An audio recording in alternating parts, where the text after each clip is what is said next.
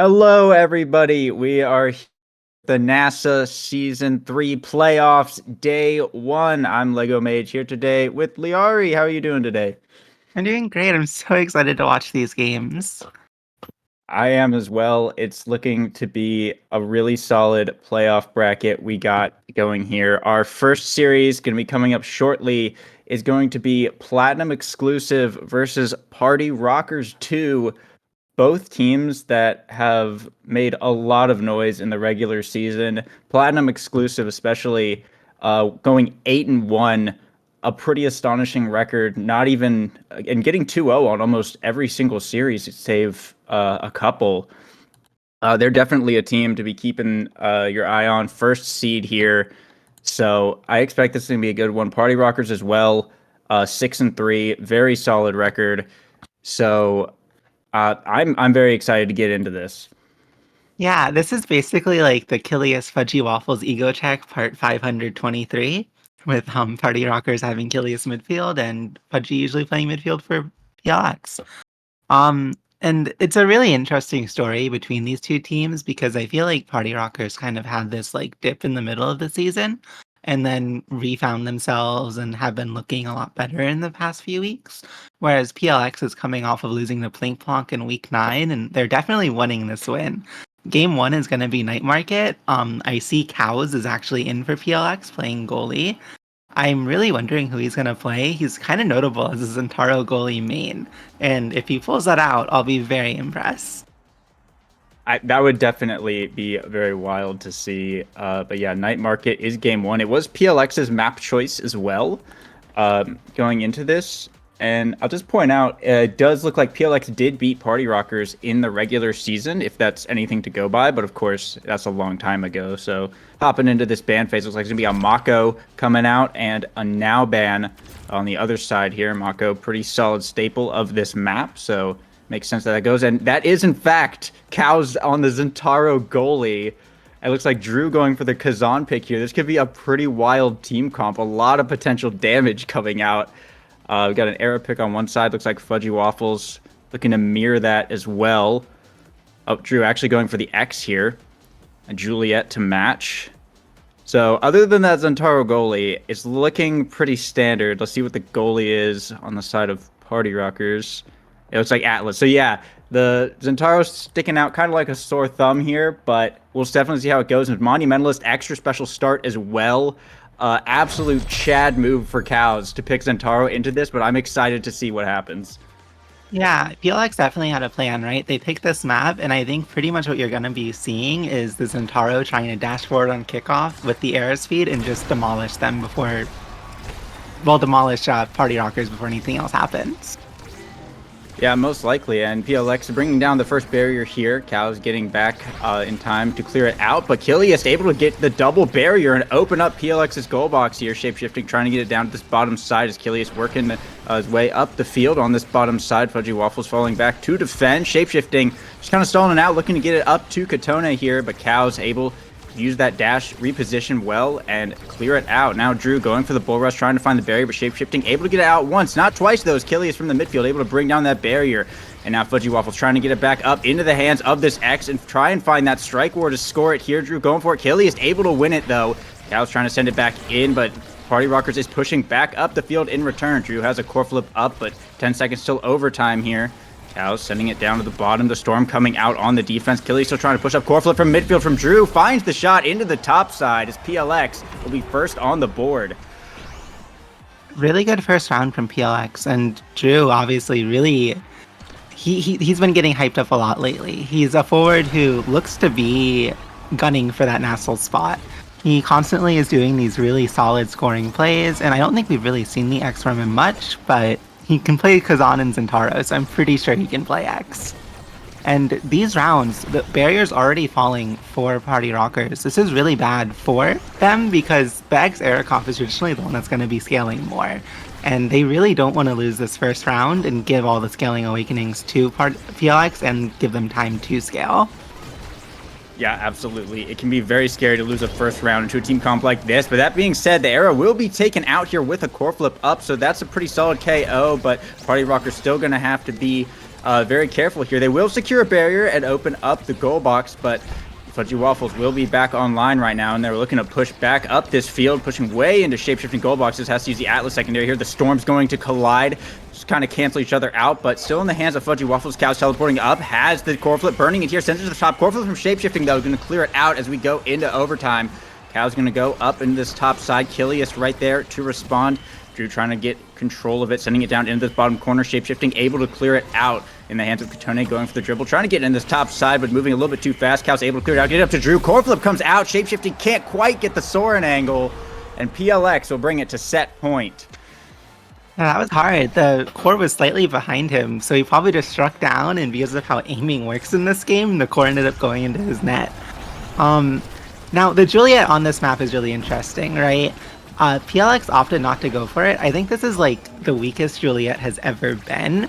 And I think traditionally, you usually see teams always pick Juliet on Night Market and go for the dash punch KOs. But I think PLX's comp is really interesting, and they're definitely using it well. And already with 2 points on a scaling comp in the first set, it's looking really scary for Party Rockers. But not right now.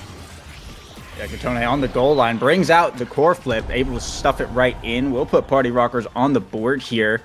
But of course, you have to be ever careful. It's one more point from PLX, and they can take it all. Energy pretty much reset here for both teams, looking pretty even on that front as well as on the levels. Everyone's sitting at a healthy little level 3 in this first set, but a big KO coming out. The X taken down. Party Rockers looking to push on this power play. They get one barrier. They're looking for more. The Storm from Fudgy Waffles is going to slow him down a little bit, but pass up to Kilius. Cow's able to get up into that top side just in time to save it as Drew back online now. Still in the defense here. PLX trying to get it back over onto their side of the field. Kilius and shapeshifting, able to get it out. Storm coming out to push it back up. Fudgy Waffles trapped in this top corner. Kilius and Katone going hard with the punch. Will find it from the Juliet. Barriers are down here. Party Rockers have a chance to try and tie it up as Kilius pushing up the field. Core flip has to come out from Cow, sending it over to Drew. Shapeshifting has a core flip of his own in the back pocket just in case. Hitting it up to Katone as Cow is just trying to keep it out of that dash punch range. Core flip coming out from Shapeshifting down to the bottom side. Katone able to win the strike war, but not able to push up far enough just yet. Kilius has to stay in the middle a little bit here, kind of play for his life. The Storm, Fudgy Waffles going to send it far. Secondary from Shapeshifting will block it once, but a core flip from Drew will bring down a barrier regardless, as both bulwarks are very hurt on the side of Party Rockers. Core flip Fudgy Waffles is going to get blocked, but Kilius still trying to push up the field with Katone, and a shot into the top of the Zeno from Cows is going to save it.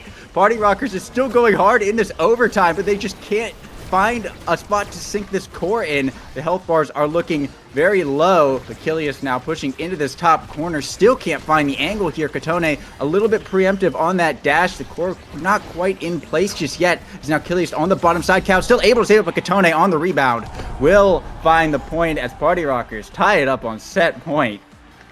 Really clean play coming from Party Rockers, and Cow is managing to save the core when everyone thought it was in. We're seeing why they picked the Zentaro goalie, why it can work, and Party Rockers is responding really well to this in the past few rounds. They're managing to rotate the core out from the air tornadoes and find these really important KOs when the Zentaro walks up. Now Katone with flip, they get both barriers. They're looking for the goal. Drew and Fudgy barely save it. Forwards and net just came true. Shapeshifting won with the Atlas primary, and now Party Rockers suddenly reverse sweeps the set and is in a far better spot than they were before. Yeah, it was looking a little bit sketchy there. It looked like PLX was going to handedly take that one, but Atlas here, the MVP. There are some nice things on the board. Heavy impacts could be available for this Juliet as well, potentially, to see what the options are. Will be a Siege Machine pickup on this Atlas. Pretty nice there. Knife's Edge going over to Cows. Heavy impacts on the Juliet. It's like the eras, not a lot to pick from here, but one spark is going to be going over to Kilius. Looks like Fudgy Waffles just kind of waiting it out. We'll let the X have the spark of power and just pick up a glass cannon here. So not an insane draft by any means, but overall looking like Party Rockers came out a little bit better than PLX did, but we'll just have to see how they're able to utilize it. One barrier will be going down here, and trading barriers actually, as we go into set 2. Yeah, the heavy impact on Julie is going to be doing a lot. Dash punch KOs on Night Market are kind of Julie's whole thing. And now we're going to be trying to see Katone use the middle speed well when they have core control, find the ledge KOs. Barely not able to find the confirm on the barrier. Great sequence there by Cows finding the primary out. But however, they're just constantly Kotone and Kilias passing to each other, keeping the core up, and kind of dismantling this defense. They're honestly playing this really textbook. It's a really impressive performance. And I do want to highlight shapeshifting with the Siege Machine is now, and the Monumentalist, his creations are going to last so long, and it's going to be really hard for PLX to really dismantle the defense of Party Rockers. However, with that dash punch KO from X, kind of his own version of it by dashing and then punching, they can still find these windows and find these barriers and possibly find the point. Yeah, they have opened up the goal here. Drew and Fudgy Waffles still up in this scoring position. Katone trying to push up in the midfield, try and apply a little bit of pressure back, but Drew still in this top corner, being a massive presence. They will get it past Fudgy Waffles here, but core flips are coming up for the side of PLX. They might be able to do something as we approach overtime. Katone in this bottom corner, but Cows, Achilles in the midfield. Core flip from Fudgy Waffles down to the bottom side. Shapeshifting can't get the strike shot off. That's going to be PLX tying it up once again. Continuing, they do still have the core flip up on Cows, so we'll see how they're able to play it going into this round. And those midfield shots from both Fudgy Waffles and Jiro, something I liked seeing from this team. They know when they want to score. And additionally, I want to highlight the glass cannon pickup by Fudgy. Usually kind of hard to play with, because if you just get hit, it all goes away now.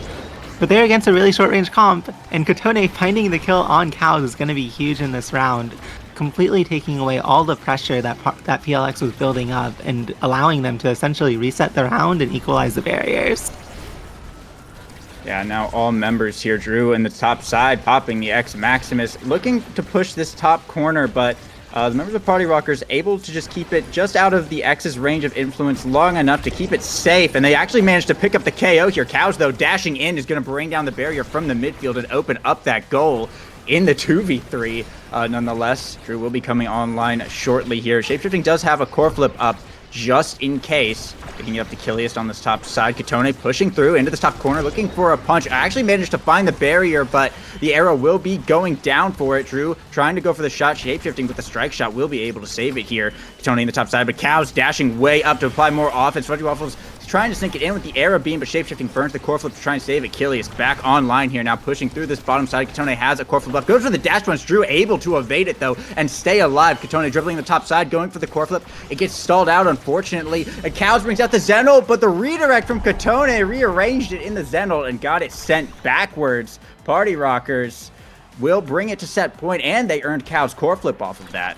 What a good angle from Katone. He found the diagonal off of the night market middle, and that's the weakness of Zentaro. You can just strike right through it. And unfortunately, Katone had perfectly set up the core to do that. Zentaro goalie is not a common pick. It's kind of hard to know what you're supposed to do into it, unless if you've played against it before. But Katone is someone who used to be known as a Juliet one-trick back when he went by Killmonk. And he still has the Juliet gene. He knows what he's doing, and he knows how to score. Sometimes might miss a few dash punches here and there, but it's hard when the enemy team's looking for it. And right now, we're seeing Fudgy able to dominate midfield using this glass cannon. This is like, he hasn't been hit in so long. And with the Zentaro and the Era who has glass just running all over the place, they can keep core control until they randomly die to a heavy impact dash punch. Great find by Katone, completely taking away their pressure and forcing Drew to use core flip defensively, and it doesn't even succeed. And then these passing plays, really tight by Katone and Kilias, I love how they're playing these offensive plays. They're really just breaking the holes in the Zentaro's defense and burning all of his abilities. Yeah, it's looking very good for Party Rockers right now. Drew is dashing up, looking for a point for PLX here. Fudgy Waffles in the midfield to support, but Party Rockers able to hold it down here. Fudgy Waffles in this midfield, trying to get it back up to Drew, going to send it to the top side. Cows dashing up, burning the core flip through the storm. It's going to get blocked, though, by Kilias, it looked like. Fudgy Waffles has a core flip up, though will be able to avoid the dash punch, but needs to get the core out of PLX's own goal box here. Katone keeps sending it over that top side. Back to Shapeshifting with Drew. Shapeshifting will be able to win that core flip. Fudgy Waffles going to send it all the way around, but Drew taking a lot of damage. Katone as well, looking very hurt, but Drew will manage to find the shot right through the middle. Shapeshifting not quite fast enough on the Atlas to be able to reposition down there. So PLX will tie it up once again. Set point. It's still like anyone's game here, but imagine PLX are going to want that draft advantage, especially with the team that they have. Kotone finding the vital dash punch on Drew, on the one person who had evade. I was gonna highlight the fact that no one else had evade on PLX's team, but Kotone actually finds the dash punch on the person who has the resources, which is just huge in this round. Now they have all the time in the world to find out and figure out an offense, as long as this one barrier stays up. Well, speaking of the barriers staying up, it looks like they won't be. They have both barriers down for both sides here as Drew and Kilius on this bottom side fighting over this midfield presence. Shapeshifting trying to get up to the top. Cows dashing in, going for the passive shot, but Shapeshifting able to hold it down. As now Party Rockers looking to find a score. Kotone going for the punch, but Cows with the dribble will be able to stay. A pass from Kilius down to Kotone going to the top side. Cows saves it with the Zen ult once again. Has a core flip up, but the Storm's coming out. Burns it on the air, unfortunately, but will keep it out of the goal box as Drew trying to clear it out of the midfield, but will die for it as we go into overtime. Kilius and Kotone pushing up hard, and that'll be Party Rockers taking the set. Yeah, it was a nice little strike war there from Kotone to actually find the point. These dash punches are everything right now for Party Rockers. It is so impressive how he's managing to consistently find these game-changing, game-warping dash punches, and that's the threat of Juliet on Night Market in these high-pressure situations. And now, he's probably going to have to... Okay, he goes 1-2 punch. I forgot, it's a Zentaro goalie. So Zentaro goalie still gets double dash training, which is actually pretty important on him. Now he's going to be able to cover, essentially, any clear shape-shifting makes. However, as long as Shapeshifting has abilities up, he'll be able to still play around that. And Fudgy Waffles finding Fight or Flight along with that glass cannon is going to give him so much move speed to just control the midfield and stand everywhere that Cows can't cover. That draft is kind of what PLX needed to be able to win this game, but it's still a really good situation for Party Rockers. They can still find those KOs. They have the heavy impact 1-2 punch Juliet. They have a rapid fire Era. They have a missile prop Atlas who can help keep the core up. Both teams have really good drafts that can play to their win condition, and we're seeing that right now. Yeah, I just like to point out what a save by Cows, that Soren angle on the goal line, but it's going to look like Party Rockers will be able to force it through regardless here with that Era Storm.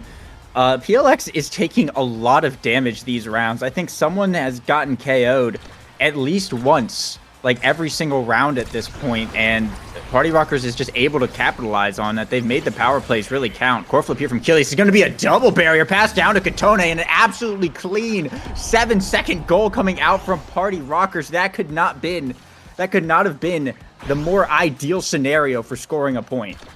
Yeah, and this is match point. Party Rockers could win game 1 here.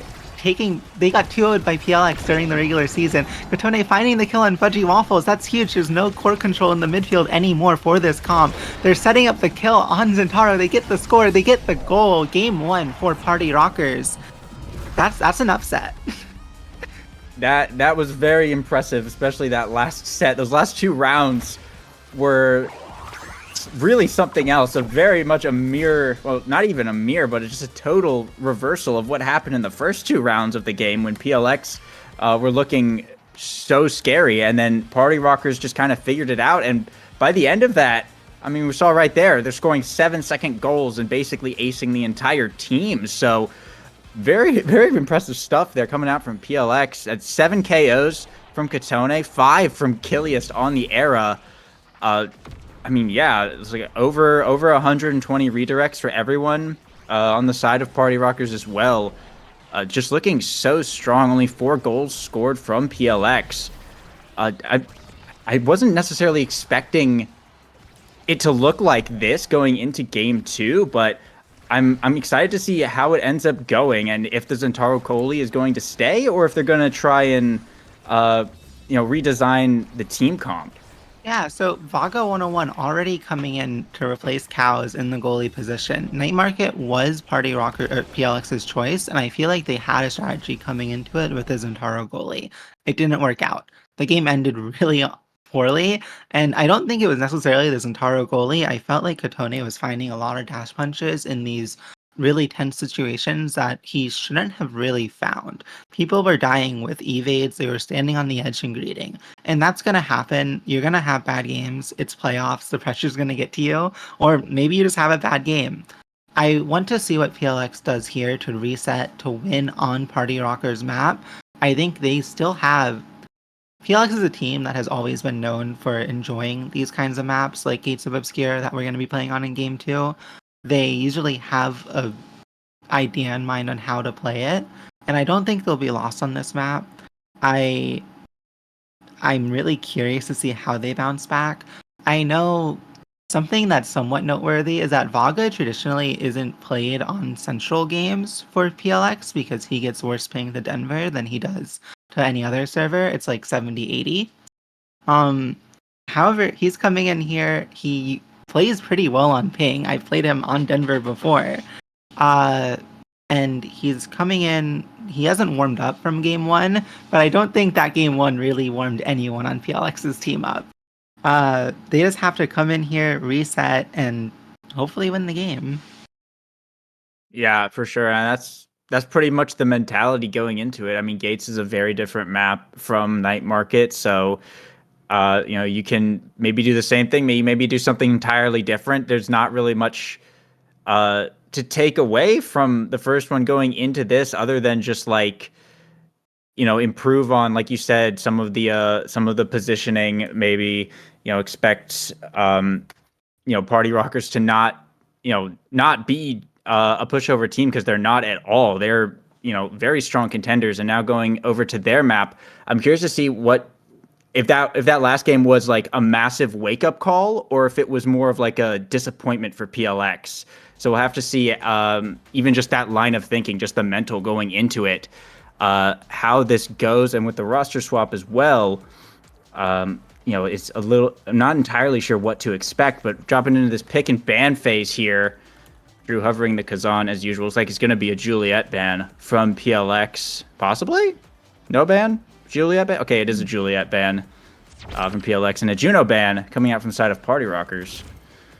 I'm honestly surprised seeing the Juliet ban. I know Kotone obviously had a pop-off game one, and historically has been known as a Juliet one trick, but I feel like this is the weakest Juliet has been. Gage is not one of her best maps. There's probably a better ban that they could have found, but they just don't feel like they can play against the Juliet right now, and they want to test Killmonk's character pool. Game one, they banned the Mako instead, and now they're letting Shapeshifting pull this Mako out. He's been playing it all season. It's been setting up their team really well, and with the Rasmus, I feel like Mako's best forward to pair with a lot of the time is Rasmus. The size and the speed just does everything for him.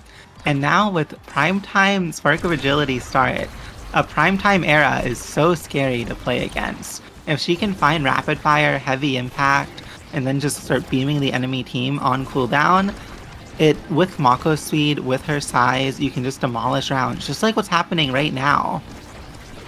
Yeah, both barriers taken down fairly quickly there. Party Rockers looking to be in a solid position. PLX is pushing back. They managed to secure one barrier. Tony sending it around the portal here. Back down to this bottom side now. Fighting Drew. Passing up to Kilius. Back to Katone. Looking for the shot. Will be blocked here by Fudgy Waffles.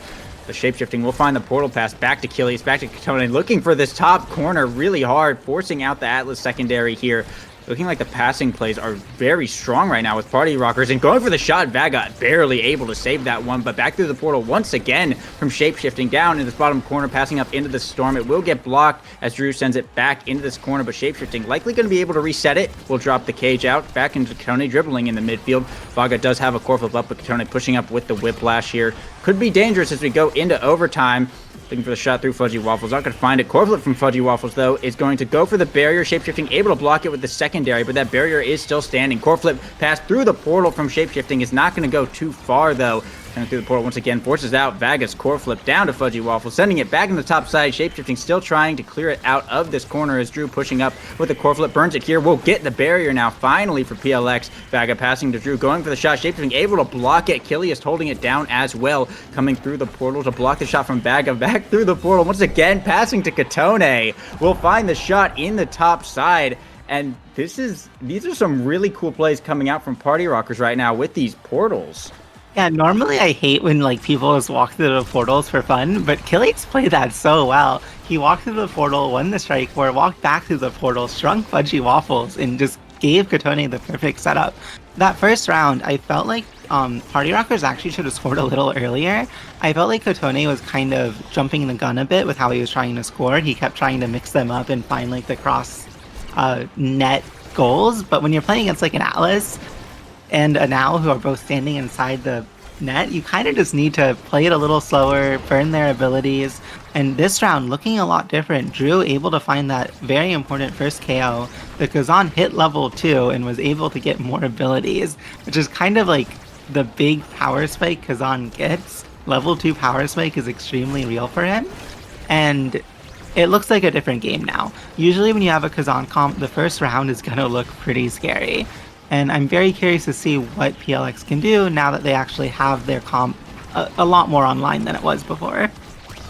Yeah, now going into overtime, Vaga up in this midfield does have a core flip up, but that is the Kazan getting taken out right there. Kilius now looking to make this push from the midfield, getting it up to Kotone in this corner. One barrier goes down. Core flip from Vaga is going to get a barrier of PLX's own, though. Shapeshifting does have a core flip up just in case. Going to actually burn it right here, sending it down to Kilius. Core flip from Veggie Waffles, though, in return, up into the top corner. Will put PLX on the board to tie it up in our first set. That was a bit of a safety core flip from Shapeshifting. I feel like he definitely had other options there, and he just kind of tried to go for like what he felt like was a safe play, but it ended up setting Fudgy Waffles up to get the really clean core flip angle. And these NATOs from Kilius just are really well set up. I feel like he's been finding kills both games, he's been finding goals both games, and he's just been playing Era. Era is a character who to me feels very flowchart and like textbook. It's really easy to know what you should be doing as her. It's usually just beam the enemy and find these insane NATOs in the back of the net that kill the goalie and then set up your forward to score. This is a statement series from Kilius. I mentioned earlier, it's the Kilius Fudgy Waffles Ego Check part 532 or whatever. Fudgy Waffles has won every single one. If Kilius wins this, when it matters the most in NASA playoffs, when everything's on the line, it's a statement game and something that I'm like, as a Kilius fan who has watched his career, it'd be really cool to see. That would be pretty epic, and with the way Party Rockers is playing right now, that could very well be a possibility. That being said, Kilius will be getting taken out here. The goal is open, though. Kotone still looking to control this core, but Fudgy Waffles is able to push it back up the field. Drew getting one barrier here, looking for more, keeping it in this corner, going for the hook into strike. Will find it off that little Kazan combo, and now pushing this top corner. Shapeshifting able to save that one, but the core still over on Party Rockers' side. Kotone able to get it back over. Offense reignited here. Fudgy Waffles does have a core flip up, though. Unfortunately, Drew whiffed his on air. Fudgy Waffles is going to burn it to try and send it in. Drew going for this top side. Shapeshifting can't get the Mako primary, and PLX will tie it up on set point. And this could be a very crucial draft here. I mean, like you said at the beginning, this primetime Spark start, there's such potential for scaling from both teams here, and especially when you have like a Mako, an Era, and a Kazan all in the same game. The draft pick order can be absolutely insane, especially like if rapid fire or something is on the board. Yeah, and I do want to mention this really quickly. Last round, we saw Shapeshifting barely miss the primary.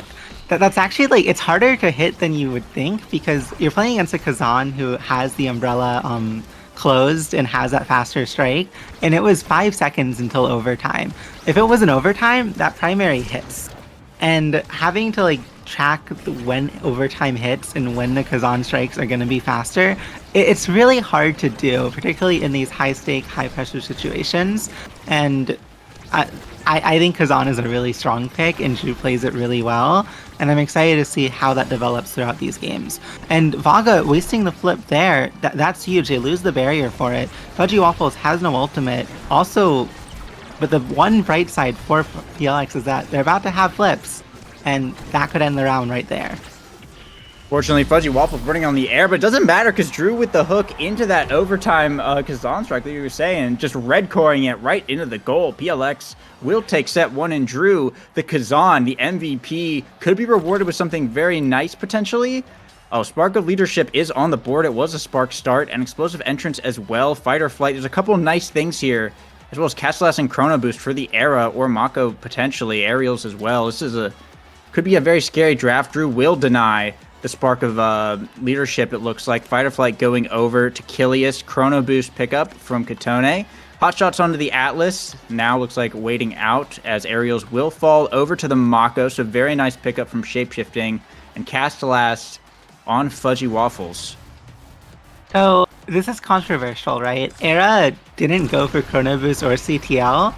I think that's the correct decision. I think taking Fighter Flight, now that you have Fighter Flight Chrono Boost on both of your forwards, your Mako has aerials, you have so much speed. You're able to just run at the enemy team and get these barriers like Party Rockers are doing now. I think that was like a really heads-up draft by them, and they opted for things that people traditionally wouldn't go for, but it works really well in this game state.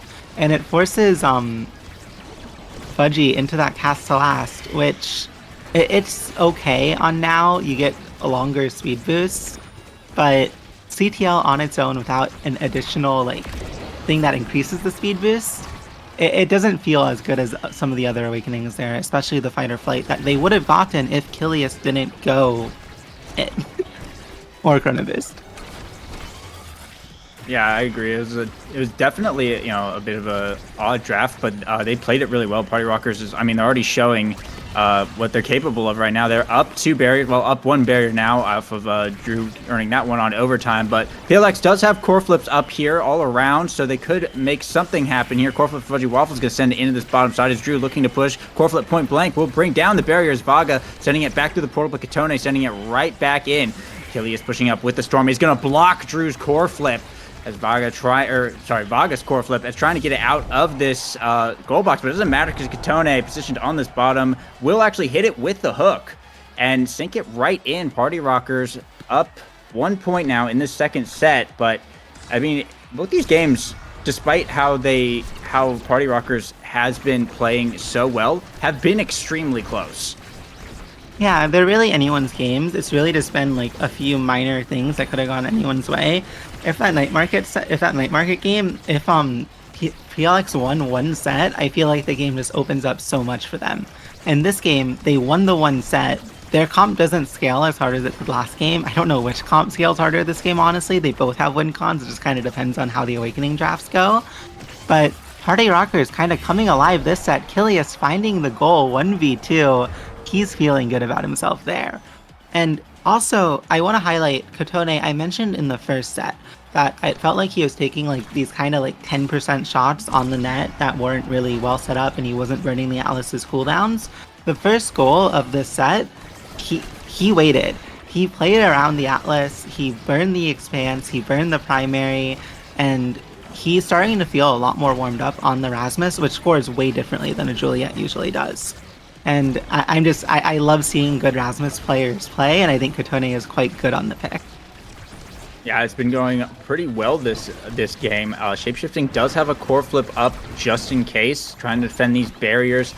I feel like it's not able to bring anything down this round so far, but sending it through the portal now into this bottom side. Shapeshifting going to send it right back over to Katone. Vaga able to spend some abilities and get it out of there, but it's just a bit of a battle over midfield. Core flip coming out from Fudgy Waffles, going to get stalled out by the threat of Kilius standing right there. Fudgy Waffles trying to get it down of their side of the field. We'll send it through the portal. The cage from Shapeshifting, though, is going to save it right next to the barrier. What a usage of that ability. Great save there as we go into overtime. Kilius backpassing there to Katone as energy is up kind of for both sides here, as they're looking to potentially make these power plays, but the goals are not open. One barrier goes down. Core flip from Shapeshifting will save the second one and bait out Drew's core flip as well. Fudgy Waffles and Kilius in the midfield. Kilius will win that interaction, get the barriers. Katone pushing up. Core flip from Vaga is going to bait out Katone's core flip, though, and clear it out of there as Drew looking to push this bottom corner now for PLX. Receiving the pass from Fudgy Waffles. Won the strike war, but Shapeshifting was able to clear it out of there. Now Katone dribbling in the top side. The Storm is going to come out and separate the defense of PLX. Katone able to find the point off of that. And Party Rockers now have a set of their own. That was so smart. I'm actually like so impressed by that. Vaga was committed to the top side to defending it. He trusted Fudgy to win that strike war, but it was a great play by Party Rockers. Katone waited for the Aeronator to come out, and they just were able to set up the guaranteed goal. And now Era getting the quick strike fighter flight, Rasmus getting the specialized training, opting to go that over built different, kind of doing a bit of a Scyther 12 cosplay here. It was probably a deny from Kazan, but Rasmus specialized training, especially on a map like this where you're often corner stuffing, you can find so many random KOs. Just like last game where it was like dash punch KOs on the ledge, Rasmus does that but inverted. He stands closer to the ledge and kills you. And I'm excited to see if they can pull it off this game. And Kilius trying to shrink the core with the beam there to make it slower so shapeshifting could get to the core and save the goal. It ended up not being necessary, but it was a cool idea. I respect that. Yeah, and now Drew trying to push this top side. PLX have lost both their barriers. Party Rockers still have both up. Shapeshifting through the portal to the hook for Katone. He's going to be able to get it through the Atlas primary. Great setup from Party Rockers to put themselves first on the board here. And yeah, also, like, I can also point out that Drew did get the Spark of Focus and has the Spark of Leadership here. So that is some extra cooldown getting put over onto this Atlas. And, you know, depending on how this game goes and how the Awakening draft goes, there are 2 more Sparks left in the pool. I don't think we've seen Strength or Resilience show up yet.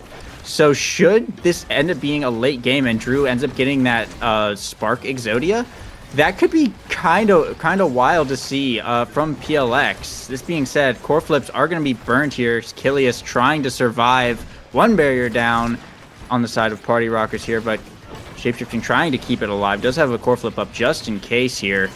Burning it on that, trying to get it out, but Drew able to block it and win the strike war, bring down the barrier. Kilius still, the stagger bar is very low in this midfield. Drew looking for the KO. Core flip burnt there from Vaga to clear it out. Katone still pushing this top side very hard. Shapeshifting pushing up as well. Finds a KO with that spec training onto Fudgy Waffles as the power play looking to continue. Katone keeping the core in this corner. Earns 1 barrier. Core flips it. Sends it backwards for Shapeshifting to send it right back in and a pass down to Kilius to get the second barrier and open up PLX.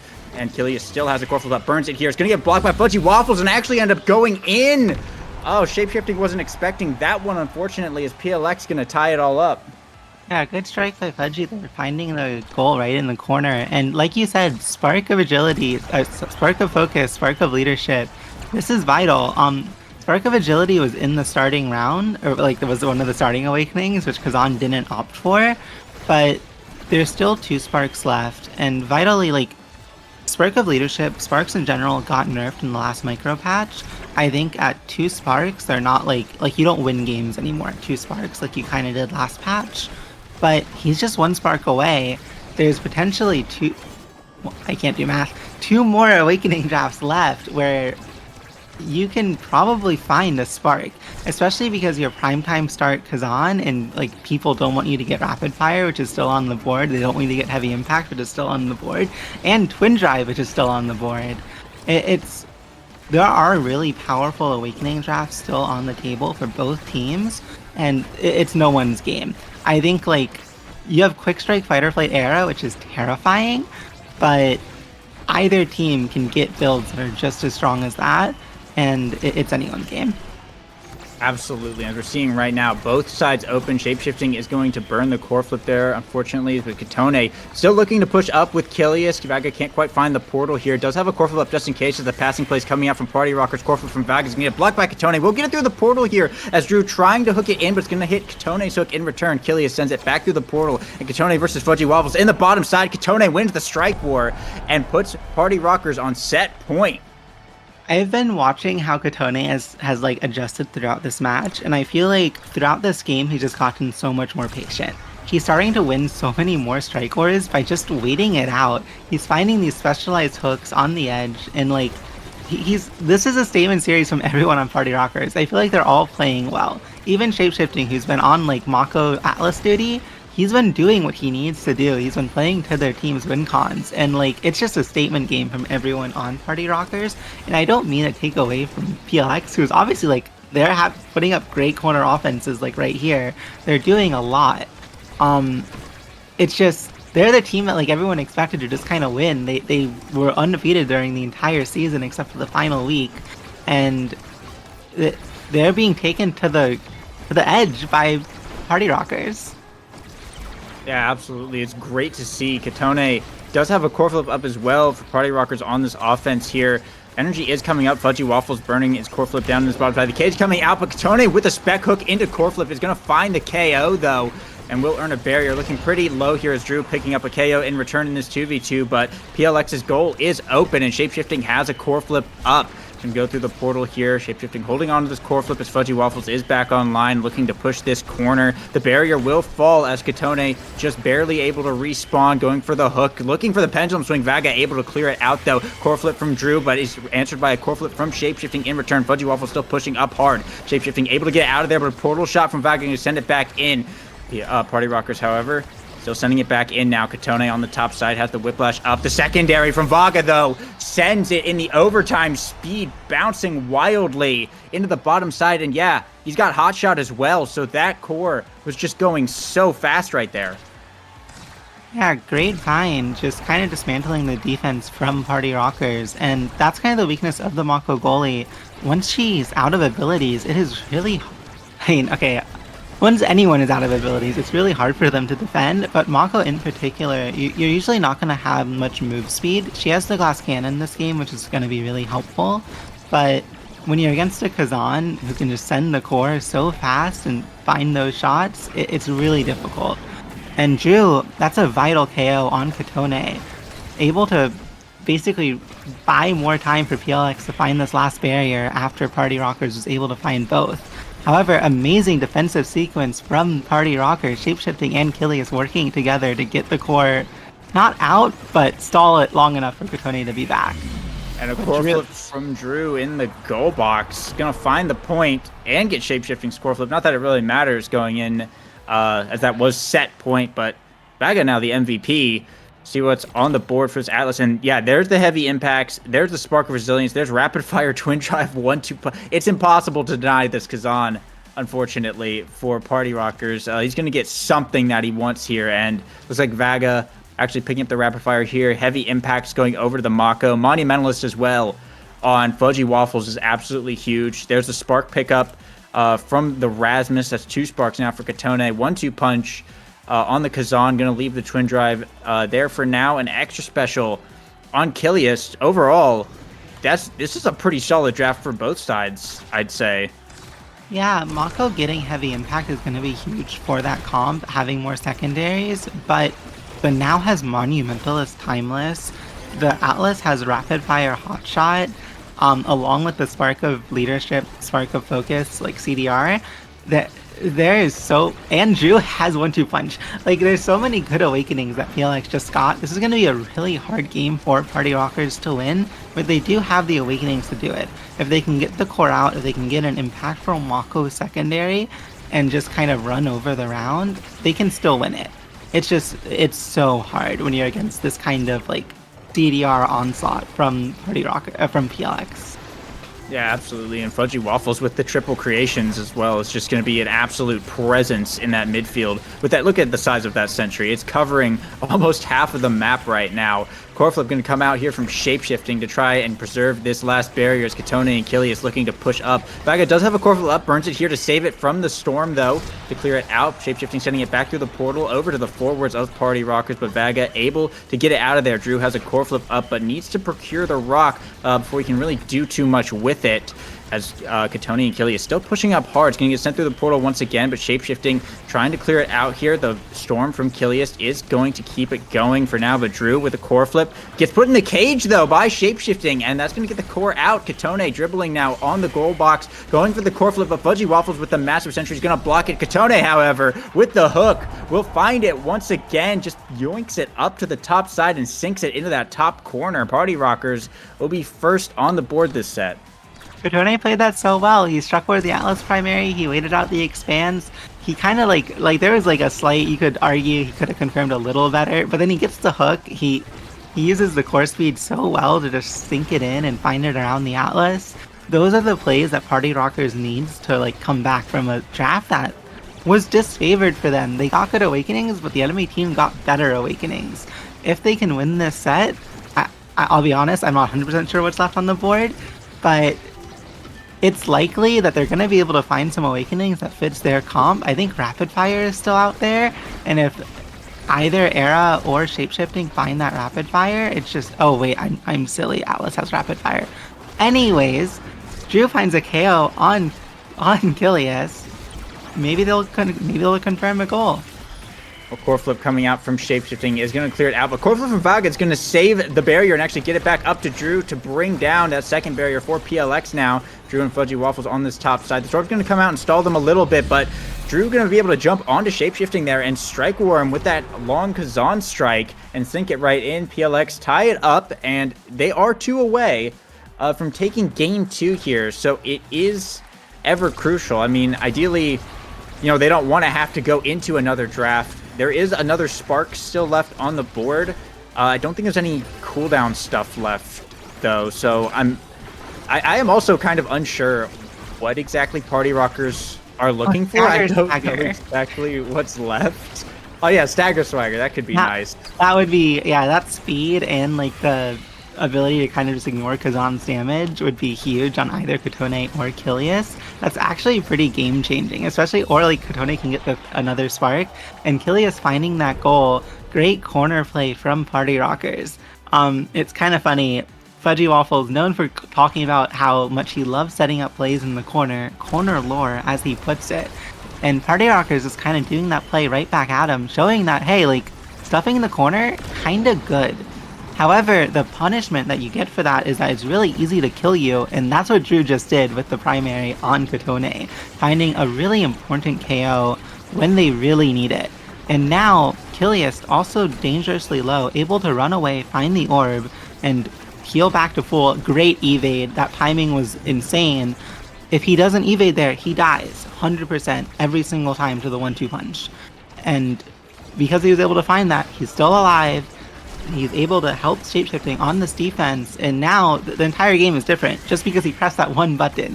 It's so important. They get the barrier, they're able to just burn Vaga's core flip. Kilius is still alive, he's still running around, he gets a fight or flight proc on his speed boost, he gets both orbs.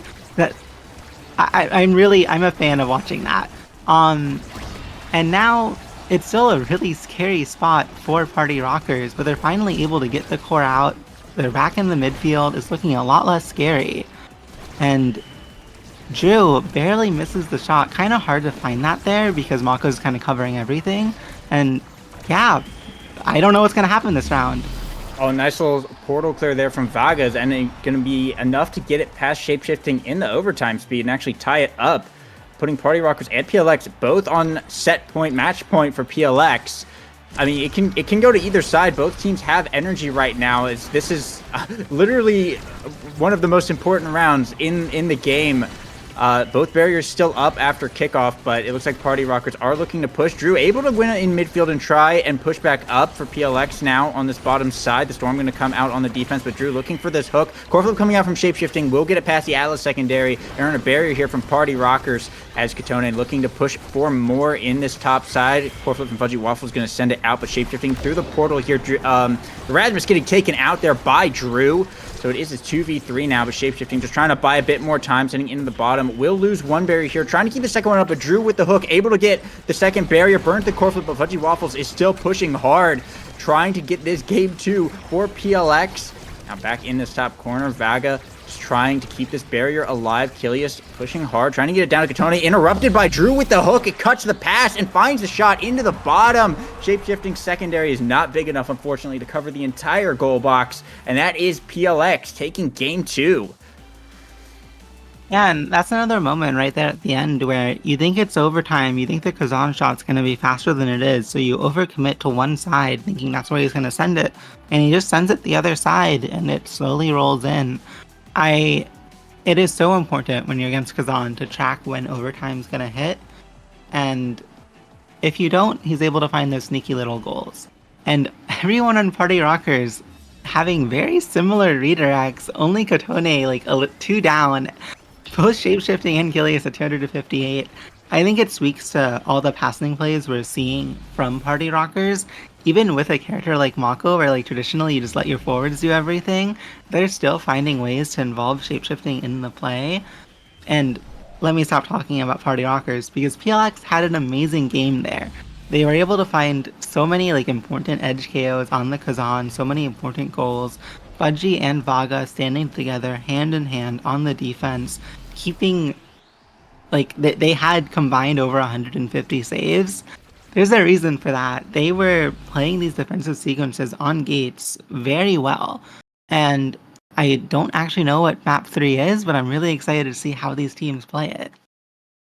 Yeah, it looks like map 3 is going to be Atlas Lab, which was also Party Rocker's pick. So we're going to be going back to lab again. But I mean, yeah, the redirects, as you pointed out, are pretty wild for both teams. Every team or every player breaking 250 except for Drew, who got 8 KOs instead.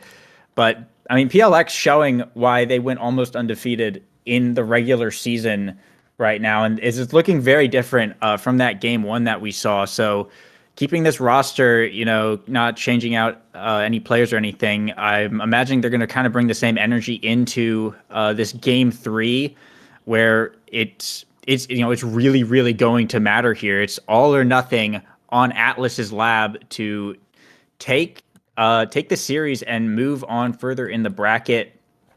Of course, the top two will qualify for landing. So, winning these, staying in the winners for as long as possible is absolutely crucial. And PLX, of course, uh, likely imagine that they're the ones expected to be, to make that winners run, and probably want to keep that going moving into this game. Yeah, dropping to losers is really scary. Like first to win in grands, you have to get the reset, and then also like you have to face all the scary teams in losers. I wouldn't want to be there if I was either of these teams. And right now I'm looking at Kiliast. I'm really curious. He played Era game 1, he played Era game 2. I know he has a Now, I know he has an Estelle, I know he has an Aimee. All of these picks are good on Atlas Lab. He might pick the Era, that might be the right choice. But I'm curious to see if he'll switch it up and what he'll switch it up to, because the era has been working really well. I think the Gates game, they just kind of had some unlucky drafts, some unfortunate rounds, and the game kind of snowballed and they had to win a lot of skill checks to win the game. They're sticking with the Juno ban, PLX sticking with the Julie ban, but they know who they want to target and who they kind of want to weaken. The Fudgy Waffles Juno, it can be pretty scary. He's been grinding the pick a lot. I mean, he beat my team on it when he subbed in for Sad Boys during the regular Nassel season. And we're seeing Kilias swap over to the Now. And actually, even more wait, it's shape-shifting on the Now, and Kilias actually on the Kai, going Spark of Rizzo over Rapid Fire. I'm not the biggest fan of that. I feel like he's opting into trying to like win by sparks later on in the game. But I feel like Rapid Fire just does so much for Kai and sparks aren't as important. And I don't really see you needing the Rezel against the Kazan Atlas Now comp. Like they deal damage, but with Rapid Fire and barrages, you build so much evade meter that you really should just be able to live. And actually, like, everyone on Party Rockers is on a different character. Kotone pulling out the Zentaro, shapeshifting, pulling out the Now. They've made some adjustments for this game, for the Awakening starts, and for the map. And they're able to find an early kill on Drew, and I'm curious if they're able to find the barrier, which they are able to. Kotone about to have flip. Fudgy Waffles desperately fighting to get it out, has the flip himself. Kotone, the really scary dash through the now primary, could have just ended his life right there, but he knows the range. Yeah, now just to try and defend this open goal. Giga Blast from Kilias to strike Warvaga there. We'll find the point. But yeah, it is an interesting start there with the Spark of Rizal on the Kai when it's a rapid fire start. You have the Kazan with rapid fire. You have both the Nows and the Atlas with rapid fire. So, getting something like Primetime Twin Drive, it could be very scary if Kilias isn't able to actually build into that spark, which, on the flip side, no one on the side of PLX has a spark start, so any spark denies are not going to be super valuable for them.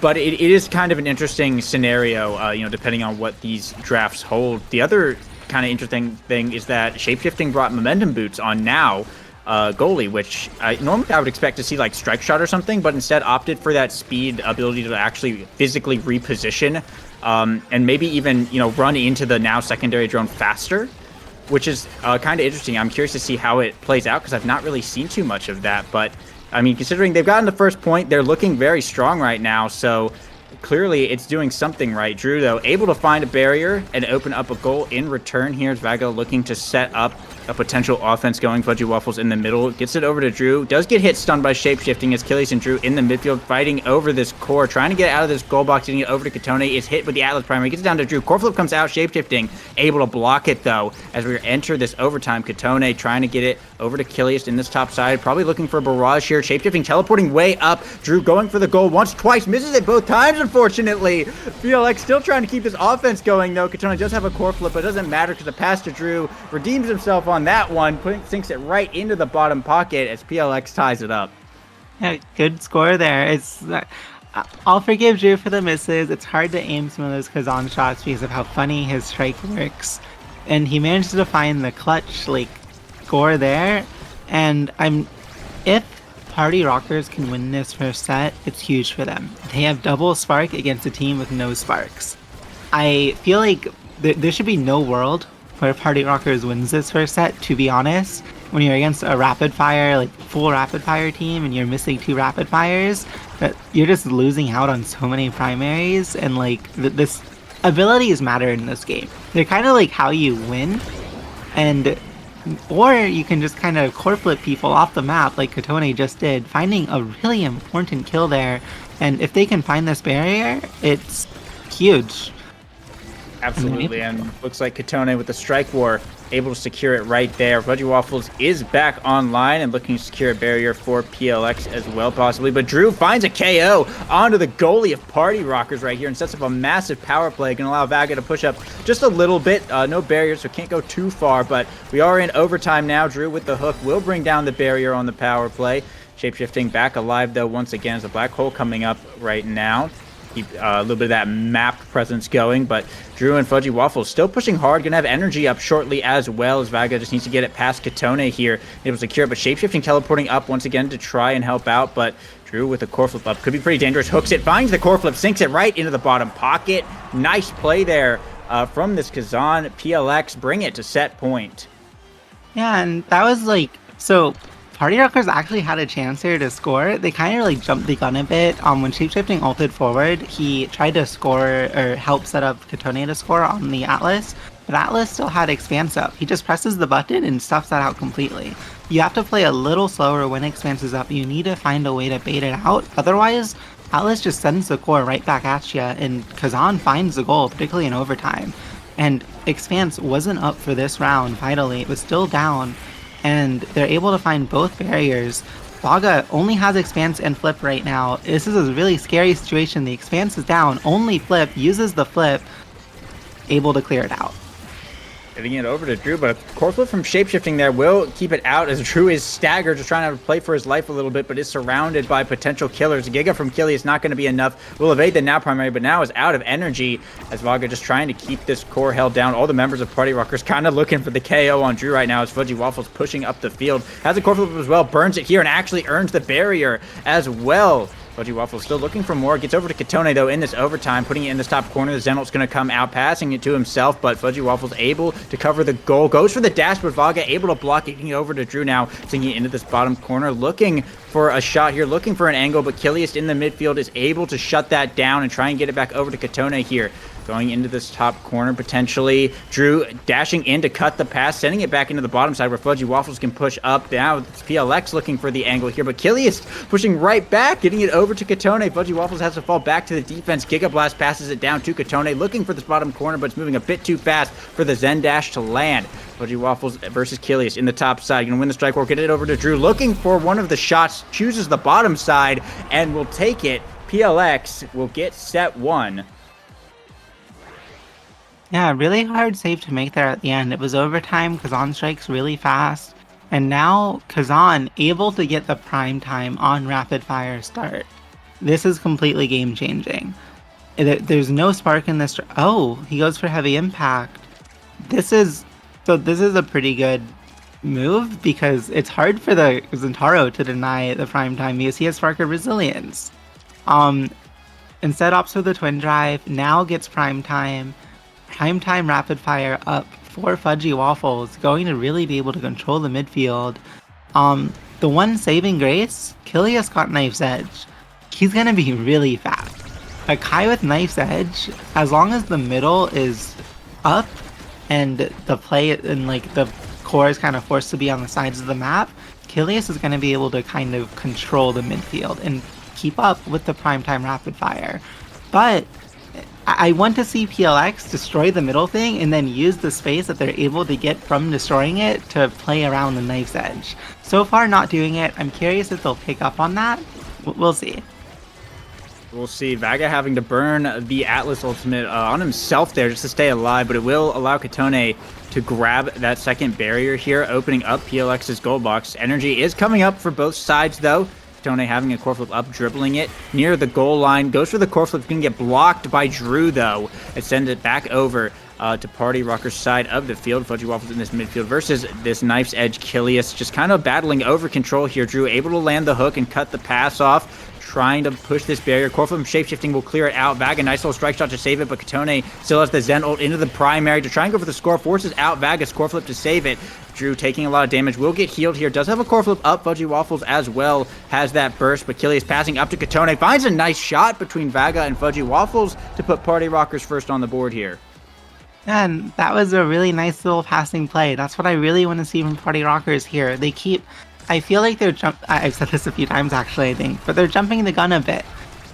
They're kind of like trying to just shoot the goal and hope that the enemy like misses the strike, when what you need to be able to do is like force that mistake. You can't just hope for the mistake. You have to like actually pass between your team and set up goals and like make the enemy feel pressured. If you're just sending pot shots at the goalie or the midfielder, it's not going to get you the point in playoffs. Maybe sometimes it will, but like there's going to be a reason why that happened, and it involves the enemy not having cooldowns, the round going on a long time, and just them feeling forced into a mistake.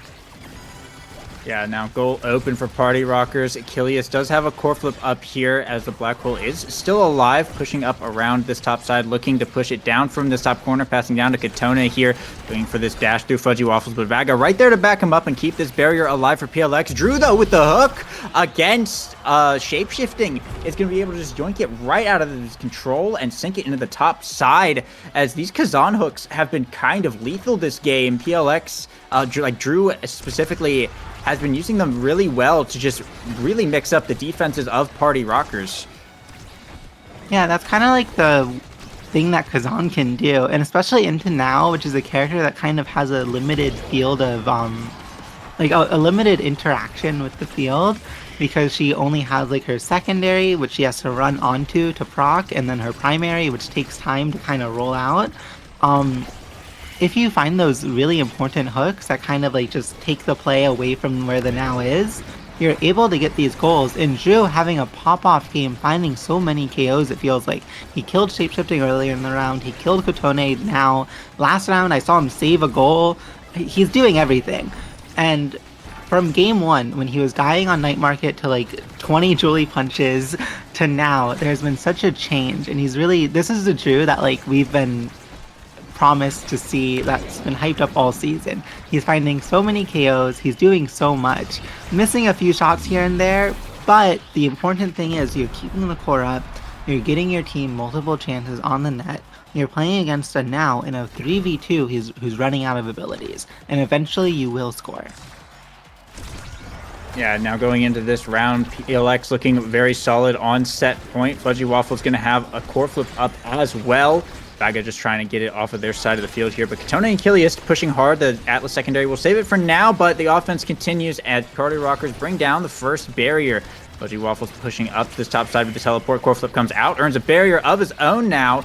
Katone and Kilius looking to try and open up this field, but Drew able to yoink the core out and get it out of there, pushing it to the bottom side, but shapeshifting, redirecting it over to the top. Now back to Kilius and Katone trying to get Party Rockers offense going once again. Gonna win a strike forward there. Vaga able to save it, but shapeshifting pushed up to the midfield to keep the pressure on. However, it's PLX who actually end up bringing down the barrier. Katone, though, firing right back, has a core flip up, dashes into the goal box, fires the core flip, and gets the kill onto the Atlas, as well as scoring the point as Party Rockers now tie it up on set point.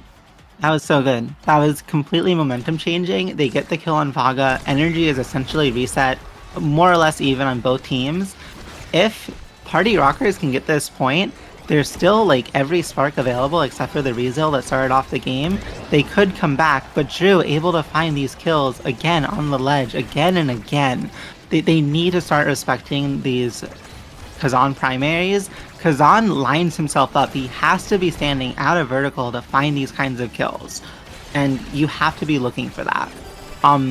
Now Party Rockers able to form a really good offense, or PLX, but Party Rocker is able to dismantle it and then find the barrier in return. Drew has to score this or else it's really scary on the return. And energy is up shortly. Drew going for the hook, looking for that bottom shot, but Shapeshifting's now primary, able to save it. However, a KO comes out. Fudgy Waffles going for the core flip. Core flip from Drew on the goal line. Saved by Shapeshifting. Saved once again. The hook does not enough to get it through. The now primaries are coming out from Shapeshifting right now. Katone is back online and we're going into overtime. Party Rockers looking to come back, but Drew will find another hook off of the now secondary and sink it right into the top side. PLX take a second set, and I think it's Drew. Oh no, I lied. It's Fudgy Waffles that's the MVP. Drew the second. They were like basically tied, but a couple nice things on this board here as well. Spark of Leadership did show up once again for us, so we'll have to see how this one plays out. Fudgy opts for the fight or flight, which is huge here. He knows that he can't deny Stagger Swagger and leadership. He opts not to. And as a result, Zentaro is able to get Stagger Swagger. Kai gets leadership. But fight or flight on now, built different on Kazan, and Hotshot on Atlas, they're going to be able to win the core control battle, hopefully with these awakenings. That's their goal. They have rapid fire. They have so many cooldowns. They should be able to. And I want to highlight that last round at the very end, Katone had a really unfortunate Zentaro ult. Atlas just kind of primaried, and that's always going to send the core forward. He ulted above, not where the core was actually going, and that kind of led to the goal. I think he's had some really good plays. The point right before that, he basically solo scored the goal and won then the round. I want to see that kind of stuff continue to happen. I think PLX, Party Rockers can still win this. They can at least bring this to set 5 and have a really hype game 3. And I want to see them do that. I love long games. Yeah, that would definitely be very hype. I mean, that's why we're here. That's what we love to see. But core flip now coming out from Katone. He's going to pass it up to Kilius here as they're looking for the pressure. Fudgy Waffles able to shut it down with the now secondary, but Party Rockers looking for another chance as they're still continuing to push up on this side of the field. Zenol coming out from Katone. Core flip Fudgy Waffles to cancel it, but Shapeshifting has a core flip of his own here just in case. Getting it over to Katone. Trying to get back up to Kilius as we enter overtime as Drew just dealing damage to Katone. Just trying to get that stagger bar low. Core flip coming out from Shapeshifting, gets it all the way over to the side of the field. Vagab's core flip going to get burned, will get stalled out, but he'll save it for now. Shapeshifting trying to send it back in. Fudgy Waffles versus Kilius now in this midfield. Kilius able to win it, get it down to this bottom side. Shapeshifting teleporting up, going for the shot. It will get blocked here, but it will make its way back to Katone, who's going to find that bottom corner. Yeah, with the Zen passive, it looked like. Very nice, very well played there from Katone as Party Rockers first on the board once again, but unfortunately still unable to take a set. Yeah, big find. They're 2 points away. If they can win this set, they have Spark of Leadership on Kilius. There's still Spark of Agility. There's still Spark of Focus. Either of those sparks would change the game for them. It would give them the CDR they need to contest with PLX's comp, or it would just give them the speed they need to run around the field and win interactions. But Drew, he doesn't want to let that happen. He takes both barriers. PLX is in such a good spot to finish the job here and score, but they're not able to. Kilius comes back up, and now it's a lot scarier. As long as they can get the core out, Party Rockers could set up a play here. Yeah, core flip now burned from Shapeshifting to save it here. Fudgy Waffles does have a core, but uses it to find a KO, though, onto Kilius, as the PLX able to work their way down the field and just win interactions on Party Rocker's side of the field there to score that little point right now, tying it up. 2 more points for them to take the match and the series, so very good spot for PLX to be in. Party Rockers, of course, also needs 2 points to take the set and stall this out a little bit longer. Drew now looking for this top barrier, looking for more, potentially hooks it down to the bottom side. Fudgy Waffles setting up some primaries down there, but Shapeshifting able to clear it out through the top corner. Skatone pushing hard, unfortunately going to whiff the core flip, but Kilius able to get that barrier. Katone still pushing up from this bottom corner, looking for this PLX's second barrier. Gonna get it around the backside. Fudgy Waffles unable to catch up to it. The barrier is down, and Party Rockers has a goal open that they can try and go for. Vaga does have a core flip up, but burns the expanse here. Katone passing down to Shapeshifting, back over to Kilius in this top corner. Katone dashing in, trying to get it through. Vaga able to clear it out. Core flip coming out now as well. Trying to get it back up to Drew. Seeing if he can get this barrier. Fudgy Waffles sending it down into the bottom side, but Party Rockers able to hold it down really well, trying to clear it out, but can't get it past Fudgy Waffles. Core flip comes out from Fudgy Waffles as well. But Party Rockers is able to block it and actually clear it out. The barrier will remain standing. Drew gonna pop the black holes. Katone's health bar very low. Avoids the Kazan primary to stay alive and will get healed. But Kazan with the core flip sends it around the backside of the barrier, unfortunately, as Party Rockers looking to make the push. A barrage from Kilius is going to be enough to re-angle it to where Vaga's secondary is not going to be able to deflect that, as now Party Rockers 2 on set point and trying to drag this one out just a bit longer. The energy is even, and this is just, it's anyone's game. It's so hard to know what's going to happen. I really want to say, 2 rounds ago, Fudgy finding that kill on Kilius, he didn't even have flip when he started the play. He just knew he would get the energy to have flip and used it instantly. And plays like that, when you're in these high stakes playoff situations and you want the win, they're what wins you the game. And now both barriers down for PLX. This is such a scary spot. PLX needs to come up big if they want to close out this set. Yeah, it's going to be tough, but Drew is pushing hard, and I mean, Drew has been controlling that end of the goal box, the offense, if you will, very, very well this game. So we'll see if he's able to make anything happen. Shapeshifting does have a core flip up and is running around trying to deflect this. Core flip is going to come out, but Drew able to strike forward and bring down the barrier. Katone going for the top shot, but Vaga able to save that. Fudgy Waffles has a core flip, but so does Katone here. Pushing up this midfield as we enter overtime. Kilius watching, waiting to interrupt anything that Fudgy Waffles tries to do, but able to get it around this backside. Core flip now coming out from Fudgy Waffles, caught by Katone's core flip and sinks it right into the bottom side. The core flip comes out from Vaga, but it's not going to be able to reach it as Party Rockers will take the set, and we are going into a set 4 now. Katone, the MVP. Let's take a look at what we got on this draft. I was holding my breath there. That was insane. Vitally, I is 5th pick. He is the one who wants the spark of focus. And now picking Fudgy Waffles picking before Kilia, Shapeshifting, able to get the Monumentalist. Zentaro cannot deny that. Meanwhile, Shapeshifting denying the specialized training from the Kazan opens him up to take Spark of Focus. It's hard to decide to give on Kazan specialized training, but honestly, I think I would have there, because if he takes it, your Kai gets a 3rd spark, and you have enough resilience to just hopefully live the specialized training if you're playing right. However, Drew, he's here to play. He instantly finds the primary on Shapeshifting, taking out the important goalie, and somehow Party Rocker is still able to get the core out, able to find the barrier with Shapeshifting dead, and now Shapeshifting's back to full heal Katone off the back of that specialized training, and it's anyone's round yet again.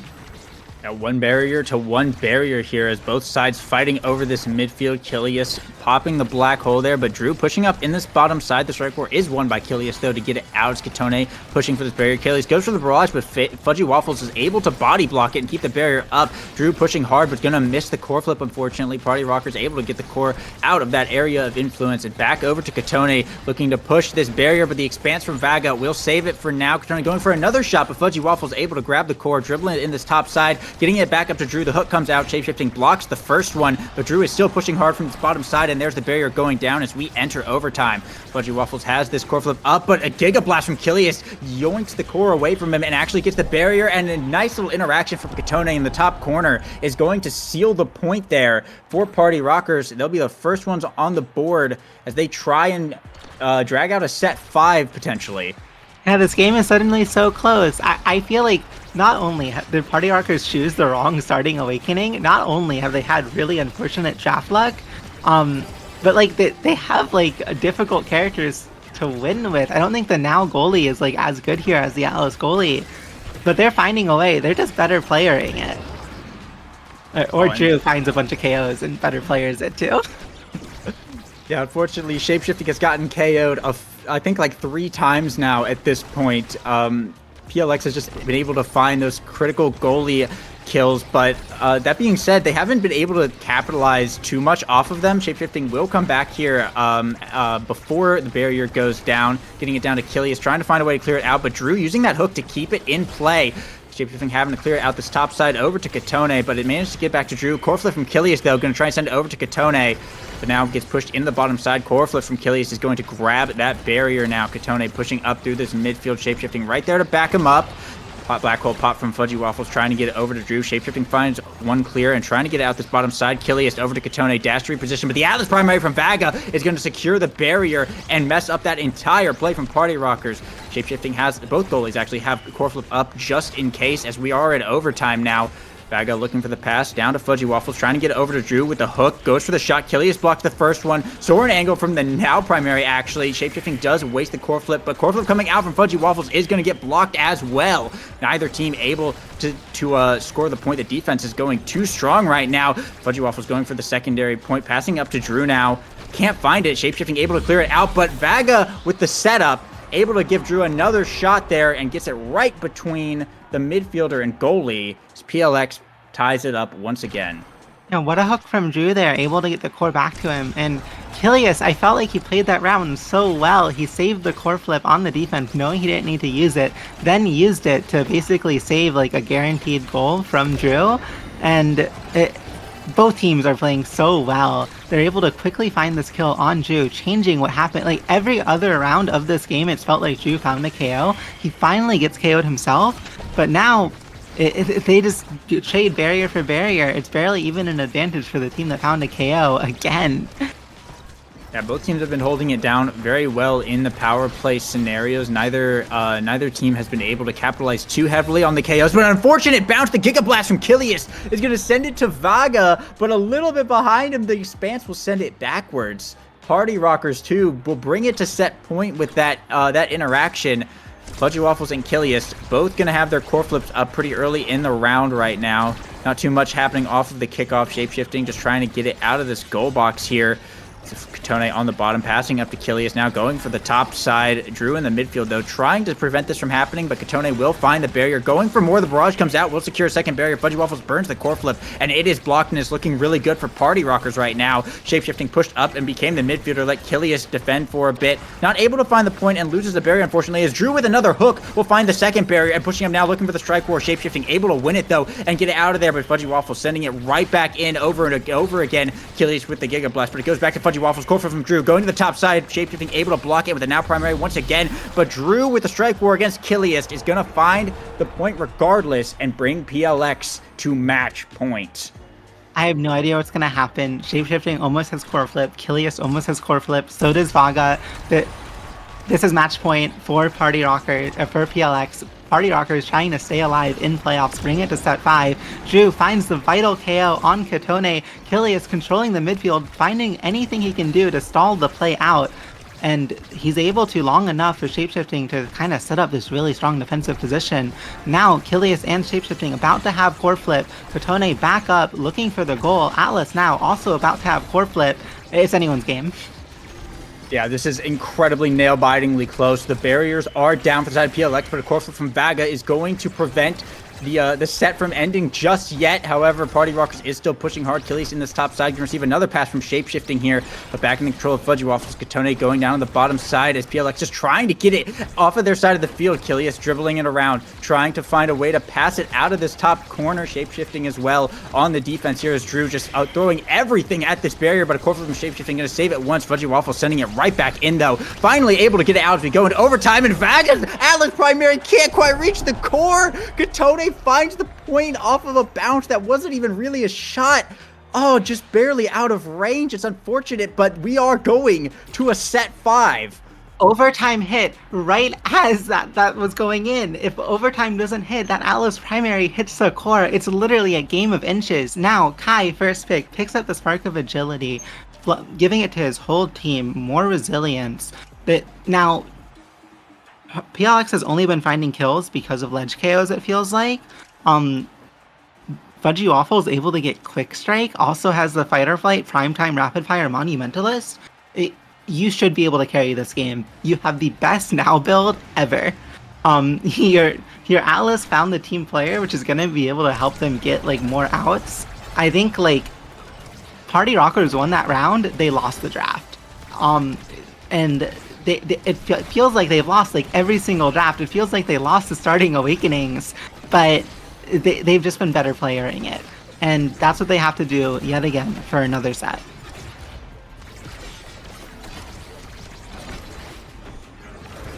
And yeah, both barriers. Oh, you're good. Sorry, I muted my mic because I had to cough. My bad. But I was saying, yeah, that's pretty much spot on to what we've been seeing. And now with an open goal on the side of Party Rockers, PLX has some energy up and could be looking to score, but Party Rockers still keeping the pressure up. Corflip from Fudgy Waffles is unable to get it out, but the hook from Drew will be enough to move it to the other side of the field. Katone, however, bringing it back over, and Killius with the Giga Blast is going to earn a barrier here and looking to push for Party Rockers and reignite this offense. Zen coming out from Katone sends it over to the top side as they're looking to push this top corner. Vaga does have a core flip up going into this overtime. Unfortunately, Shapeshifting just burnt his little preemptively there. As now Fudgy Waffles looking for an opportunity to get it over to Drew. Not going to be able to find it. Back pass to Vaga to ignite the team player, though, and send it back in. Trying to get it around this bottom side. Shapeshifting able to block it once, but Drew able to walk it in with a Strike War and put PLX first on the board and a little bit closer to taking this series.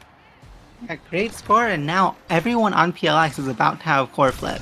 This is such a scary game state for Party Rockers to be in, but they win the vital kickoff, able to relieve a little bit of pressure, and we'll see what happens. It's so hard to say what's going to happen at any moment in this game. Every player but on both teams is playing so well. Yeah, absolutely. It's just by a thread. Everything has been by inches, like we saw that last round. That Atlas save could have been the difference between the match ending and us being here right now. Fudgy Waffles burning the core flip, sending it in for the barrier, but a great save by Shapeshifting will actually get it over to Katone, and they bring down the barrier instead. Party Rockers looking to keep going, passing up to Killius, looking to maybe find a barrage or something, but Vaga able to get it out of there. Shapeshifting trying to send it back in. Killius in this midfield, but Fudgy Waffles keeping it on the bottom side. Core flip comes out from Drew, but not able to find the core, unfortunately. Both barriers still up on the side of Party Rockers, and with a big push coming out from Party Rockers, they're able to sink it in. It looks like a 3v2 up there and tie it up once again. And this seems very well just be a set 5.5 game 3 type of series. What an ultimate by Shapeshifting, setting up that goal. He stopped dying to the Kazan primaries. I haven't seen it happen this set. He's locked in. He's ready to play. He's about to have core flip. So does Katone. Killius is pretty close too. And honestly, everyone in the game except for Drew is pretty close to core flip right now.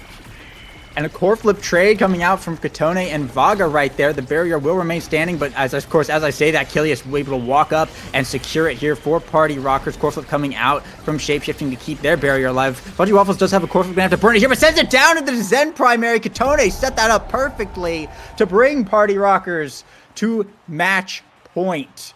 I'm jumping out of my chair. This is so hype. Killius about to have core flip. No one on PLX has any energy. This could be the the match for Party Rockers.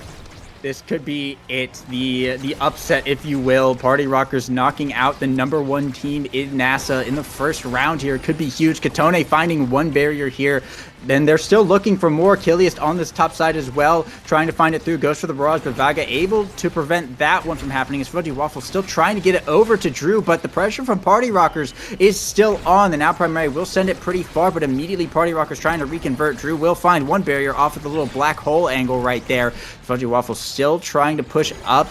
Gonna ult himself there to reposition. Has a core flip up, but can't get it through this midfield, unfortunately. Shapeshifting as well, just able to clear it right back down to Killius and keep the core over on PLX's side of the field. And one barrier goes down. Fudgy Waffles burnt the core flip as well. It's looking really good for Party Rockers. Katone pushing up, Shapeshifting pushing up here as well. Killius sending it right back in. Shapeshifting using the ultimate to go up. Not going to be able to find anything there, but they're playing patient as we enter overtime. Ult coming out from Katone. Core flip coming out into dash. Blocked by the Atlas Expanse, though. Gonna have another shot, sending it down to the bottom. Kilius walking up, has a core flip up, but PLX is able to get away from him. Shapeshifting, able to send it back into the top corner. Katone going for the primary, not able to find it, though. Drew into the hook, looking for that fast core to bring down the barrier. Not gonna be able to find it. Shapeshifting, sending it back over, but Vaga clearing down the bottom side. Kilius still saving that core flip for something very important. Sending it back up to Katone as they're trying to work their way into this gold box. It's gonna bounce off that now primary. And who even hit that? I think it was the Kazan ult. Accidentally sent it into the corner. That was so unfortunate. Oh no. But I want to highlight how well Party Rockers played. Katone went so hard at that last point. He took the last barrier, made Fudgy Waffles waste flip, and just found so many important passes to his goalie, to his midfielder, set up so many plays. That was such a good series, such a good win from Party Rockers. Taking back, they lost in the regular season to PLX. Kilius hasn't won an ego check against Fudgy Waffles until it mattered the most, until NASA playoffs, winners semifinals, finding that winners final spot. And now PLX has to make the losers run. They have to play against like Core Requiem, Five Kais, the loser of Plink Plonk versus Chatting. It's gonna be such a scary run for PLX to make. After spending the entire season in a dominant fashion, winning almost every game except for the last week. What an insane NASA season and what an insane start to playoffs. Honestly, shades from yesterday's NASA playoffs, Fun versus Demons Raw, starting off with the 4th seed, upsetting the 1st seed, and it happens again today. Yeah, this is a crazy time in competitive Omega Strikers right now. As Party Rockers looking to move on, and I'm just like looking at these stats right here. Fudgy Waffles had 454 redirects on the now, and it still just wasn't enough. Drew had 9 KOs and 57,001 damage, and it still wasn't enough. 92 shots as well, but yeah, there's the members of Party Rockers, like you said. They were losing on the draft, they were losing on the Awakening front, but they just outplayed PLX there. There was a little bit of luck, a few kind of cheeky goals right there. That last one, the unfortunate Kazan ult sending it backwards, but it was an absolute nail biter of a series all the way through. And Party Rockers proved, I think today at least, that they were the better team. Yeah, I'm so impressed by how everyone on Party Rockers just throughout the series, it felt like everyone stepped up when it mattered. They had their bad moments, but it's Omega Strikers. The core is moving so fast. There's so many skill checks that can just happen all of a sudden. You're going to make mistakes. You're going to own goal set 5, and cost your team the game. And it happens. It's just kind of what you have to deal with this game. And it's how you come back from that, and it's how you adjust throughout the game and still trust in your team even when they make a mistake that brings you these wins in playoffs. And I'm so excited to see what PLX does in losers. They're an amazing team. They have so many good players. They have enough good players to where you can swap in any single player on that roster and still expect them to win a game. And we're just in such a cool spot for this now upcoming Plink Plonk versus Chikara Chatting game. This is going to be, I think, the biggest storyline for this game is the fact that Xianzhu is playing. Chikara Chatting throughout the regular season didn't play Xianzhu that much, even after picking him up. They were kind of saving him as a secret weapon for playoffs, and we scrimmed them. We as in Bun Bonanza scrimmed them on Friday night. It was our last scrim before our national playoffs, and Chikara Chatting was looking pretty good. They definitely have some new strats that they've cooked up. Now, I'm the coach. I'm a coach for Plink Plonk. I have not leaked anything to them, but I'm very curious to see what Plink Plonk does to adapt to what Chikara Chatting has cooked up for today. Yeah, I'm very excited for this one. It is always a treat to watch Xianzhu play. Just an absolute menace in that midfield. I've also scrimmed against Xianzhu at times, a few times now, and yeah, it's something different. He's been in Seraphim specialized training a few times, and I've seen him on NASA. So it's yeah, Xianzhu is definitely kind of built different, and that 1 week that he did play on chatting, they did amazing. This being said, Plink Plonk is, in my opinion, one of the more entertaining teams to watch, mostly because Moffin Coe is on that team. And as a Rasmus goalie player, watching Moffin cook with the Rasmus goalie and the Kazan goalie is one of the most like pleasing things to see in this game. I absolutely love it. So we're gonna be jumping into game one. It's gonna be on Oni Village here, Chatting's map pick to get this series underway, and I am just so excited to see what happens. Yeah, and I'm not gonna spoil it, but there's gonna be some interesting picks, I'm pretty sure. First, I want to talk about Plink Plonk. Like you said, they're kind of like a really, in my opinion, they're the easiest team to cheer for in the league. They're the youngest team in the league. They're just very like dynamic personalities with very unique character pools. J Dog has his Juno, which he just kind of has a very unique playstyle on. We see Chatting ban it. We see Plink Plonk ban the Estelle. Xianzu's been picking that up lately, playing it pretty well. I mean, I'll say he's capped me a few times in scrims. I think lately I've been doing better, but you know. Anyways, Logan on the Rasmus, one of his favorite picks, and Chatting ends up going with the Dubu, putting Xianzu on Kai. Um, Pretty much what I expected. Bug opting for the Juliet. Basically, what Chatting wants to do is let Drew Danger and Xianzu control the midfield, and Bug just confirms goal after goal after goal.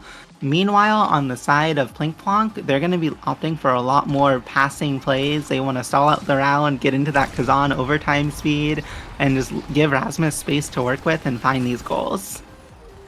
Yep, and it is a rapid fire heavy impact start as well. Rapid fire going to everyone except for J-Dog and Appa, who opted, of course, for the heavy impacts. And of course, Moffin on that Kazan goalie this game. 1 barrier to 1 barrier right now as Chatting looking to make that push. He's going to get sent back over to their side, but a nice little strike war against that cat cannon is going to put Chatting right back on the offense. Moffin able to get it down to just Logan, dribbling up the field on this Rasmus, trying to find a confirm here. Evil Drew Danger will use the roll to stop out that Rasmus primary, though, and keep that barrier alive. Chatting looking to bring down this barrier, and they will. Appa with the confirm right there. The soup's going to come out from Evil Drew Danger as well to keep this going. J-Dog jumping in with a cyber swipe. It's not going to be enough, though, to bring down the barrier, and Evil Drew Danger does have a core up as well as Xianzu, looking to get it over to this Juliet, but just Logan still stuck at level 1, unfortunately. Trying to find this barrier with the pendulum swing will be enough to bring him to level 2 and open up the goals. We enter overtime on this Oni Village. Hook coming out from just Logan. Can't quite reach it with the strike, though. Core flip from Evil Drew Danger going to stall out the pendulum swing and send it back over to the forwards, but core flip from J-Dog doesn't find the goal, but gets it back on the offense. Xianzu, however, trying to bring it in. The Giga Blast coming out, but it's Evil Drew Danger who sends it all the way over to Bug through the speed lane with the dash punch will confirm, but unfortunately it looks like just Logan may have disconnected. Oh, I think he's back. He was having some wild strikes there at the end. What I'm assuming is that his controller was having issues. Just Logan, notable controller player, plays on the Nintendo Switch Pro controller. And also Xianzu, the other controller player in the league, the other controller midfield. Well, also there's also Josh on 5 Kais, but like for the narrative, these are the two controller midfielders. Xianzu uses an Xbox 360 controller, I'm pretty sure. Which one will be better? We'll see.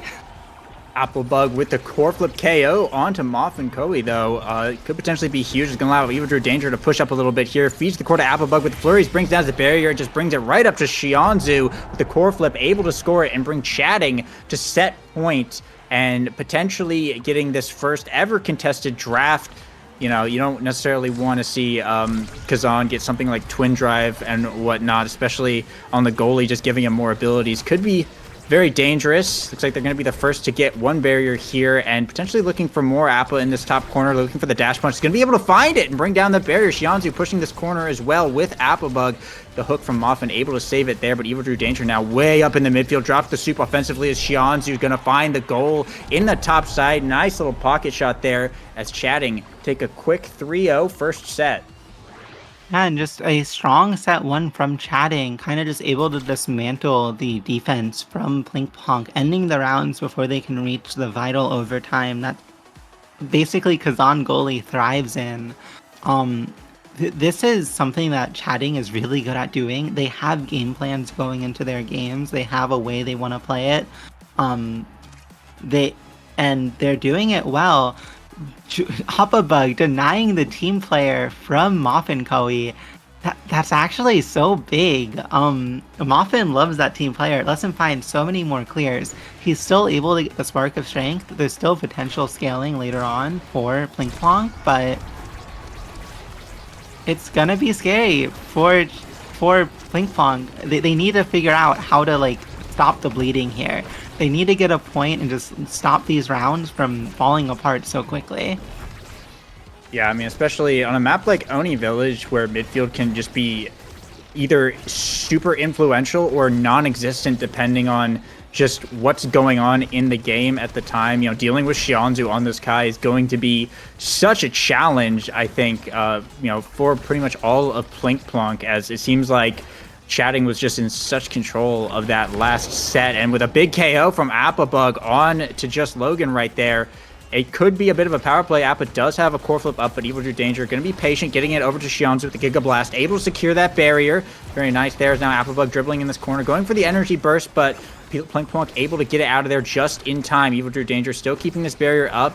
Patience against this Rasmus to get it back over to Xianzu and Appabug as we enter overtime, sending it down this bottom side. The pendulum swing from just Logan, though, able to secure the barrier. J-Dog jumping in with the Cyber Swipes, core flips on top of Evil Drew Danger, able to get it through the roll right there. Plink Plonk will put themselves on the board now for the first time in this set, too.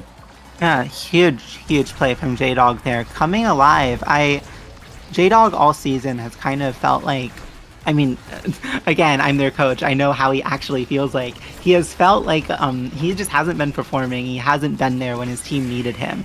I disagree with that. I think J-Dog's great, and he came alive that last point. Unfortunately, Appabug able to find the dash punch KO, always looking for those. When you use core flip, when you have no energy, you have to be watching the Juliet. You have to be ready to outplay the dash punch. Otherwise, you're just going to die. And now Chatting almost has 3 flips online. Xianzu uses the first one, kind of a waste there, doesn't really set it up for Appabug how he would want, slightly unfortunate bounce.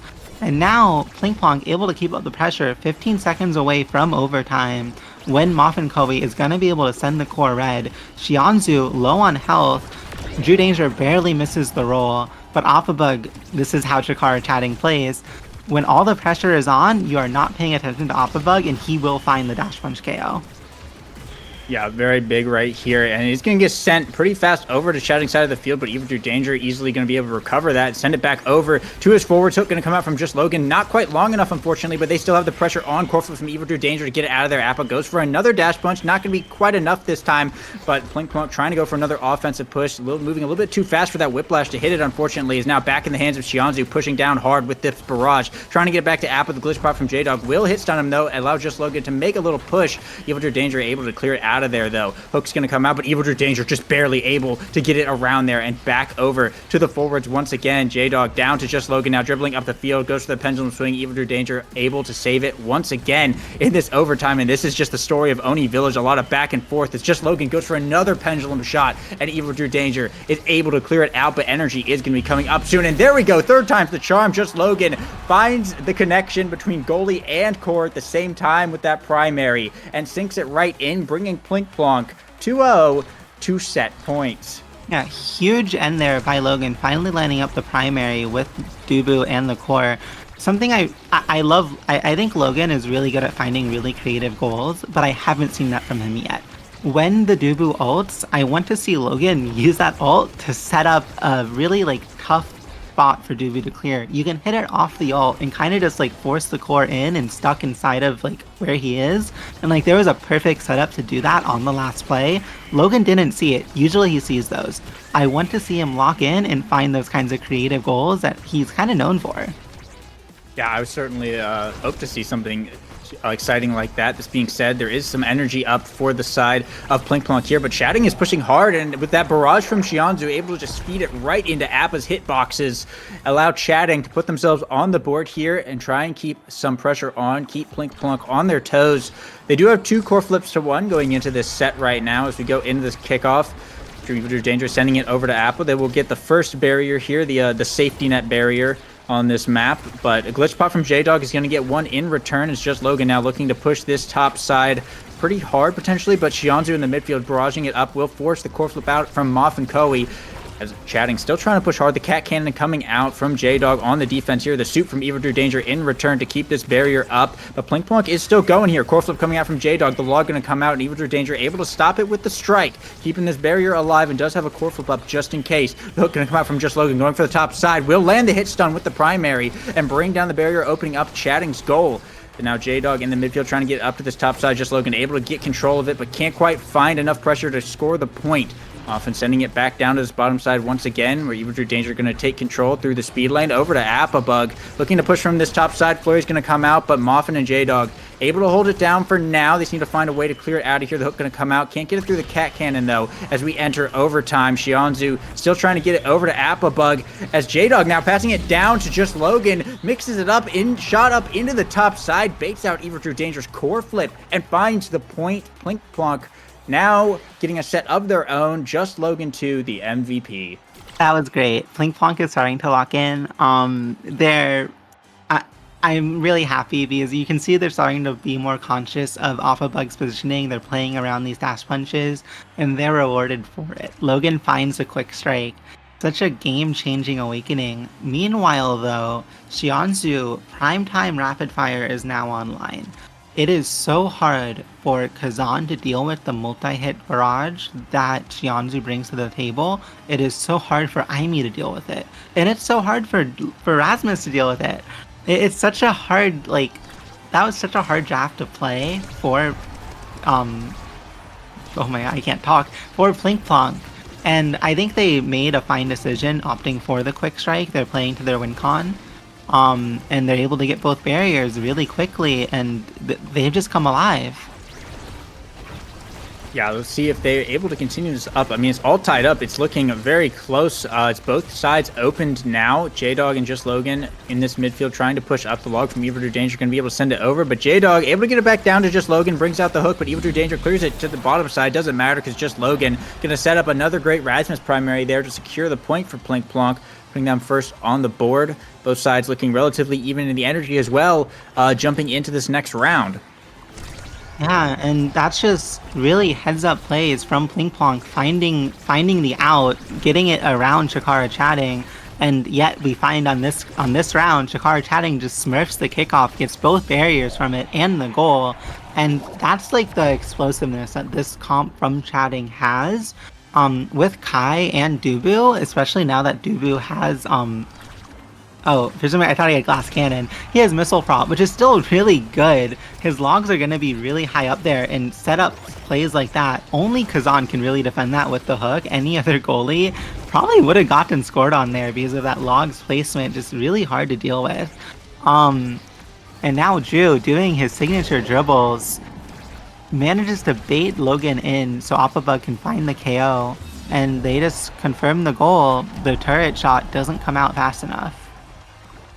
Yeah, a little bit of a hitbox moment there. It looked like it kind of went through the Kazan primary as well. I think Chatting was just able to force it right through with enough hits right there to bring them up to set point, as Appa immediately bringing down both barriers with a nice little dash punch there. Evil Drew Danger firing the core flip, getting it back over to Appa, but Moffin able to get it out of there with the longer strike.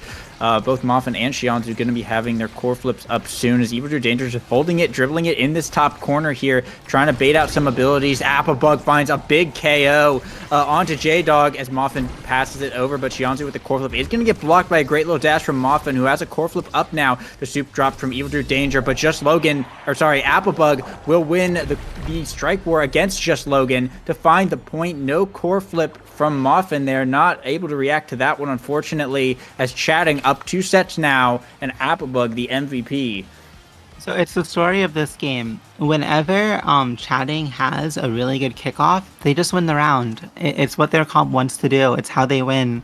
And Plink Plonk needs to figure out how to get the core away from Xianzu on kickoff, away from the Dubu, and just make the round settle into a more even state until they get to overtime and essentially just win the game because of core speed.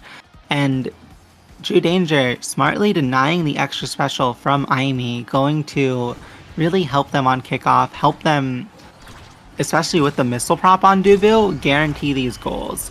Logan finds the hook, taking the core away from the enemy team, and they're able to get a barrier. They're able to essentially make the round even. Good turret from J-Dog there, pinging sorry as he does it. He needs to focus on the game, not pinging sorry. Heck. Sorry, coach moment.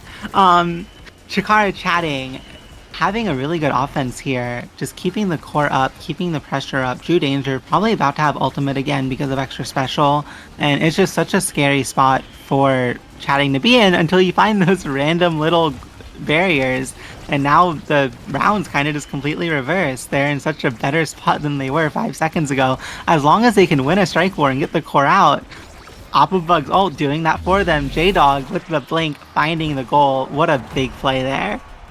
That was a big explosive entrance blink there from J-Dog. He went across a very far distance of the map to hit that. I think Evil Drew Danger was not expecting that. I mean, coming off of a draft like that first round, when someone gets like a dash awakening like that, right there again, another massive blink from J-Dog. You never expect the cat to be flying that far when they normally don't. But Xianzhu and Applebug both have core flips up. Most of Plink Plonk as well going to be having their core flips very shortly here, as this could be a big energy round. Xianzhu taking a lot of damage though. Cat Cannon coming out from J-Dog. Xianzhu gonna have to fall back, grab that orb here. Drew Danger just stalling a bit, dribbling it in this top corner, trying to find a way to get it out. Core flip from Xianzhu. That'll be enough to get it over to the other side of the field, but a death touch from Just Logan sends it in. Evil Drew Danger with the roll will bait out Just Logan's core flip though. Applebug taking a lot of damage over in this goal box, going for the kill on Moffin, but unable to find it unfortunately. Evil Drew Danger just once again dribbling it on his side of the field, just keeping it in the goal box for now. Trying to find a pass over to Xianzhu. J-Dog on the bottom side is going to get blocked by the soup as Xianzhu looking to push this corner. The turret is going to come out. It's just Logan falling back a bit to help on the defense. We're going to go into overtime here as Evil Drew Danger trying to get it over to Xianzhu and Applebug, but J-Dog off the ricochet there will be able to bring down the barrier. Core flip from Moffin, going to send it right to Just Logan off of the bumper bounce, the pendulum swing, sinking it right in Plink Plonk, bringing it to another 2-0 set point. Yeah, that's just one of those goals that comes out when you've played together as much as Plink Plonk has with the Kazan goalie. Logan knows Moffin's going to shoot that to the corner and set him up perfectly. And he has the primary, he's ready with it. And Appabug almost finds the KO on Moffin Kobe, but he's able to live, and that's huge. Appabug finds a dash punch, but flips a little too late to find the KO, still finds the barrier, still a really good play. And this is an advantage state for chatting. They need this goal. They don't want this to go to set 5. Yeah, they want to keep this, obviously not going to set 5 and try and bring this back as they can. They do have the energy is pretty much tied up here. It could be 2-2. Just Logan had to evade though, so Evil Drew Danger and Xianzhu with the 2 flips could set up a very dangerous power play here. The soup is going to come out, getting it over to Appa. Goes for the flurry. He's not able to find it. The J-Dog with the core flip to try and send it back over to Just Logan. As Evil Drew Danger with the dribbles, getting it back over to Xianzhu. Back to Appa Bug in this bottom corner now. Core flip from Xianzhu. Blocked by Just Logan. Dribbling in the midfield now. Trying to get it over to this barrier to try and fight Evil Drew Danger. Took a lot of damage, but going into overtime now might have a shot. Evil Drew Danger just holding it in this top side. He's going to have like 300 redirects from just dribbling it. J-Dog, however, will punish that and bring down the barrier, but Just Logan is taken out for it. Xianzhu pushing with the barrage, going for the point. Moffin able to hold it down. Passing plays come out between Xianzhu and Applebug, but Moffin still keeping the saves up, keeping it going. That one, however, not going to be enough. Xianzhu passing it right into Appa's Juliet ultimate will allow chatting to stuff it right in and put themselves on the board. Yeah, good finish from chatting. Hard there. I really didn't like that dribble sequence Drew did. It was giving Logan time to heal, but Appabug, even without like the threat of the core being there to like force Logan into a good spot for the dash punch KO, is able to find the dash punch KO, catches Logan slipping, to be honest. And it's the one thing I really want to highlight is like Moffin Kobe is just playing around this Juliet so well. He knows exactly what he needs to do, how to win every interaction as Kazan, and it's just really impressive. I love watching him play this character. I was dueling with him last night, and he was playing the Kazan, and he just grinds the pick so much. You know that he knows like the interactions better than anyone else, and you can see it. Vital KO there from Logan, finding it on Drew. If they can get this barrier, or at the very least force Xianzhu's flip, it's really big for them.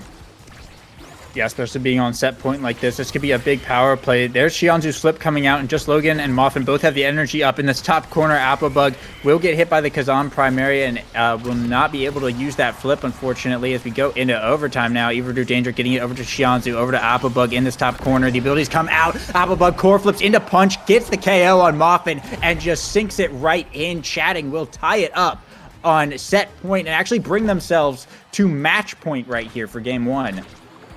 Good punch there from Applebug. Punishes Moffin for standing just a little too far back. Honestly, it might have been the powerhouse size that did him in.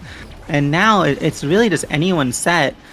Applebug finds both barriers. That's so huge on this round. Chikara Chatting on match point, both barriers down. They could just win game one here, but J-Dog finds the barrier.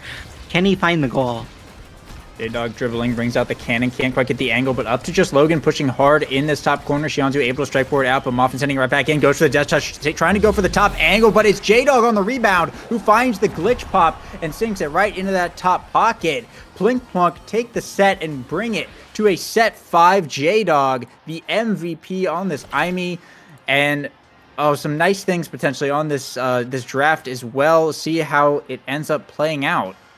J-Dog is just coming up so clutch for chatting for Plinkplonk here.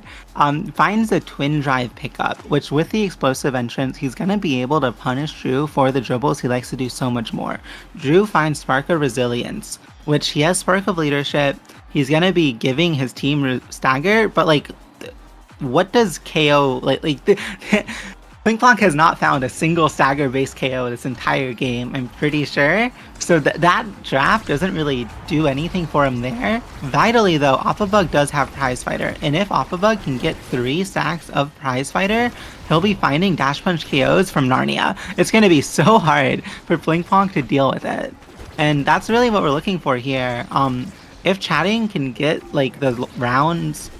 So, Chatting has 2 win cons. They can either end the round as soon as possible and just win through winning kickoff, or they can have the round stall out, get Applebug some KOs, and yes, Plinkplonk wants the round to stall out, they want overtime to hit and for Kazan to kind of come online, but now Chatting has something to do when that happens. They can still find the KOs and they can still get Prize Fighter stack. Yeah, now Applebug and Xianzu with energy up, looking to push this barrier, but 10 seconds till overtime, 10 seconds until that Kazan red core flip coming out from Applebug will secure that barrier. Xianzu in the top side goes for the core flip, gets it past J-Dog. It will stall out, unfortunately, but Evil Drew Danger in the bottom brings out the soup. Moffin able to save it through this top corner as Evil Drew Danger dribbling, just kind of earning some energy, getting this core flip up, getting it over to Xianzu. The death touch from Just Logan will bring it down, and with a pendulum swing, secure the barrier. Just Logan dribbling up the field, core flip, tries to get it to J-Dog, but a core flip from Evil Drew Danger is going to get blocked by Just Logan. Core flip now from J-Dog, passing it down to Just Logan, trying to fight it through, but Xianzu in the top side, an absolute monster, keeps it safe. It doesn't matter though, Moffin sends it back in. Just Logan cooks once again with the Razmus primary and will get the point regardless for Plinkplonk.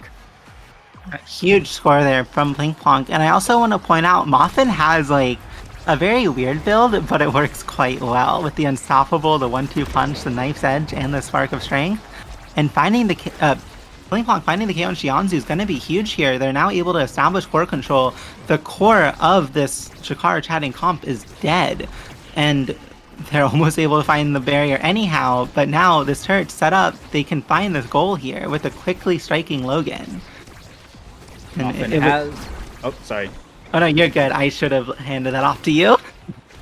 No, I was going to say, Moffin does have an energy burst up, just in case. Actually going to burn it here to stop the dash, but it gets stalled out, but with the hook, is actually able to just barely save it. That was almost really bad, but it will allow Just Logan to bring down a barrier here. J-Dog in the midfield dribbling. The soup's going to come out from Evil Drew Danger. Not quite going to be able to get a pass. Death touch from Just Logan, but Xianzu is right there to cut that pass off and now try and push this top corner. Evil Drew Danger sending it through the speed lane. Primary from Just Logan to try and get control of it. Not going to be able to cast the Whiplash in time, unfortunately. He's going to bounce all the way around, and the barrier is going to fall, unfortunately, as we go into overtime. Kazan trying to send it over to Just Logan. A nice little redirect. Actually, Just Logan didn't even hit it. It just bounced off the wall. That red core overtime. Just Logan hit the log and actually ate the log up. So that could go in, and it just sank right into the bottom for Plinkplonk. Yeah, and that was great by Moffin. He stepped up, barely dodging the Juliet ult, which gave him the timing to get that strike off and set up the goal for his team. Plinkplonk is really coming alive this set. They're locked in. They're ready to win. Logan setting up the primary flip, and J-Dog has flip. They can win the game right here. Match point. Core flip from J-Dog looking for the shot. Xianzhu able to block it though. Once again, these reactions from Xianzhu have just been so on point as they're now pushing from the top side. Core flip from Appa into the flurries will secure the barrier. Suit from Evil Drew Danger in the midfield as well to keep the offense going. Xianzhu looking to push this corner with the Giga with the barrage. Has a core flip up, burning it here. Goes for the shot, and with a strike war from Appa, will secure it and keep this match going for Chikara Chatting. Yeah, that's huge. Chatting's able to find the goal, but Plinkplonk has energy on Moffin. No one on Chatting really has any meter. They're not really going to be able to build up the meter unless Xianzhu finds like some really good barrages.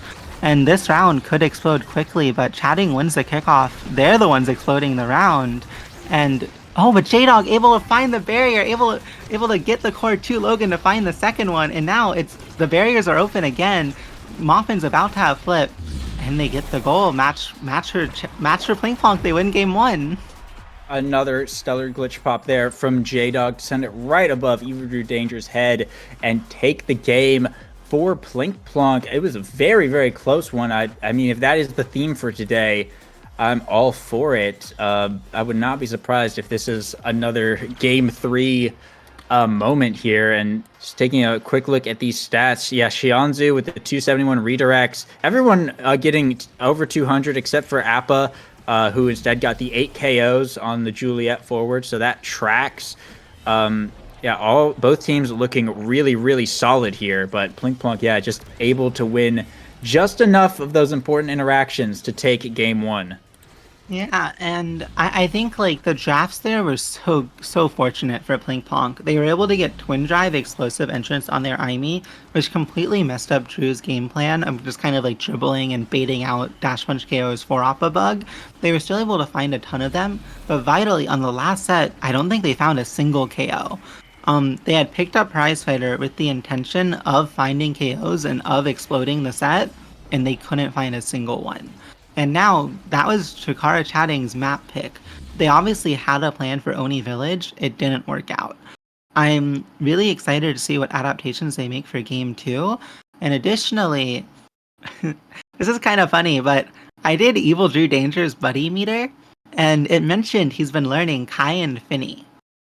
I played on Chatting. Drew has been learning Kai and Finny since Nassel Season 2. He has never pulled it out. Will he pull it out today? That's pretty funny. I don't think I've actually seen Evil Drew Danger on Finny ever before, so that would be pretty funny, I think, to see. But we're going over to Atlas's lab now for game 2. It is Plinkplonk's map pick, so potentially looking to just secure this one on some home territory here and take the series. But of course, we will have to see as we jump into this picks and bans phases here. It is a heavy impact rapid fire start once again, similar to a game last series. So it got the same start, so that's interesting. But it is going to be a now ban coming out from the side of Plinkplonk here to see what Chatting's pick is. Looks like they might be deliberating, and it is actually going to be a Juno ban from the side of Plinkplonk from the side of Chatting against J-Dog there, so that makes sense.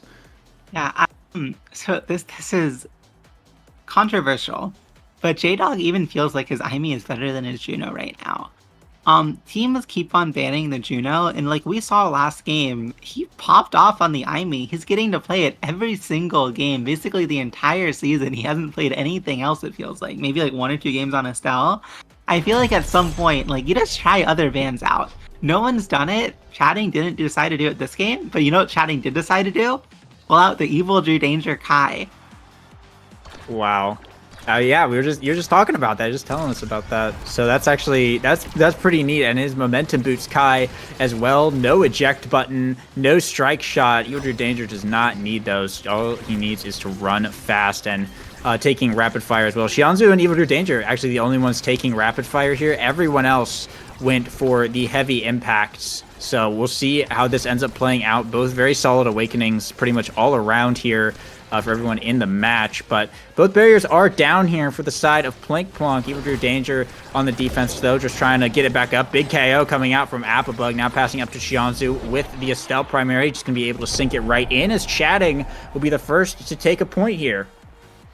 Yeah, and great goal by Chatting. I think Plinkplonk all going heavy impact is really interesting. They're definitely going to do a lot of damage, but they can lose midfield really easily to this double rapid fire. There's so many abilities that Chatting can just use exclusively on the core and still get back really quickly. But taking so much damage from the Atlas Lab middle and from Moffin Koei's primary there, yet they still find the barrier anyway because they just have the abilities to do so. This first set's gonna be really hard for Plinkplonk because what it feels like, because their comp just isn't as online as Chatting's is. Yeah, now KO coming out from both sides. Evil Drew Danger is very hurt here. There is some core flips up on both sides. J-Dog trying to dribble it. Core flip coming out. We'll just send it up to the top, try and delay this game a little bit longer till just Logan back online. Does get Evil Drew Danger's core flip out as well. J-Dog in the bottom side has the turret, but Evil Drew Danger can be able to clear that out. Get it over to Xianzu. Barrage against J-Dog here in this midfield. But Moffin just fighting Applebug over in the goal box. Will find the KO here. As Rasmus, just Logan passing now down to J-Dog as we go into overtime. Plinkplonk trying to find this goal here with the strike war there from J-Dog. Nice little shot in the top side. We'll put Plinkplonk on the board and able to tie it up. And yeah, already we're seeing a fair few KOs come out. Maybe it's just because people are low on stagger and we have, you know, the rapid fire heavy impact start. Perhaps that'll die down later in the game, or perhaps it will escalate. You know, only time will tell. But I'm curious to see how these first and second drafts turn out, and if that's you know, what that's going to look like. Yeah, there's so many like important awakenings here that can just kind of explode the game for either team. I feel like if like Chatting is able to win this first set and get like a quick strike or fight or flight on either Drew or Xianzu, they can just start really taking midfield control away from the Centauro IME team that is going to struggle a lot more at just effectively hitting the core, especially if they're down speed. That's like right now they can kind of contest on core control and it's like chill, it's fine. But if Chatting is able to scale with a ton of speed, then they'll just run circles around this comp. They'll be able to get the core rotated around the IME turret. And Applebug, traditional, just finding the dash punch KO when it's needed and when they're baiting for it.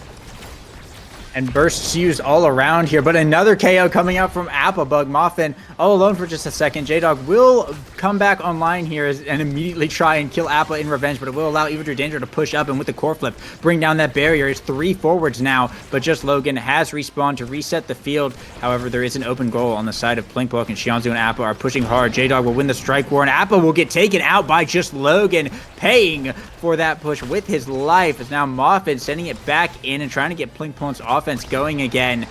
As we enter overtime, down to J-Dog here, trying to work his way up the field. Appa is back online, wins the strike war, gets it up to Xianzu, looking for this point, goes for the primary. Moffin able to clear it, but can't get it out of this corner just yet. The dash punch coming out from Appa, but Moffin able to get out of there. As now Evil Drew Danger becoming the second midfielder, pushing up. Not going to be getting too much off of that play. Appa's taking a lot of damage here, but Xianzu keeping it going as double KO coming out, one from each side, but a barrage from Evil Drew Danger is going to be enough to force the core in, and Chatting will take set 1. And Drew Danger pulling out the Kai when they're down 0-1. This is like...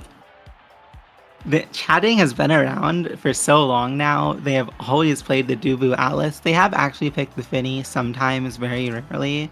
And there was a period where Drew was playing now. But finally, pulling out the Kai in NASA playoffs when it matters the most for them and having a performance. Xianzu able to find the prime time. That's going to be huge for them. Now able to get primetime rapid fire and just keep the core up. Along with the aerials on Drew, they have so much midfield presence now. And there's still a chance Plinkplonk can still score with the IME Timeless Creator turret. And with Moffin Koei's size advantage, it'll be a little harder for Chatting to actually like get the final goals on him. But Xianzu doing the Quangle right there, blink lasering Logan off the stage. Well done by him, showing that like he's been putting a lot of hours into Estelle, Xianzhu kind of known as a now rune 2 trick until now. Um, Pardon the pun. And with now picking up the Estelle and kind of enabling this Estelle Kai comp from chatting that they really seem to want to play.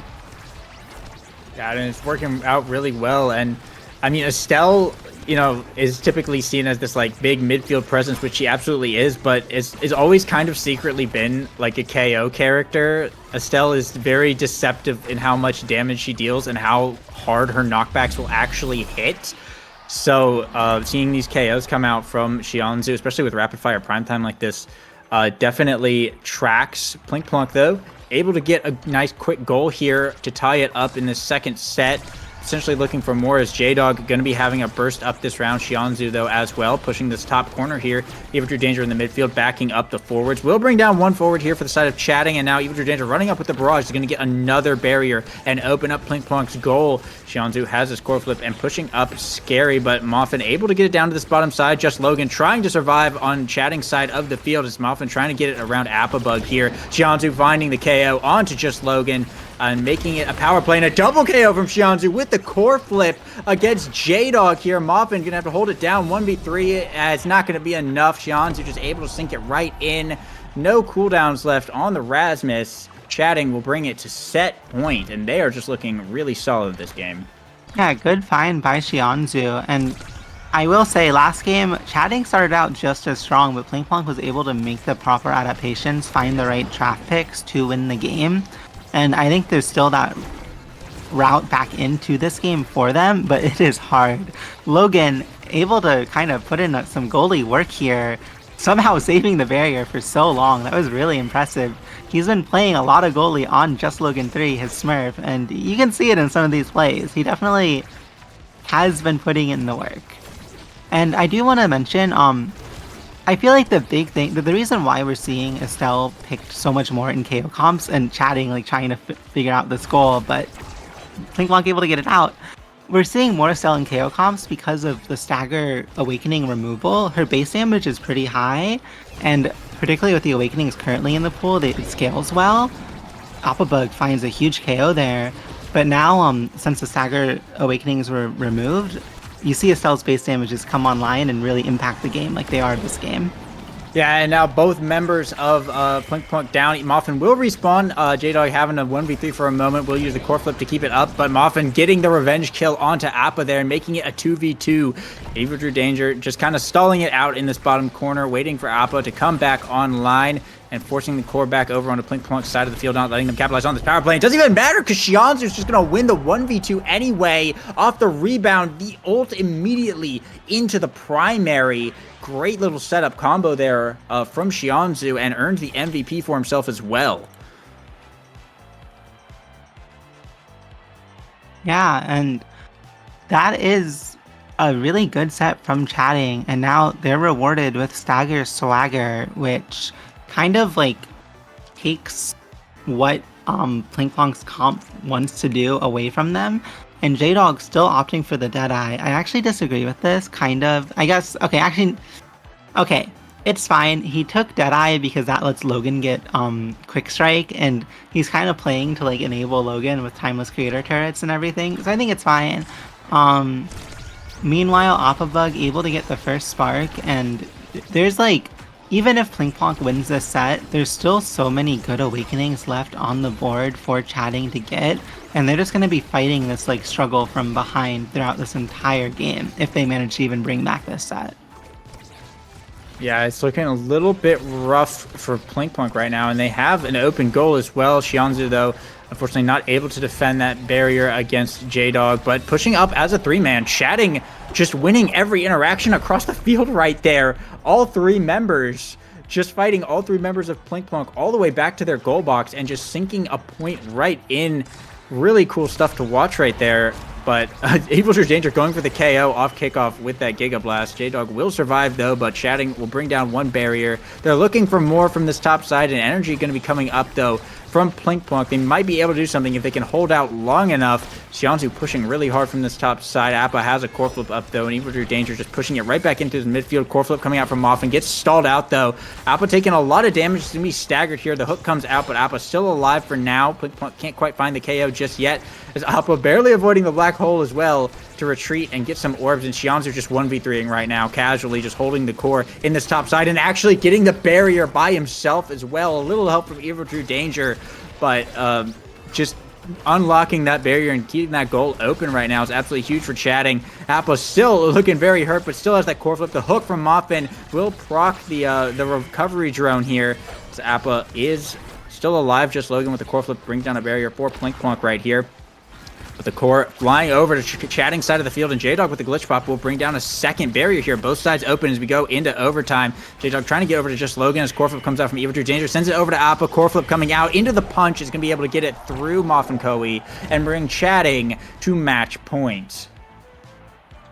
Yeah, and just good plays from Chatting. They're using their awakening as well. This is just such a hard game for Plinkplonk to win. I feel like Chatting's game plan coming into it was just really good, and then they got the awakenings they needed. They had a really good starting awakenings, and I think Plinkplonk kind of didn't choose the right ones necessarily. And we're just seeing Chatting come alive, take both barriers, get the kill on Logan, and they're looking to just take game 2, 3-0.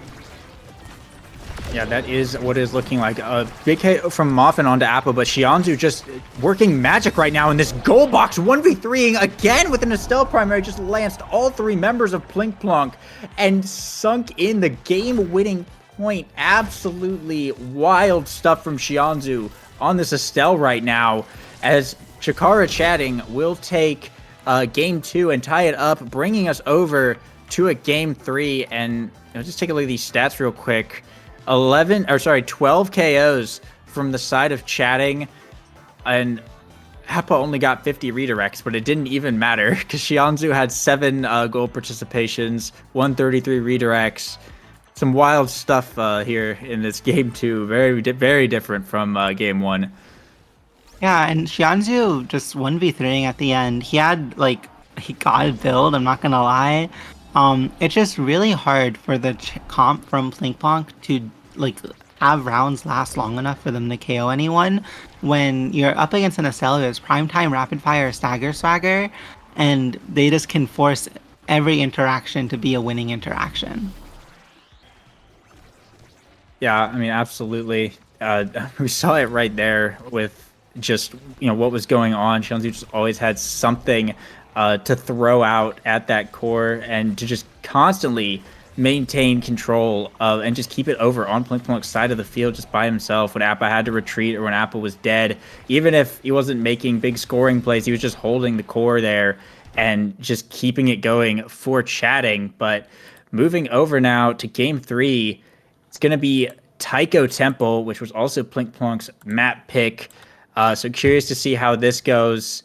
And if Plinkplonk are able to bring it back, I mean, it seemed like they would just take it in game 2 after that first one, but yeah, I really don't know. It went from a very tight game to Chatting just absolutely dominating in game 2. So I'm curious to see how game 3 goes and what changes. Yeah, I'm very interested to see how Plinkplonk plays this Taiko Temple map. I think both teams theoretically have a good Taiko Temple. Arguably, you can say that Chikara Chatting is on paper is better because they have a melee goalie player, whereas Moffin, or a defensive melee goalie player, whereas Moffin plays the Rasmus and Kazan, which don't have as many tools that just Giga win interactions on Taiko. But both Logan and Appabug play the Asher, which is pretty big. And I do think Aimi is better on Taiko than Estelle, arguably. Or at least there's more for the Aimi to play for compared to on Atlas Lab. And assuming that Plinkplonk keeps banning now, which I think they really should, especially on this map, we'll see that dynamic in midfield come into play, and we'll see if Plinkplonk decides to go a little less hard on everyone playing for KO since they all took heavy impact last game, and like maybe some people take rapid fire and try and control midfield a little better. There's a lot of potential adaptations. I'm curious to see what happens. I think if Drew picks the Kai again here, it would be a little grief. He should really just pick the Dubu or Atlas, but he might be feeling himself and pick the Kai anyway. Yeah, I mean, the Kai on Atlas Lab did really, really well. It was very different from, what we usually see with the melee goalies. But yeah, I agree. Tycho is much more favors the kind of turtle lockdown goalie as opposed to the offensive oriented, eject button ones. But it looks like there's going to be a now ban coming out from the side of Plink Plonk here. And I imagine, I wouldn't be surprised if it's the Juno ban again. Yeah, Juno ban coming out from chatting. Again, do not want to see J-Dog's Juno at all, apparently. Just going to keep letting him have that IME. But just Logan going for the Rasmus once again. Kind of the classic so far. Moffin looking like to be on that Kazan, and IME most likely here for J-Dog. So pretty standard, but we do see a Kai pick and an Estelle pick. So Evil Drew Danger is continuing with the Kai. It's the same comp from last time for chatting, which is very interesting. So we'll have to see how this plays out. It is a team player Spark of Agility start. So yeah, it looks like, everyone took Spark on chatting, and just Logan took Spark for Plink Plonk, and J-Dog and Moffin both took the team player. So interesting starting picks. I would have expected both the goalies to take team player there. Yeah, so what it feels like what chatting is playing for is to get leadership later on and then just win by speed. I kind of disagree with this to a degree because I feel like the micro patch really did impact Sparks and made them notably weaker. And the team player on Moffin Kawi is going to be really vital in just kind of like finding these little windows to get the core out. The speed from chatting will definitely help them like stop that from happening. But they're able to find a KO on Logan there, somehow stack up the damage on him and kill him and just confirm a goal real quick. If chatting wins this first set and they find Spark of Leadership or like any other assortment of good sparks, this game can explode really quickly. And they're able to find another KO on Logan. Appabug is kind of standing there playing like a rat, to be honest, always looking for those KOs, and he's like, I don't mean rat in a derogatory way. It's just like that kind of playstyle you have when you're Juliet, who's always hunting for those KOs. Yeah, it's like a rat in a maze, eyes on the cheese. But this being said, chatting has just taken, I guess, the double cheese, 2 KOs coming out. And you'll be able to walk it up and just overwhelm Moffin with a flurry of abilities there to bring themselves to set points. And Shianzu and Evil Drew Danger going to keep their core flips up as well. So 2 core flips going into set point. It's looking very good for chatting to just take this first set and get good draft picks here. Appa going to bring down the first barrier here, looking for more, sending it to the top. Shianzu able to confirm it. Not going to get much with the core flip, but the goal is open as Appa pushing up with the dash punch into Flurry is just able to sink it right in and permanently hit stun Moffin there as a clean little 3-0 set for Chikara chatting. And I think, Appabug, the MVP. This is how Game 1 started. Plink Plonk got 3-0'd by chatting in the first set of Game 1, and they managed to come back in and win it. I think this game is still really winnable for them. Appabug gets Spark of Resilience, which I disagree with. I think he should have... Oh, he's fine going that because Kazana's team player and Estelle can get Spark of Focus. Heads up drafting by chatting. And that is honestly like exactly what they wanted to see from a set 1 Awakening draft that they won. Drew Danger gets the Among Titans, which gives him the speed that he desperately wants, even more speed, and also just makes his team so much bigger and able to win so many interactions. This is a really scary game for Plink Plonk. They were able to find the specialized training on Logan is actually gonna open up some kills on the edge when Appabug is looking for dash punch confirms and everything. And if he can play it really well, then he can change the course of this game. But he quickly dies, gets damage stacked, and just dies to an Estelle confirm, which is going to happen. Plink Plonk might be able to hold on long enough for Logan to come back, and they do. That's pretty huge. It's 20 seconds left until overtime. if Plinkponk can stall out the round for an additional 20 seconds and hit team player overtime Kazan, the game gets a lot easier for them. But Appabug gets the barrier, he has core flip, he's looking to finish it up, and an unfortunate bounce off of the taiko drum just slips past all of Plinkponk. And they can't let this get to them. They have to keep their head in the game because it happens. Yesterday against Demon's Draw, like my team lost like 6 points in a row or something, and then like we ended up winning. It happens. Sometimes you just lose a ton of points until you get what you need and you make the plays you need. And that's what they need to do here to win this game. They need to keep focused and they need to keep trying to win. Yeah, a great hook from Just Logan. Got Evil Drew Danger's core flip and earned Just Logan the barrier there. Xianzu's core flip and Appa's core flip also down. So energy heavily on the side of Plinkponk here. But Just Logan needs to try and stay alive. Goes for the orb though, and Evil Drew Danger knew that was going to happen. Set the trap with the bait and just use the barrage to find the KO. Core flip from Moffin is going to send it around, but Evil Drew Danger is able to get there in time. Xianzu going to be able to get it past J-Dog here, but Just Logan alive once again, sending it into this corner. J-Dog unfortunately going to whip the flip, but still going for the point. Xianzu blinking back just in time to be able to save that though and keep the pressure up as Evil Drew Danger becomes the new midfielder. Xianzu falling back on the defense here with a little bit of rotation going on the side of Chatting. Just Logan getting it over to J-Dog, but Xianzu going to use the projectiles to try and get it back over to Appa. Moffin though with the fast core going to send it all the way back around. Is Just Logan setting up this play in the bottom side, but Evil Drew Danger is able to hold it down past the hook. However, the core moving a bit too fast. J-Dog with the pass down to Just Logan. We'll find the shot into the top, and the Cyber Swipes will just confirm it there, as Plinkponk will now put themselves on the board for the first time and look to tie it up in set 2. Yeah, big round from Plinkponk. And Muffin Koei, now that he has the glass cannon, is able to just kind of like work around the map a lot more. I don't see people mention this too often, but like Muffin actually walks up a lot. He does like do a lot of midfield like presence kind of plays, and Glass Cannon enables that along with the power, able to already send the core red because of that power and the team player. However, Chatting just they're able to get such consistent like good goals where they stuff it through Appabug, and Xianzu wins Strike Wars. He's one of the most consistent players I've ever seen when it comes to strike warring mechanics. And you can really see it in these playoff games when everything is on the line. Xianzu just wins the Strike War and wins the game. Yeah, I mean, absolutely. Xianzu has had some really great strikes and just really great reactions to things in general. Made some crazy saves and some crazy offensive plays as well. And now all three members of Chatting pushing up hard. Not going to get the barrier. Xianzu does burn the core flip a bit early there. And Just Logan with the core flip is going to get stalled out, but will earn Evil Drew Danger's core flip and get the barrier regardless here.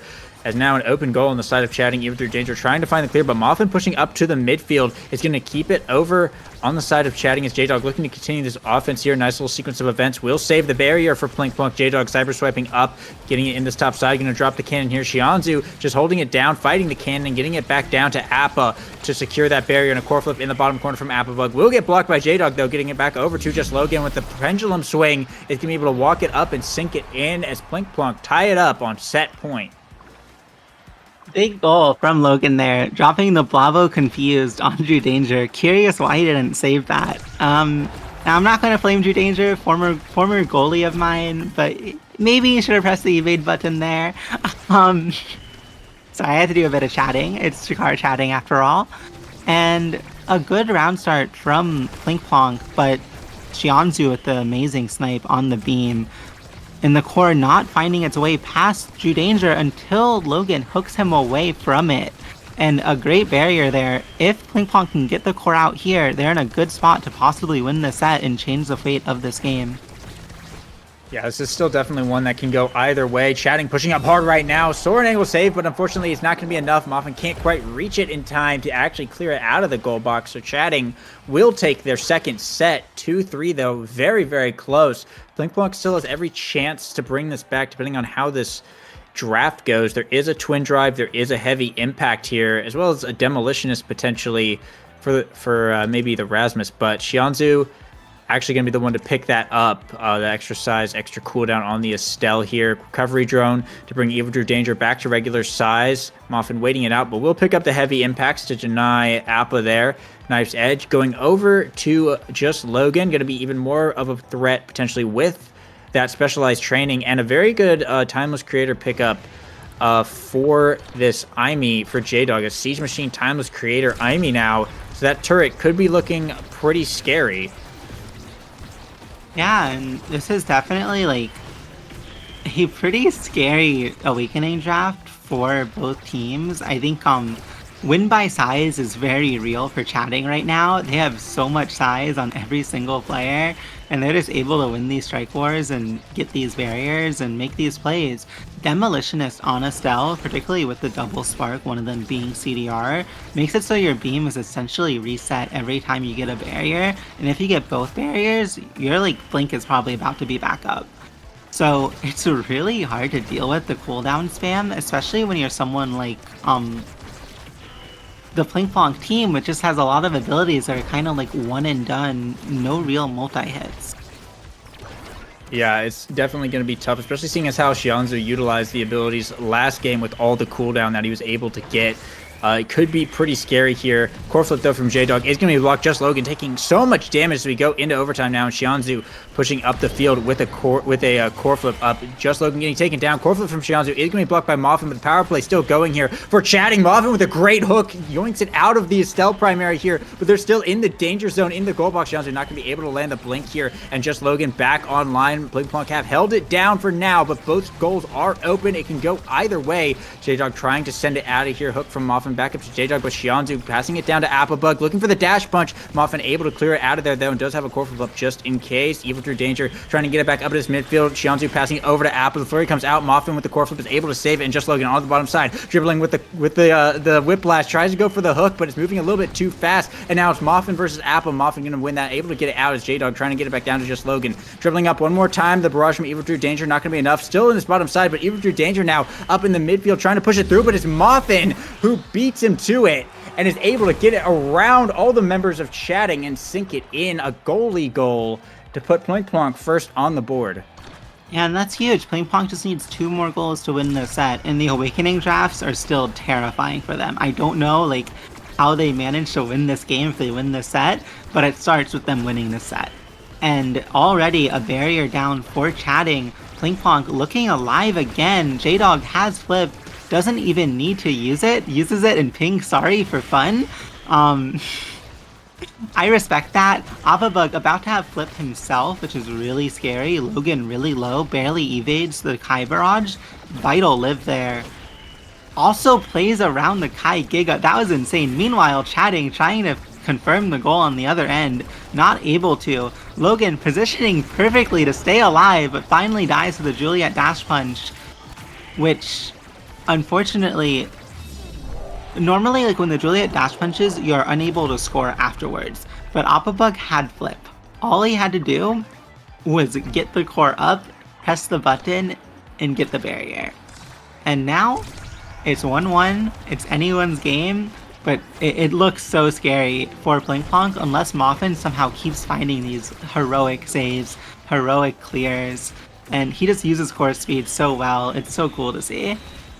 Yeah, I mean, I just touched on like that interaction last round where Moffin and J-Dog were defending that bottom barrier went on way longer than it should have. Chatting was just not able to get it through that Kazan goalie for so long, and they ended up getting the point regardless, and they got it right there to bring it to match point, but still, just the defense coming out from Moffin has been pretty wild. I mean, that shows it right there. This being said, chatting will bring down 1 barrier as Appa is looking for more. There's the second one gone. Just Logan going to get 1 in return, but still kind of scary here. 2 in return, though. Opens it up as Just Logan still on this bottom side. Not going to be able to find the confirm, though. Appa sending it to the top. No one there, but Xianzhu working his way up the field. Core from J-Dog to try and get it over to Just Logan, but unable to maintain control of it. Xianzhu going to be able to push it right up, but Moffin able to send it through to Just Logan. Wins the strike war against Evil True Danger and ties it up. Set point for Plink and match point for chatting.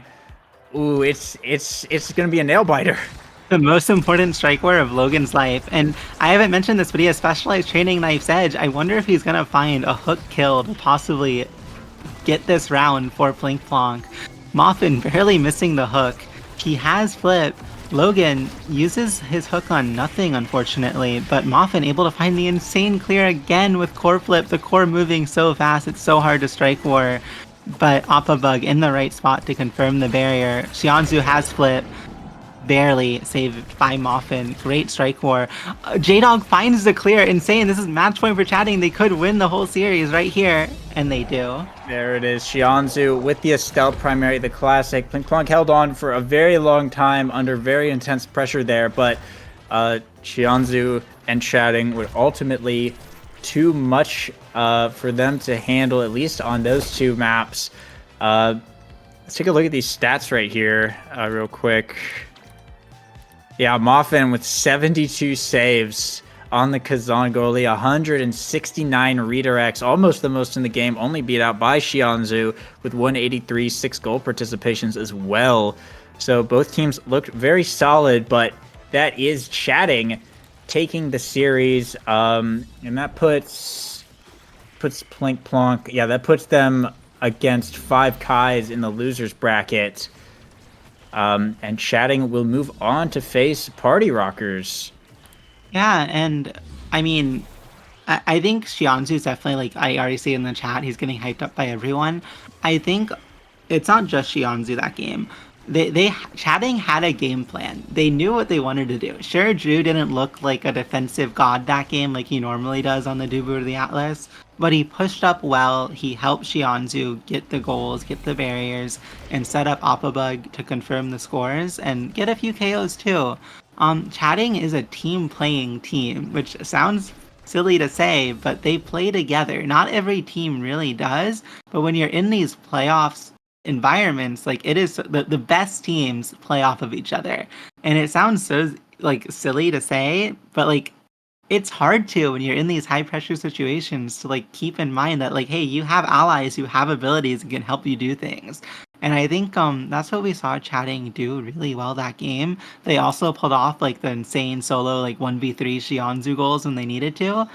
But they just played really well. And Pling Plonk also you saw why they were the second place team in the regular season, and they did really well in these games, but it just wasn't all there for them. And I'm really excited to see how they do in the losers bracket. Both the first seed and the second seed falling to losers in NASA, just like in National yesterday, showing how close both of these leagues really are and how it's anyone's game. Yeah, absolutely. It's very exciting. A lot of really neat upsets going on right now. So with Party Rockers and chatting in the winners finals, I mean, anything can happen. I wouldn't be surprised if further upsets occur in the losers bracket. You could see Core Requiem and 5 Kais even potentially uh, make some serious noise and actually, beat PLX and Plink Plunk. It's just hard. It's just so hard to tell, like at this point when all expectations have kind of been shattered like this. But these were some amazing games today, some really awesome series to watch. And I'm excited to see what other teams are going to be bringing moving on and how that's going to go. But with that being said, we're going to be throwing it to a quick break before going on to our later series, our in the losers bracket here. So, is there anything else? Um, Honestly, I'm just really excited to see how Requiem and Five Kais do later on today. We're gonna see Requiem versus PLX first, Xeno Gemini, the defensive goalie goat, also the other person in the league who can play Kazan goalie at a really high level. I'm so excited for the series and to see PLX kind of bounce back after an unfortunate loss earlier today. Yeah, it's definitely going to be exciting. I don't want to miss it, but yeah, we're going to be throwing it to a quick break, and when we come back, it's going to be that PLX versus Core Requiem. So, don't go anywhere. Well, we'll be back.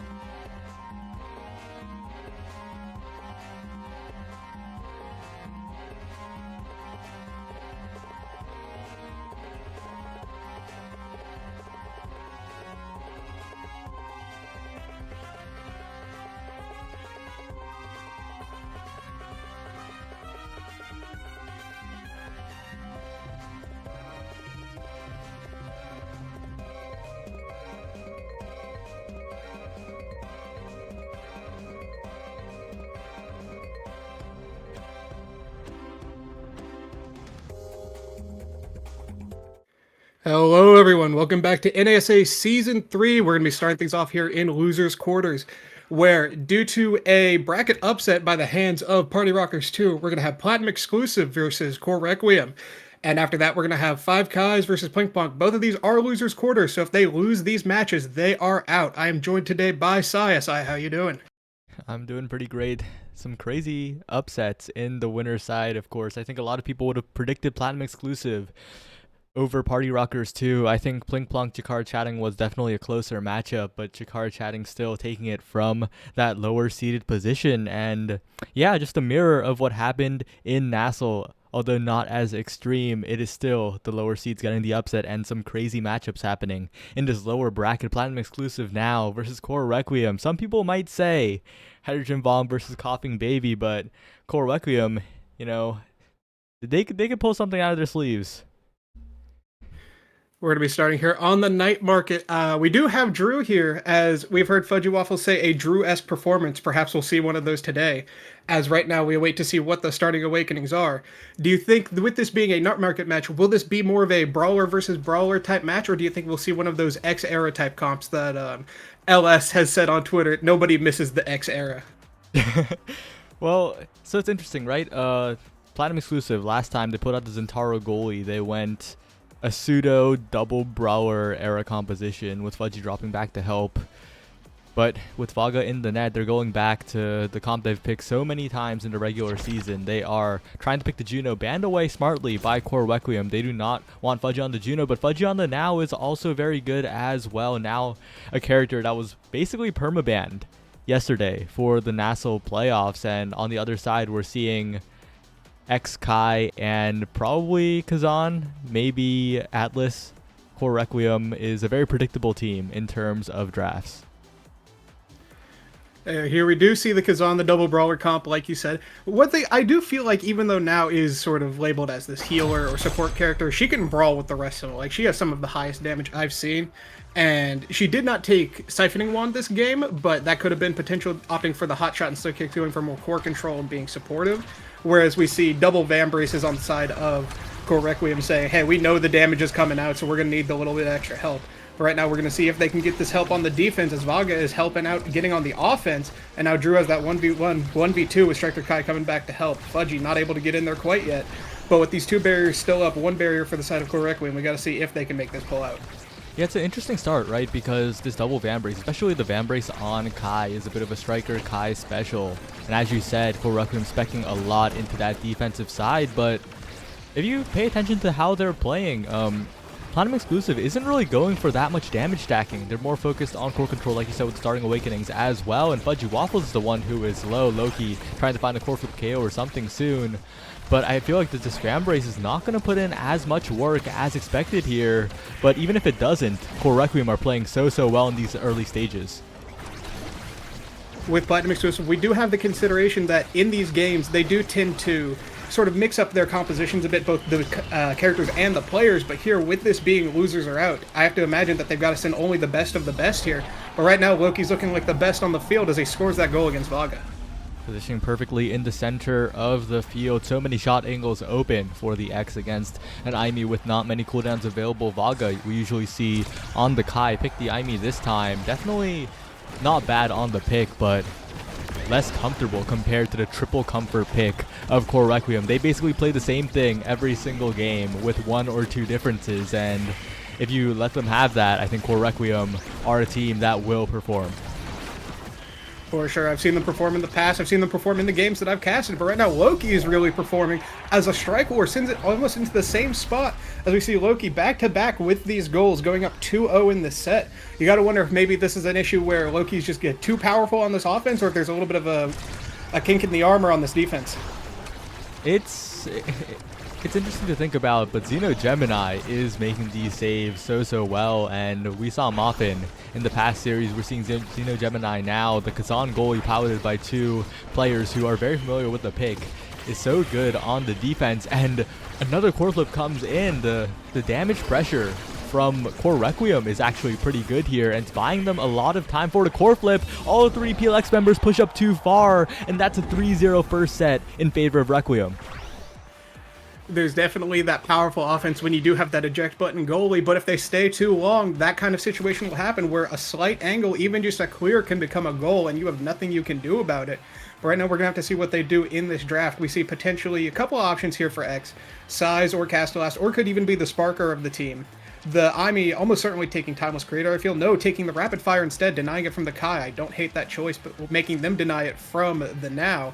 Now choosing to Spark, Catalast going to the X, Size going to the first Kazan, Size going to the second Kazan. Not really surprised there, not many options for them left. Do you think that with the changes to Spark of Leadership, this Spark could potentially be a real threat in the late game? But either way, I think that the winner of this draft has to be Platinum exclusive, making that Kai take a Timeless, and the Castellast being good on the X, but not as powerful as some of these other things. Yeah, it's a slightly disappointing draft for Core Requiem. Platinum exclusive pulling ahead in a big way here, especially with the Rapid Fire on Vaga. Those additional glitch pops, both in damage and core control, will make a huge difference. Loki already staggered, and Striker Kai denying away the Timeless, right? It's an interesting pick, but I feel like if you're Striker Kai, you need to go for some power here. You can't be denying here. You need to pull ahead in terms of your awakenings. At the same time, though, Striker Kai has had some great performances in this midfield. Maybe instead of needing that breakthrough power, they're just looking to help support the team in a different way. Maybe they say, you know what, I'm confident in my ability to hold down this midfield even if I'm down in Awakening. As long as we can get some power on our other players and keep them from becoming too strong, maybe we have this chance and this opportunity. Right now, the opportunity on the offense is Drew is in a great scoring spot with two people in his face. Can't really do much there, but sneaks it past both of them. The core flip available, holding on to it for the next round as it goes through Striker Kai and Xeno Gemini. Drew, excellent performance, even off of his signature picks like Zentaro.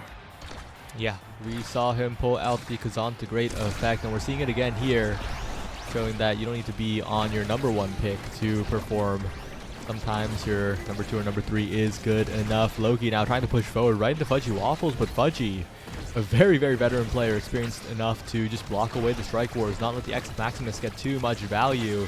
Does core flip here. It's an awkward spot. They do get it through, but it comes right back, and Xeno Gemini and Striker Kai are clumped up again, holding hands in the net, defending away, and Drew's taking a lot of chip damage. You gotta focus on Drew's health bar. Xeno Gemini not going for the Madden Descent, and Drew will recover. Loki now in position as Striker Kai pushes up, but Xeno Gemini almost pushed up too far, got back in time to save the barrier, but Striker Kai now is the one who is gone, and Drew will clear that barrier away. For sure, all the barriers are down. Both teams' defense a little stuck now. They really have to keep this up with this power play. The Now primary really getting it through there, helping with that strike war. But at the same time, it went straight through them. I have to wonder if it even hit the core at all. But regardless, they got the goal there. That's the important thing, is now we go into this 2-0 set, potentially another 3-0, but for the other side this time. And one thing I'm considering here is Vaga has twice now left the goal and gotten a little bit punished for it. Not that that was necessarily a bad play, that's just how it happened to turn out. And I have to wonder whether or not with Core Requiem, where these players are playing together all the time in all these brackets, Platinum exclusive, they take that time to get their other players situated. Maybe now, with the fact that these three haven't been constantly playing in this season, they've had some other people around the block, maybe it's coming back to bite them a little bit on this offense and defense. Maybe so, but maybe just a little bit of a warm-up as well, right? Especially with these constantly changing rosters, like you said. But we'll have to see as Fudgy and Drew, despite the barrier being gone, it gets into the hands of Loki, but Vaga has the Cyber Swipe cooldown available. And now Striker Kai in the midfield trying to push up, but it's looking a little difficult. Even with the meter coming up, ideally, as Core Requiem, you want to get this goal without burning a core flip. You want to save it to try and make the reverse sweep in this set, but it's starting to get so hard as Loki, low on meter, but gets the strike war against 2, losing the core flip in the process, but he'll definitely take that goal. That core flip bird, maybe just a little bit of an insurance policy, and perhaps a little bit of, not necessarily hesitation, but nervousness.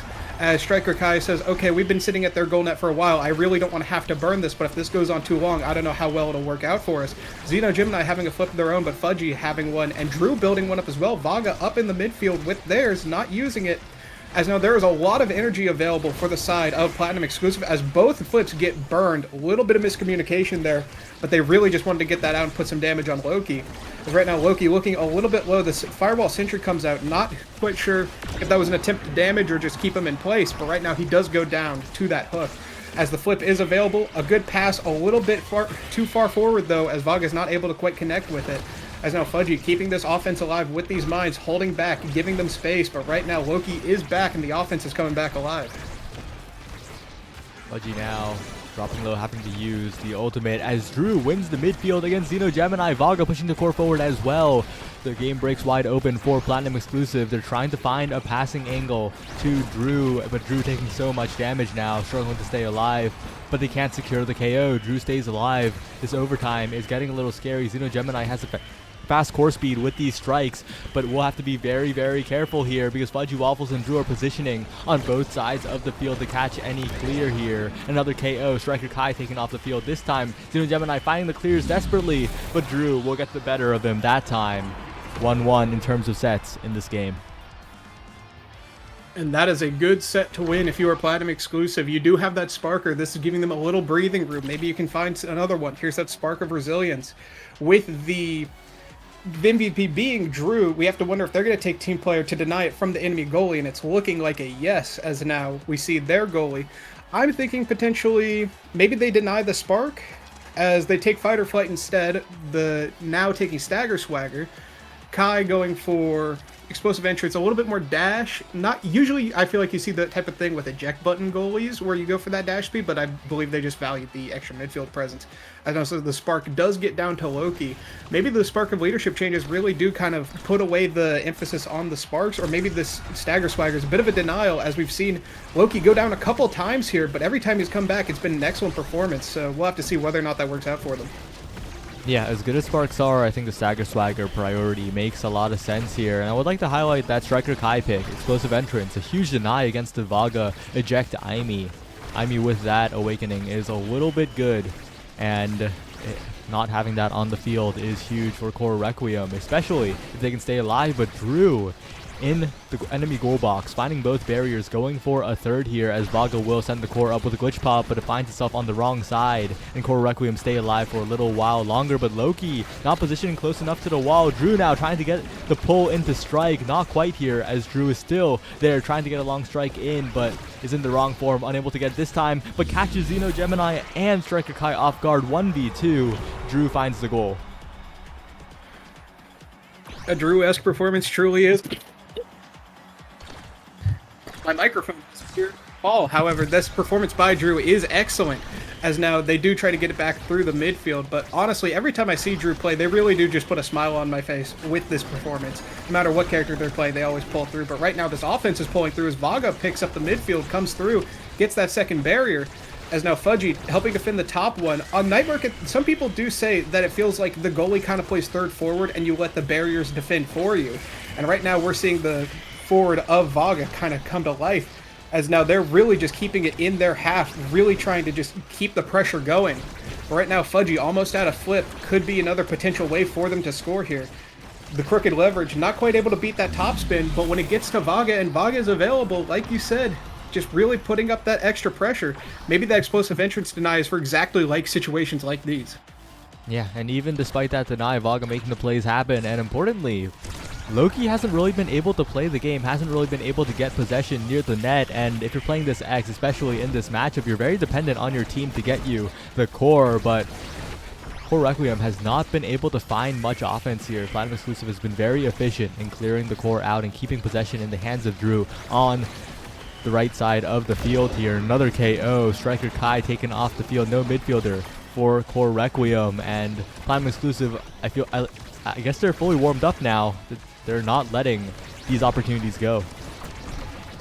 These rounds have been a bit of a slaughter, as like you said, these kills on Loki, not really letting him play, and when they do keep him on the field, they keep the core away from him. Really just the level advantage is really showing. Xeno Gemini at 8, but Loki just at a measly 5 at this point. With how fast these sets are going, with another 3-0 for the side of Platinum Exclusive, we might be seeing this one wrap up quickly. Yeah, that's specialized training. Oh, going for the prime time actually here, choosing to take away the utility from the side of Core Requiem because specialized training, pretty mediocre on the Kazan goalie. Doesn't really do too much, so the Kazan goalie's left with a weird choice. Probably will go for the unstoppable. No, choose deny away the extra special. Conserves the pick all the way down, but that means unstoppable is available for the goalie of Platinum Exclusive. Vaga picking it up, and it's going to be even harder for Loki to score past that. A little bit of toughness. That extra special really kind of just does a whole lot of nothing for Kazan there. And when Striker Kai's already down in Awakening, Xeno's already down in Awakening, you have two players who have just sort of missed the Awakening draft. The specialist training is going to be nice on Loki, but not if they can just never get it to him. Like you said, with this midfield presence, really just keep the ball out. But right now, Loki getting the core and really just making good use of it as Vaga with an unfortunate angle on that glitch pop. Not quite able to get it back to themselves. Loki scores a goal in record time. Yeah, it's the game speeding up now, and when Loki gets possession, he can make those plays. We'll see if Xeno and Striker Kai can make that happen. And Loki now once again pushing in, but I think Fudgy Waffles has adapted. Drew is there as well. A KO comes through. Loki off the map. And Fudgy and Drew have plenty of time to play with, but Striker Kai this time, the one holding in the midfield core Requiem, have unlocked something else, it feels like, as their defense is coming through. For sure, that Firewall Sentry not quite able to do it. Fudgy Waffles with a flip available, but Drew with a kill available for his team. As now they have a 3v2 power play. Fudgy with the flip still available. They got to get past Loki and Xeno here. Drew trying to get through with the slip through as well as the crooked leverage, but not quite able to make it. As now Loki is back and ready for a vengeance as they don't quite get the second hit there. But right now it is on the side of Core Requiem, and the goalie comes up, manages to get back this time, not punished for that carry up. And now we have to see whether or not they can get past Striker Kai, which they do. But now the bottom lane is wide open, and it's back to Loki. What can he do with it? Gets a barrier, gets it past the goalie, and there it's Xeno Gemini actually that gets the core, the overtime, giving that extra bit of power that you need with the Pauldrons to spark the core as Kazan. Makes that midfield presence, like we see with a player like Moffin, really shine here as Xeno picks up the midfield and scores a goal of their own. Really well played by Core Requiem, but even despite winning that, it was a little shaky because Striker Kai is getting caught by a lot of these open primaries from Drew. Those are unforced errors. You can elusive that basically whenever you want, and Striker Kai being taken out like that is very concerning because it means that Xeno and Loki have to do double duty in the midfield and goalie. They have to figure something out here. But Striker Kai now pushing up, getting KO'd again, giving an opportunity to Loki, but the flip not used that time, conserving it for a potential goal here. Core Requiem trying to make this point certain, but that's a barrier taken. That's the start of a comeback in this set for the side of Platinum Exclusive, and with that great now primary from Fudgy Waffles, the resources from Core Requiem are all gone. It seems like this game is just going to be a whole lot of throws. Striker Kai almost sneaking a barrier there. Drew going for it at one as their own. Not able to get through that topspin. The Firewall Sentry able to help keep the ball alive. But right now, Drew getting hit with that Maddening Descent. The Now Mine not able to quite make it through. Does get a heal onto Drew, but it also gets a kill onto Fudgy. As now we see a situation where the power play has been reversed, and when you're 2-0 in this set and you get this power play, you have to make it happen. Especially with both your barriers down, your defense is on life alert, and so is Fudgy, as now they come back. They have managed to get back up. And right now we just got to get it into the hands of Loki. Fudgy with an excellent save with the help of Vaga. Drew help keeping the offense alive, winning that strike war with the leverage. It's almost like a ranged strike war at that point, almost like a battle between two rune pillars. But right there, Drew is the victor there. Fudgy Waffles sends it in with the help, and now we do have a 1-2. No 3-0 this time. We'll have to see if this turns into a 3-2. Yeah, it's tough because Xeno Gemini, in the final second of that last point, burned the core flip. That means that Core Requiem are in a bit of a dire situation. Despite being up in points, Platinum Exclusive have looked so good, and with the meter advantage, with the passing plays to Drew, and with Drew consistently mixing up both Striker Kai and Xeno Gemini, has had so many 1v2s. If Loki can't score this fast, it's going to be hard.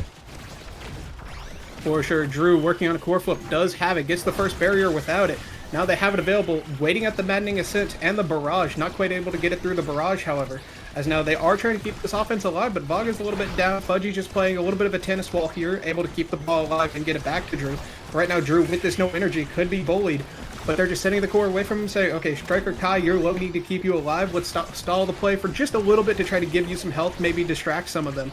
But right now, Loki with the flip, hanging back, helping on this defense, as they are worried about this Vaga pulling up with the flip, with that eject button. But right now, the only thing ejected is Striker Kai from the stadium, as we do see them leave the pitch. Loki with this flip still available, keeping the defense alive. The bull rush, as well as a strike from Xeno Gemini, able to get it out. 3v2 does stop, as now it becomes a 3v3. He is back, but taking a good chunk of damages. Now we have to see whether or not Drew can get it through, or they can make this a 3-1 and give themselves a little breathing room in the set. That was so tragic there. Drew has been slightly off with the angles. A goal earlier, the barrier this time, and doesn't find the barrier still. Finally, Fudgy Waffles on the follow-up will take it, but those 3 missed opportunities have to hurt. But all of that can be forgiven if it is converted here. Drew now trying to get a strike down, trying to get the strike war win, dribbling to the bottom side, mixing up Xeno, Gemini, and Striker Kai yet again. Drew is in their head, and we're headed to a 0.5. For sure, you have a Kazan in your walls, and right now the only walls that are being held up are the barriers on the side of Platinum Exclusive. We have to see whether or not the Core Requiem can help out as well, getting that defense. But right now, Drew with the flip available still, and Fudgy with one of their own. Drew has to use it to survive. Fudgy has theirs available. We could see a potential barrier here. A good pass, finding a great angle past the barriers, and an unfortunate angle on the strike. Xeno Gemini looking to dribble in their net, give themselves a little space. But unfortunately, the only space here is the space back in the lobby that we'll be going to as they win this set 3-1, I believe. A tragic end, but well played by Platinum Exclusive. Core Requiem had good moments, but Platinum Exclusive didn't let themselves get caught up in the pace, didn't let Loki play the game. And that was a huge factor, especially because when Core Requiem couldn't get it to Loki, there were a lot of situations where Loki dropped back to help on the defense. And that just means Platinum Exclusive gets a free pass. They don't have to play defense as hard. They could push up, continue the offense over and over. And, well, then it was just one-sided. For sure, and if I remember right, that was Core Requiem's map pick, as now we're going to be going to Oni Village in this game too, picked by Platinum Exclusive, and if we do get to game 3, we will have Clarion available. But Oni Village, a little bit of a different map, I feel like, compared to Night Market being very stuffed. You have these characters like Exit now who can control a lot of space with their primaries or secondaries. But with this big open map, I feel like we'll see maybe Fudgy Waffles coming out with the Estelle, or maybe some more characters that are able to control space, like maybe Erasmus or something like that. What do you think we'll see going into this next game? Honestly, it's very interesting. I don't know, because there's a chance that we see the Vaga Kai, a very good chance. And then it gets a little murky, because Striker Kai is probably going to be on the Kai. Xeno Gemini will probably pick a defensive goalie, probably either the Kazan or the Atlas. And there's a big question mark for Loki, because of course we know the brawlers that he's going to pick, but I'm not sure which one of them he will opt for on this open map where you have to convert and find the midfield pressure as well. And of course, Fudgy Waffles and Drew, much more flexible players, so I think it's going to be less predictable on that end. For sure, and I do think that out of the brawlers, I do think that X is my personal least favorite on that map. Not necessarily that he's bad, but just I feel like when you're already struggling in that enclosed space to get the ball to your X, and you have this big wide open field where things can get sniped, and maybe a strike shot takes the ball, maybe the pass gets interrupted by an Estelle beam or a Rose Warp. You have to wonder whether or not you can get it to a character like that, whereas something like maybe a Zentaro that we might see from Drew, where that dash range helps you get in, the ultimate covers pretty much the entire barrier, the mix-up potential on that primary. Like you said earlier, Drew, great at mixing things up. If they get something like Zentaro on this map, I feel like they could be doing great things. But as far as starting Awakenings, I feel like that will also heavily influence what we do see here, because even if you have these great picks that on paper are good on a map, if the Awakenings just don't line up, or maybe you see something like, you know, all hot shot, right? Maybe like a rune goalie comes out. I'm not sure if either side has a rune goalie, but just situations like that might arise where you have to wonder whether or not the Awakenings are going to affect it, or if these players are just so confident on their picks, so comfortable, that they'll say no matter what the situation is, I'm confident that if I pick this character, I'll be able to perform. Yeah, and we'll have to see. Platinum Exclusives ready, just waiting on confirmation from Core Requiem to queue up. It's going to be Oni Village. It's going to be a very interesting game, and again, this is a map that is very familiar to all players of Omega Striker. Some of the greatest grand finals were decided on this map, and although this is a little bit far from the grand final, this is still NASA playoffs. A very, very important match for both of these teams, and we'll have to see how it pans out here, especially because there's a gambit that Platinum Exclusive can actually do. They can ban the Kai here, and then Striker Kai will most likely pick the Drakkar, right? And Drakkar kind of sucks in the midfield on Oni Village. So they can just opt for that to try and neutralize the midfield completely.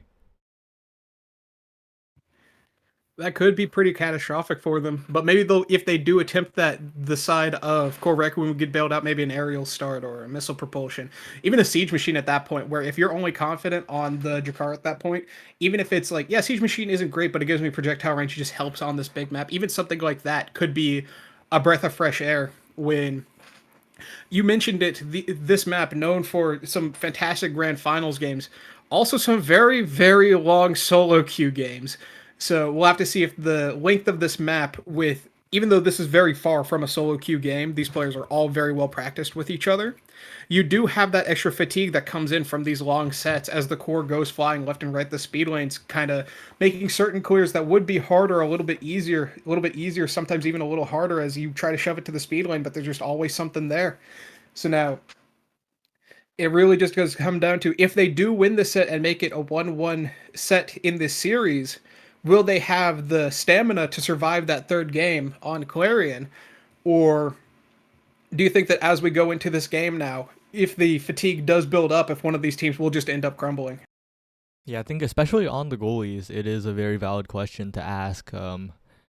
Especially goalies like Vaga and Zeno, a lot of these saves are determined by how sharp their reflexes are, and not too crazy of a start, but a start very fitting of Oni Village. We're here with the Hmong Titans and Chrono Boost. There's going to be even more speed on the field, and that's a strange Luna Hover from Fudgy Waffles. He has picked it in crucial Oni Village games before, and Platinum Exclusive are indeed going for the Kai ban.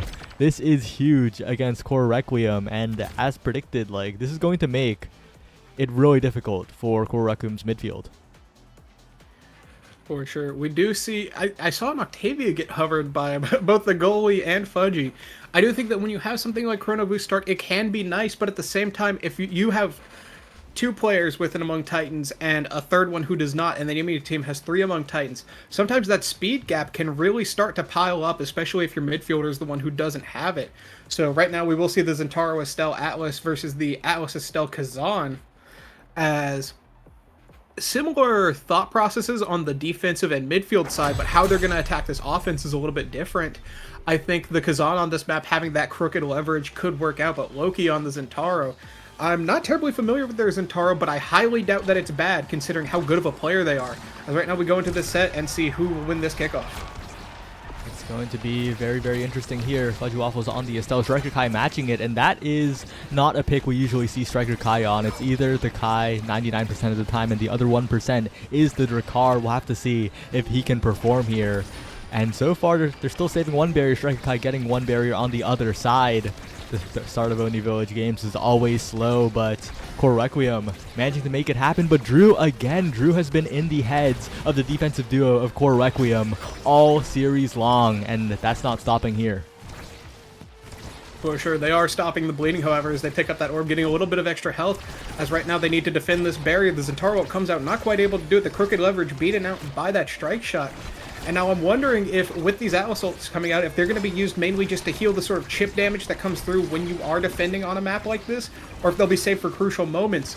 But right now, the only thing crucial is this defense, as Drew tries to dribble to himself, but a good not expanse, but the actual projection by Xeno Gemini, a flip available to them, as they are trying to keep this offense alive. They do manage to sneak it through. Drew, like you said, great at these mix-up situations, the crooked leverage, giving them that little bit of extra reach that they need. And when you have a character like Atlas that is fairly low mobility, sometimes that extra reach can be a 50-50, but sometimes in situations just like that, it can just be a game over. Yeah, and with how Drew is positioning around the melee goalie of Xeno Gemini and Striker Kai, who is helping out on the defense, it is just so effective. It feels like Drew just knows all of the counterplay, has plenty of experience playing against defensive goalies like this, and again going in with the strike, with the primaries. It's so difficult for the goalie to deal with, and especially on a map like Oni Village where the games are long, it just keeps stacking up on the mental. You have to pay attention to so many things, especially with Fudgy Waffles as well on the Estelle for follow-up. This is a stressful game for Xeno Gemini. For sure, the stress builds up as this flip and the top spin come out, but he does manage to defend it. Excellent defense. But Drew, excellent offense of their own, winning the strike war against Striker Kai. as they do send it into that top side. Drew really just putting on an excellent performance this series. Seems like no matter what, if they get the core, something's going to happen. But right now with this kickoff, it's starting bottom side with Fudgy Waffles, and unfortunately they don't get the core as it slips just past Drew, and both these barriers are now gone. So now we have to see whether or not Vaga can hold it down. Will they mount an offense of their own, or if they're just going to save resources here and try to play slow, see if they can make something happen. An important question to ask here. And they do get the passing play. They do win the strike war, and they do find the goal. Core Requiem not out of this by any means. It is still the first set. And if they can convert like that more often, this could be the turnaround, especially after they get more comfortable with these characters. A big departure from the composition they piloted in the previous game. But Striker Kai actually catching Fudgy Waffles out, getting the barrier on the top side, and now they're trying to maintain possession to push for more. Striker Kai to Loki, the primary in, but Vaga finds the last second save. The barrier stays alive. For sure, finding some very tight angles here. Vaga, excellent defense. As now Striker Kai has a flip available to keep the offense alive. Loki available with the ultimate, not quite able to make it through. They do clear it out from the Stell Beam. As now Drew getting that first strike war with the crooked leverage. The second one with just a regular strike. As now, like you said, these 2v1s, it feels like Drew finds himself in constantly and still manages to win. We'll have to see if he can get this barrier here, but right now it is back to the side of Platinum exclusive. Loki not quite able to convert that goal. And now with these Estelles in the midfield, I don't think there's been a particular midfield gap, but with this flip available, there is an energy gap, as now we have to see if Drew can make this happen. The flip does come out from Xeno Gemini. Almost an excellent mix-up there. But now we have to see if we can get it back, or if one of these flips is going to have to be burned on this defense, and it is, but a barrier is taken. And now we have to see if one gets used to get it back to Drew, or if they just trust they can get it to Drew here. With the beam, with the crooked leverage, not quite able to get it, but the maddening descent putting him in an excellent position to catch that strike shot and catch a goal for the side of Platinum exclusive. Oh, and Loki, so tragic, right? You saw the missed flip there, inches away from finding that and finding the goal, but does not connect. Stands there, pops an emote, and knows that the point is doomed. Definitely unfortunate to see there, but it is Platinum exclusive who played better, and they are currently winning more. The Spark of Leadership taken as a first pick with no other Sparks in the draft. A massive pick here for the later drafts. For sure. And this one, the Spark is available, but we don't have to deny the Stagger Swagger like last game. You really do just get that full force of leadership, especially when you're already up around. Unstoppable, not getting taken there, just opting for some size. The twin drive on Atlas goalie, an excellent defensive force. Vaga only getting Stagger Swagger for a little bit of extra speed, as right now these barriers both go down, but they do manage to keep the goal alive. A little scary expanse, but we'll have to see if Drew can convert something here. Fudgy Waffles getting low as well. The KO a possibility, healing up, making sure that Fudgy Waffles is not taken out. Vaga now in the corner, finds a clear away, and Core Requiem need to find a way to keep this core in possession, because right now it's slipping away. Vaga finding the clears around absolutely everybody, and Drew dropping back to help defend as well. Now Drew looking to try and pull the core. Xeno Gemini and Striker Kai juggling it well for a second, but as soon as it slips away from their possession, it is Drew finding two barriers. You know, I feel like you often hear people talk about how it's fine to give up a barrier here, because sometimes you get stuck in positions like that where when you have somebody like Drew, you can't really send it to either side because you know they're ready to catch it, so you just get stuck in a situation. And right now they are stuck against this core flip. The pass comes out a little bit late, but honestly they didn't really have an option there. Drew making an option for themselves as they use that crooked leverage to open up the gate and find that bottom side hit. Really well played by Drew, and of course Vaga as well, right? In the last moments of that point, stepped up past Loki, made sure that a pass couldn't come through, just proactively strike the core, a perfect pass to Drew, and that's the type of goalie play that you need to see in a high-stakes game like this. Vaga's so confident standing at the midfield line, and that means that the offense is just so easy for Platinum exclusive. They don't even have to use Fudgy's flip. A beautiful timing on that Estelle primary, beating out the projectile there from Atlas. A little bit tough. Fudgy still having this flip available, but they are down a barrier now as they do have to get this out. Not needing to burn the flip though, just using an expanse and a primary to help stall this defense. As now Drew building up a little bit of energy of their own with these orbs. Loki not quite able to convert anything yet, not really being given an opportunity. that Kazan strike, having that limited angle, kind of sends it at a little bit of an awkward spot, as now it is back in their half, not quite able to convert anything yet, but give Drew enough time, enough chances, and he will make something happen. As right now, Fudgy Waffles is taking a little bit of damage. We have to see if this Atlas ult can keep them alive in the situation. Back to full health, Loki and Striker Kai having a little bit of damage of their own. The flip does eventually come out, and the Atlas ult as well. So we'll have to see if, with this sort of stalled defense, they do lose one, but if they lose the second one here, this could be catastrophic, especially when you're already down 2 games. You need as much help as you can get, and losing both barriers first in a situation like this could be catastrophic. Yeah, and they can't really find their footing on offense either. They have plenty of resources, but that flip at midfield is a little hasty, a little panicked from Striker Kai, desperately trying to find their footing as soon as possible, which means that it's just so easy for Platinum Exclusive to keep holding here.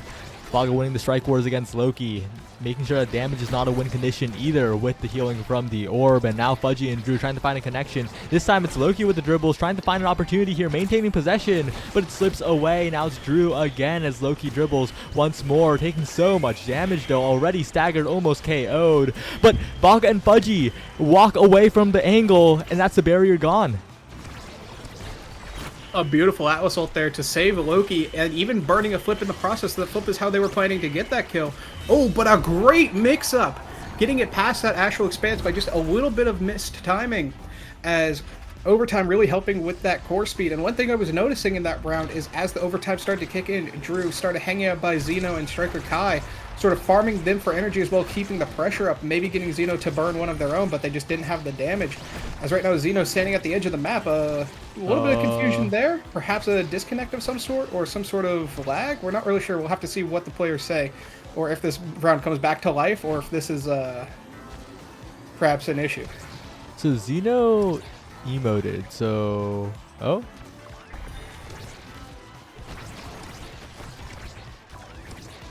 Yeah, I guess it's fine. The play is restarting, and Platinum Exclusive, honestly, kind of graciously pausing the game there. That the normal policy is to play the point out, but now they're on much more even footing as Striker Kai and Loki are trying to push up into the corner here, trying to maintain possession. But again, it's Drew getting possession here, and with Fudgy at flip, Striker Kai at flip, but defended away by Vaga. This meter advantage is pretty significant for Platinum Exclusive. For sure. Like you said, if they had just taken that point as per policy, they would be up and in the next draft. But right now, the only thing being drafted is the core to which side of the field they're going to war as Drew tries to make an opportunity happen there. Nothing quite yet. The crooked leverage, but with no real opportunity with 2 players in that barrier. Really just keeping the defense alive. Fudgy having a flip, playing it slow, not needing to burn it, but it does come out from Vaga as they do send it down to Drew. Drew with a good dribble to bait out the expanse, but not quite anything after that.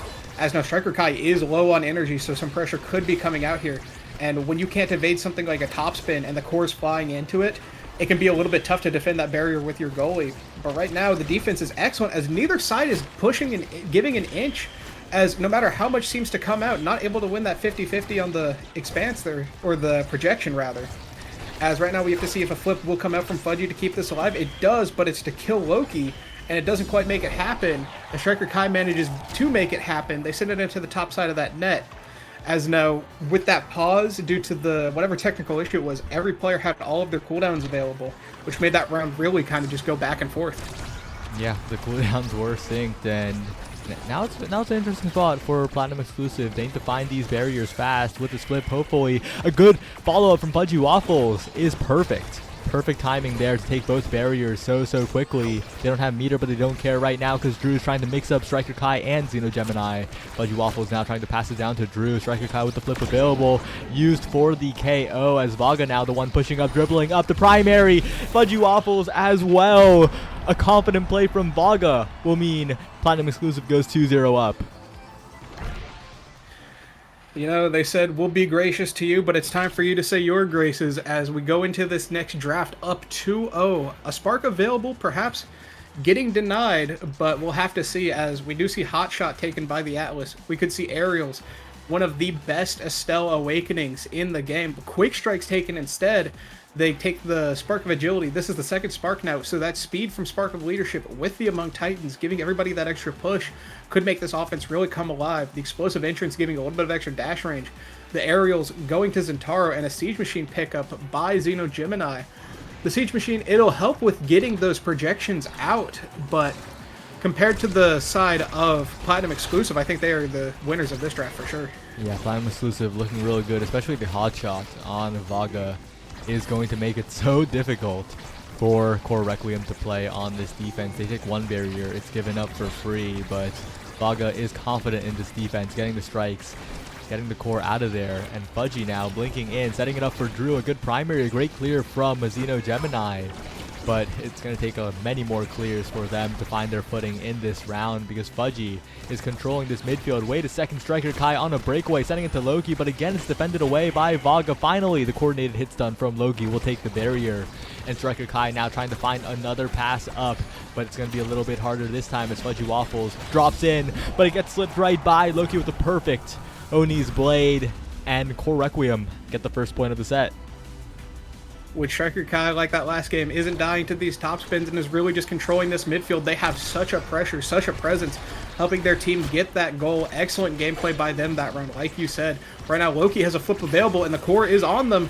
The projection does come out, able to stop it, but they lose a barrier of their own in the process. And Drew burning their flip, not quite able to get anything off of it, just a pass, keep the pressure alive. Fudgy building a flip of their own, not able to get that orb as the defense is really just swarming that barrier, keeping it alive. Unfortunate maddening descent, sending it a little bit out, that pressure falls. But right now, Fudgy does get it out, and they are very close to a core flip of their own. They do get it, as now this pressure could come alive as Vaga and Fudgy both have their flip available. So we'll have to see if one of these gets burned. There it is. It feels like we usually see Vaga use theirs first, trying to keep Fudgy's available for the offensive play. But right now, the only offense is the Striker Kai and Loki getting this barrier and opening the gate, really just keeping everything up. Drew able to catch that out clear. We'll have to see how much more they can catch before they have to burn some resources of their own. It'll be very interesting to see where this flip is used from Fudgy. Drew also building up a lot of meters over time hits. Getting a little scary now. Loki on the breakaway, trying to find a goal, but not quite. Now Loki in there, trying to read the clear from Vaga, but the core slips right by both Striker Kai and Xeno Gemini. And with the barriers open on both sides, a huge opportunity comes up for the side of Core Requiem, but Striker Kai's shot is perfectly angled. Gets right past the expanse of Vaga, and that's 2 points on the board for Core Requiem. I believe that Core Requiem did lose that barrier, trying to keep their player alive against the onslaught of damage. But there they say that we don't even need this barrier. We're just going to take the point and the goal. As like you said, they go up 2-0 now. And honestly, for how strong that draft looked for the side of Platinum Exclusive, the gameplay is looking phenomenal for the side of Core Requiem. As right now the pressure is really coming alive, and they get this 3-0. However, there is that lingering doom of the Spark of Leadership availability. They already have 2 sparks. If they get a third, this could be unsurmountable. We'll just have to see. Ooh, and this is unfortunate. 3 sparks available. Focus or strength probably going to be the pick for Fudgy Waffles. None are even denied away. Getting the pick of the litter here. Spark of Focus is inevitable. And some solid pickups, right? Fight or Flight in the midfield. Prime time as well for Zentaro. And that last draft, although I think Platinum Exclusive got the better draft overall, I think a big thing to note is just there were 2 Dash Awakens available, and one of them went to the Zentaro of Loki. And with that happening, the Dash Awakening really unlocking Zentaro there, and I think that might make the big difference. For sure, that character can be a menace to society at times, as right now that first barrier goes down. I do want to point out that the Striker Kai pickup there was the Fight or Flight, and with quick strikes already available, that's going to be a huge midfield presence to match the speed that they have from the Spark of Leadership. But right now, the speed of this offense is not quite picking up, as they aren't really able to get anything here. Fudgy Waffles attempting to get it down. Drew going for some mix-ups of their own. That topspin not quite catching it, but they are catching Striker Kai low on HP. Potentially a kill could come out here, especially with that explosive entrance and heavy impact. And there it goes. A good pass attempt, but Loki able to catch that pass, as now the Oni's Blade keeping it alive. But with 3 players collapsing, you do have to burn that flip. You have to find some out. And right now, Drew is looking for the life of Xeno Gemini, perhaps just farming a little bit of energy, farming some pressure as well. We'll have to see if Fudgy can get it to them and they can make a play happen, or if this Vaga with the walk-up is all they need. As now Drew going for an opportunity, big mix-up happening. We'll have to see. The topspin not quite able to get it. Fudgy and Vaga, 2 flips available. What's going to happen here? Oh, but Vaga dances a little too far forward, and that's the barrier going down. Does have to flip for insurance, but has to be a lot more careful here as Drew and Fudgy are continuing to try and find the angles. This time, though, it's Striker Kai who gets it through, and a primary to maintain possession for Core Requiem. Finally gets to the other side. Fudgy now the one trying to send the core forward, but it goes around the world again. Striker Kai to Loki. Strike War won by Vaga. Another pass up. Striker Kai not quite able to find the follow-up there, and Fudgy waffles.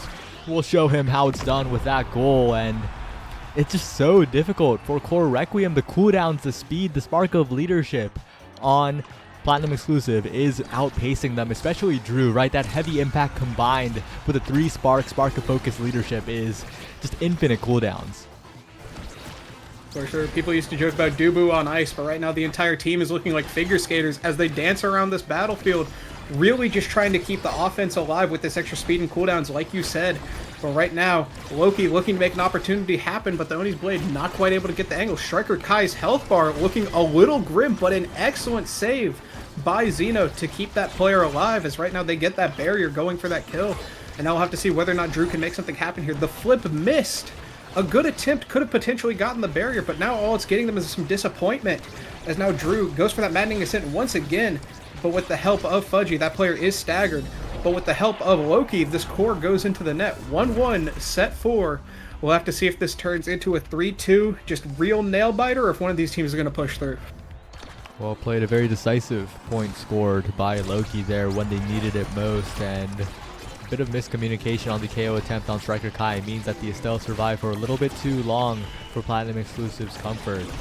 But it's another point, and we'll see what they can do with the meter here, especially when Drew builds it up so quickly and they have 2 flips on the board already. Xeno Gemini with no cooldowns. Drew trying to go for 2 barriers here, and we'll just take damage on Striker Kai. Might as well burn the res and even KO right through the res probably. For sure, that res only giving you 1 extra chance. Spider-Man, everybody gets 1. But right now, 1 barrier for both sides. We'll have to see if that can be converted into 2. Striker Kai really just taking so much damage here. Not even the Atlas ult can really save you from this onslaught. Maybe that's why earlier on we saw that Stagger Swagger picked up as Drew gets yet another kill on this player. Loki getting their flip baited out, and an emote comes out. They know that they got mixed. As now Xeno Gemini almost getting their life taken. Not having Pauldrons because they've opted for this strike shot. Really giving Drew opportunities to put pressure on them. Because right now he has flip. We'll have to see if that converts any pressure of its own. Fudgy Waffle just covering the out clear. Vaga helping cover the down clear, just giving Drew that little bit of extra space to say, okay, even if it gets past you, I'll get it to you 1 more time. Fudgy helping on this defense, but unfortunately we leave the angle open as the bottom of that barrier does get taken. Fudgy Waffles helping on this midfield, not able to get it to Drew up all the way. Right now this flip is available, but we want to see if we can stall it. The crooked leverage beating out that Estelle beam, and now an excellently placed strike, a flip, an astral expanse. We'll have to see if we can get it to Drew here. Drew getting that flip and getting the goal as they go up 2-1. These rounds are getting close. Yeah, and the Kazan hook, the crooked leverage, doing so much work for Drew in these close points. Being able to control the core from all directions, find a strike wherever he wants is really effective in these hectic points when a lot of difficult situations can arise in just 1 moment. In 1 secondary from Drew, 1 dash, 1 pull, 1 strike could mean a barrier going down, and Xeno Gemini again needs to be so on point to defend it. The strike shot there is perfect, but how much longer can he be perfect? Can they get enough damage on Drew to force him away, or will Striker Kai to be the one getting KO'd? It's tough to say, and we have seen an Atlas ult come out, the projection coming out as well. We'll have to see if we can get this barrier taken, but right now Striker Kai and Loki really just closing off all angles. Even though they have 2 people defending, it seems like they can't get it out of their half. Because right now the Maddening Descent almost taking out Striker Kai there. The secondary not quite able to get it, but they do finally get that barrier. As now Drew, it feels like he kind of been slipping and sliding around this map. You know, we're not quite on Inkies, but it's getting a little wild out here. As Drew goes for this Maddening Descent again. Striker Kai just taking so much damage. Oh, but a 1v1 against Drew, you don't want to see that. But the speed gate perhaps messing up that dribble attempt. As right now, they don't get that through with the flip. The crooked leverage not quite winning that strike war. We'll have to see if Drew can make this opportunity happen with the help of Fudgy, or Fudgy going for the goal, not quite able to get it. As now the pressure mounts once again. Fudgy Waffles, Vaga both very low on energy, not able to defend with Invade. We'll have to see if they can capitalize on this. But once again, Not quite able to get it to Drew. The flip does come out for Striker Kai. How is this point going to play out as Drew, with that crooked leverage, like you said, just giving so much space and opportunity, snaking that goal in. And honestly, what a decisive play by them. Xeno Gemini stuck in a 1v1 situation, and against a player like Drew, that's not the spot you want to be in. Yeah, Atlas in an open net doesn't have the most tools in the world, and Drew converts cleanly 2-0 for Platinum exclusive as expected, but Full Requiem made that a lot closer than I think a lot of people would have predicted going into this series, so shout out to them, especially the first game. Got pretty scary for Platinum exclusive at sometimes. For sure. Honestly, a great series, though. Lots of great plays. It did seem like there were a lot of times where you had these massively powerful offensive players like Loki and Drew in position ready to strike, but the midfield on both sides able to just lock it down and say, we know that if it gets to you, it is a bad situation, so we're going to do everything in our power to keep that from happening. Both goalies doing excellent jobs walking up to keep that midfield alive. The Fudgy and Striker Kai both doing excellently in this midfield. Both of them, one of them passing 300 redirects. The core definitely has been tossed around. But right now, the only thing being tossed around are the bodies of Core Requiem as they are taken out of this bracket. Platinum exclusive going to be moving on. All right, and with that, it will be our next game, Plink Plonk Bonanza versus Five Kais, and Plink Plonk has been very strong, right? A close series against Jakar Chatting went down to the wire, and now they're against Five Kais, I think. This will be a very interesting matchup. Five Kais have a lot to prove. They are the last seed coming into the playoffs, seed 6, and also some of the more doubted players in the entirety of NASA, but they're still in playoffs. They're here, and they have a chance to dethrone Plink Plonk. Plink Plonk, the only team, I believe, that has beat Platinum exclusive in the regular season. For sure. And honestly, even if they are in the loser side, they are still amazing players, as we see Imizat be the first pick, the pick from Five Kais, and then Clarion Test Chamber as the second. Should we get to a third, Atlas Lab will be available as the third pick. With Imizat being the first pick, when you have someone like Moffin who plays a lot of Kazan but also has Erasmus, you have to wonder if that's going to be the ban for the side of Five Kais, where they say, okay, we know that this player, if they get Rasmus, could be trouble as the goalie, but Kazan, depending on the start, if it's something like a team player or a 1-2 punch, could be equally annoying. What do you think we'll see come out from the players here, as well as just what kind of awakenings do you think would be catastrophic to see if you're either side?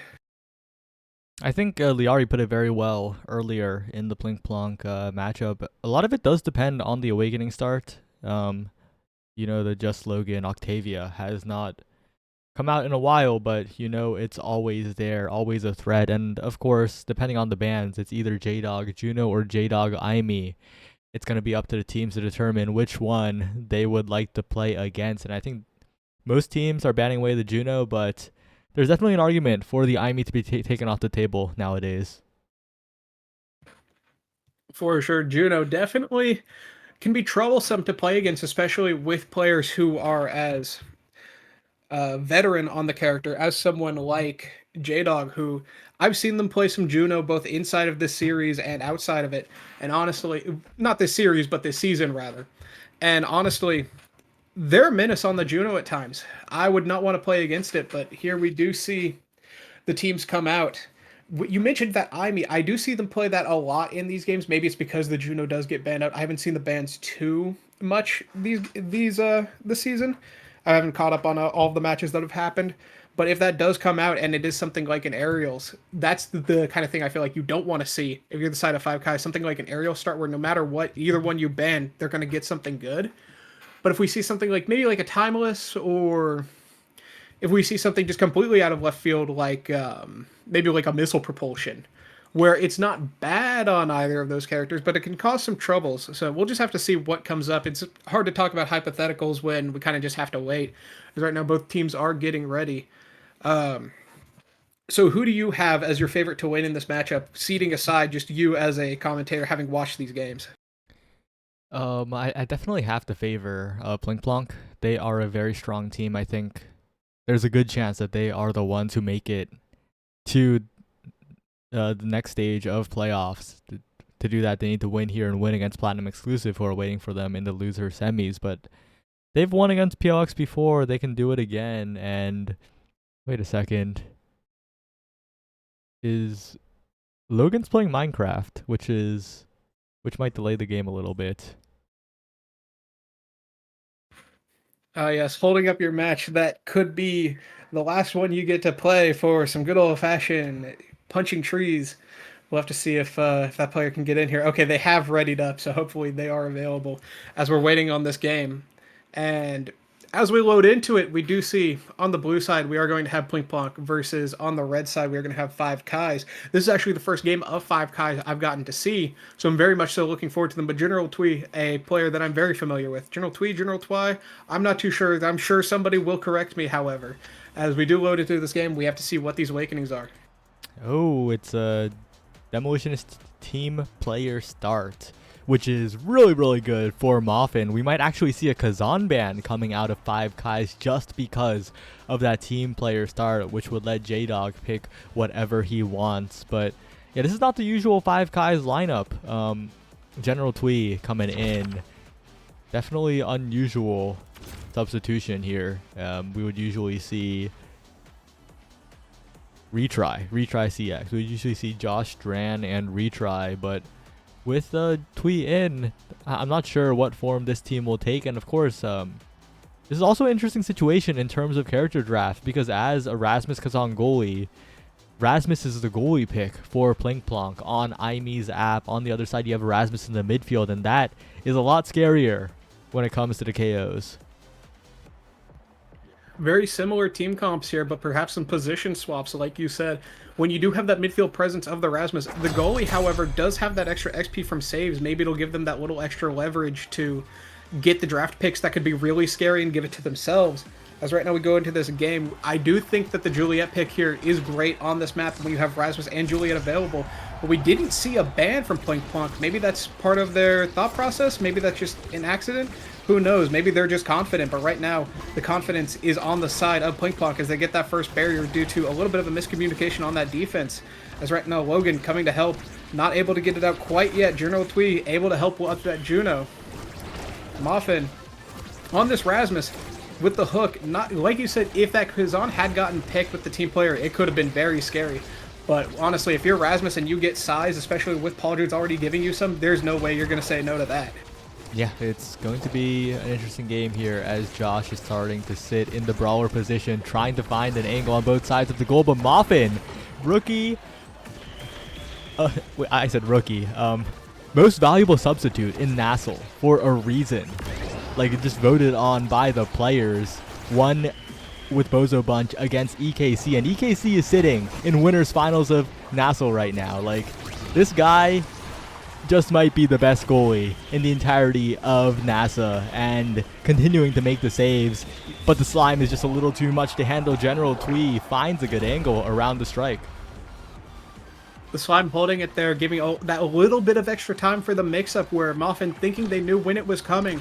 It didn't come quite there, as right now, like you said, Moffin, an excellent goalie. If you told me they were the best in this, I would not blame you. I would say, you know what, some of the angles they have found are excellent. The only thing I would say maybe holding them back at this point is that limited character pool of kind of just Rasmus Kazan. I haven't really seen them on anything else. But so far they haven't needed anything else. As right now Logan trying to get the core to them. The flip almost available, perhaps off of this dash punch. No dash punch there, just a punch, but a flip available. Gets the barrier.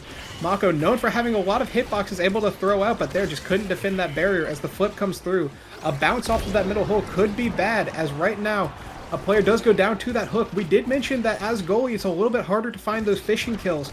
Right there, Moffin finding no problems whatsoever as they count this 2v3 offense, sending it right through Dran. Only one evade available, but that punch able to send it through. Yeah, and with that, it's a good time to talk about the character draft. That Plink Plonk no ban was on purpose, right? Because Moffin has two main picks, the Rasmus or the Kazan, and not banning there ensures that at least one is left up. Pretty good play as just Logan. That was an amazing dribble and just going for a dash punch on Dran to get the hit stun instead of going for the core. right there. J-Dog not quite in position to help on this defense. They do manage to get that 2v1 on the barrier. Right now, the ultimate does come out from Juno, maybe giving a little bit of extra ways to get it to Logan. Right now, the ult from Logan able to save it against those ensnare drums as Dran just doesn't strike the core. And Logan gets it through with that dash punch from almost the middle of the field. Yeah, really well played from Plinkplonk. And while the first set is still going, I'd like to apologize for the misinformation. Moffin didn't play against EKC. I mixed him up with the Fudgy substitution, but he does have a 66% win rate in Nassel. Won 2 games, lost 1, and also is tied with Kainoob for the second most assists technically. So yeah, this guy is performing, and we'll have to perform a little bit harder in this 2v3. The slimes are a little too much to handle. Josh's offense coming through, but Moffin playing calm, cool, and collected, continuing to make the saves, but getting KO'd by Josh. It's 2-2. We're heading to a 0.5 in this first set.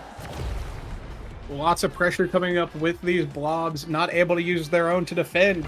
Right now, with that flip available and potentially a hook available, you've really got to be careful crossing this midfield line no matter what side you're on, as a flip could send you into the hole. The death touch could as well. Right now, the ult does come out from Logan just to survive those blobs, but General 2 with an excellent jump in.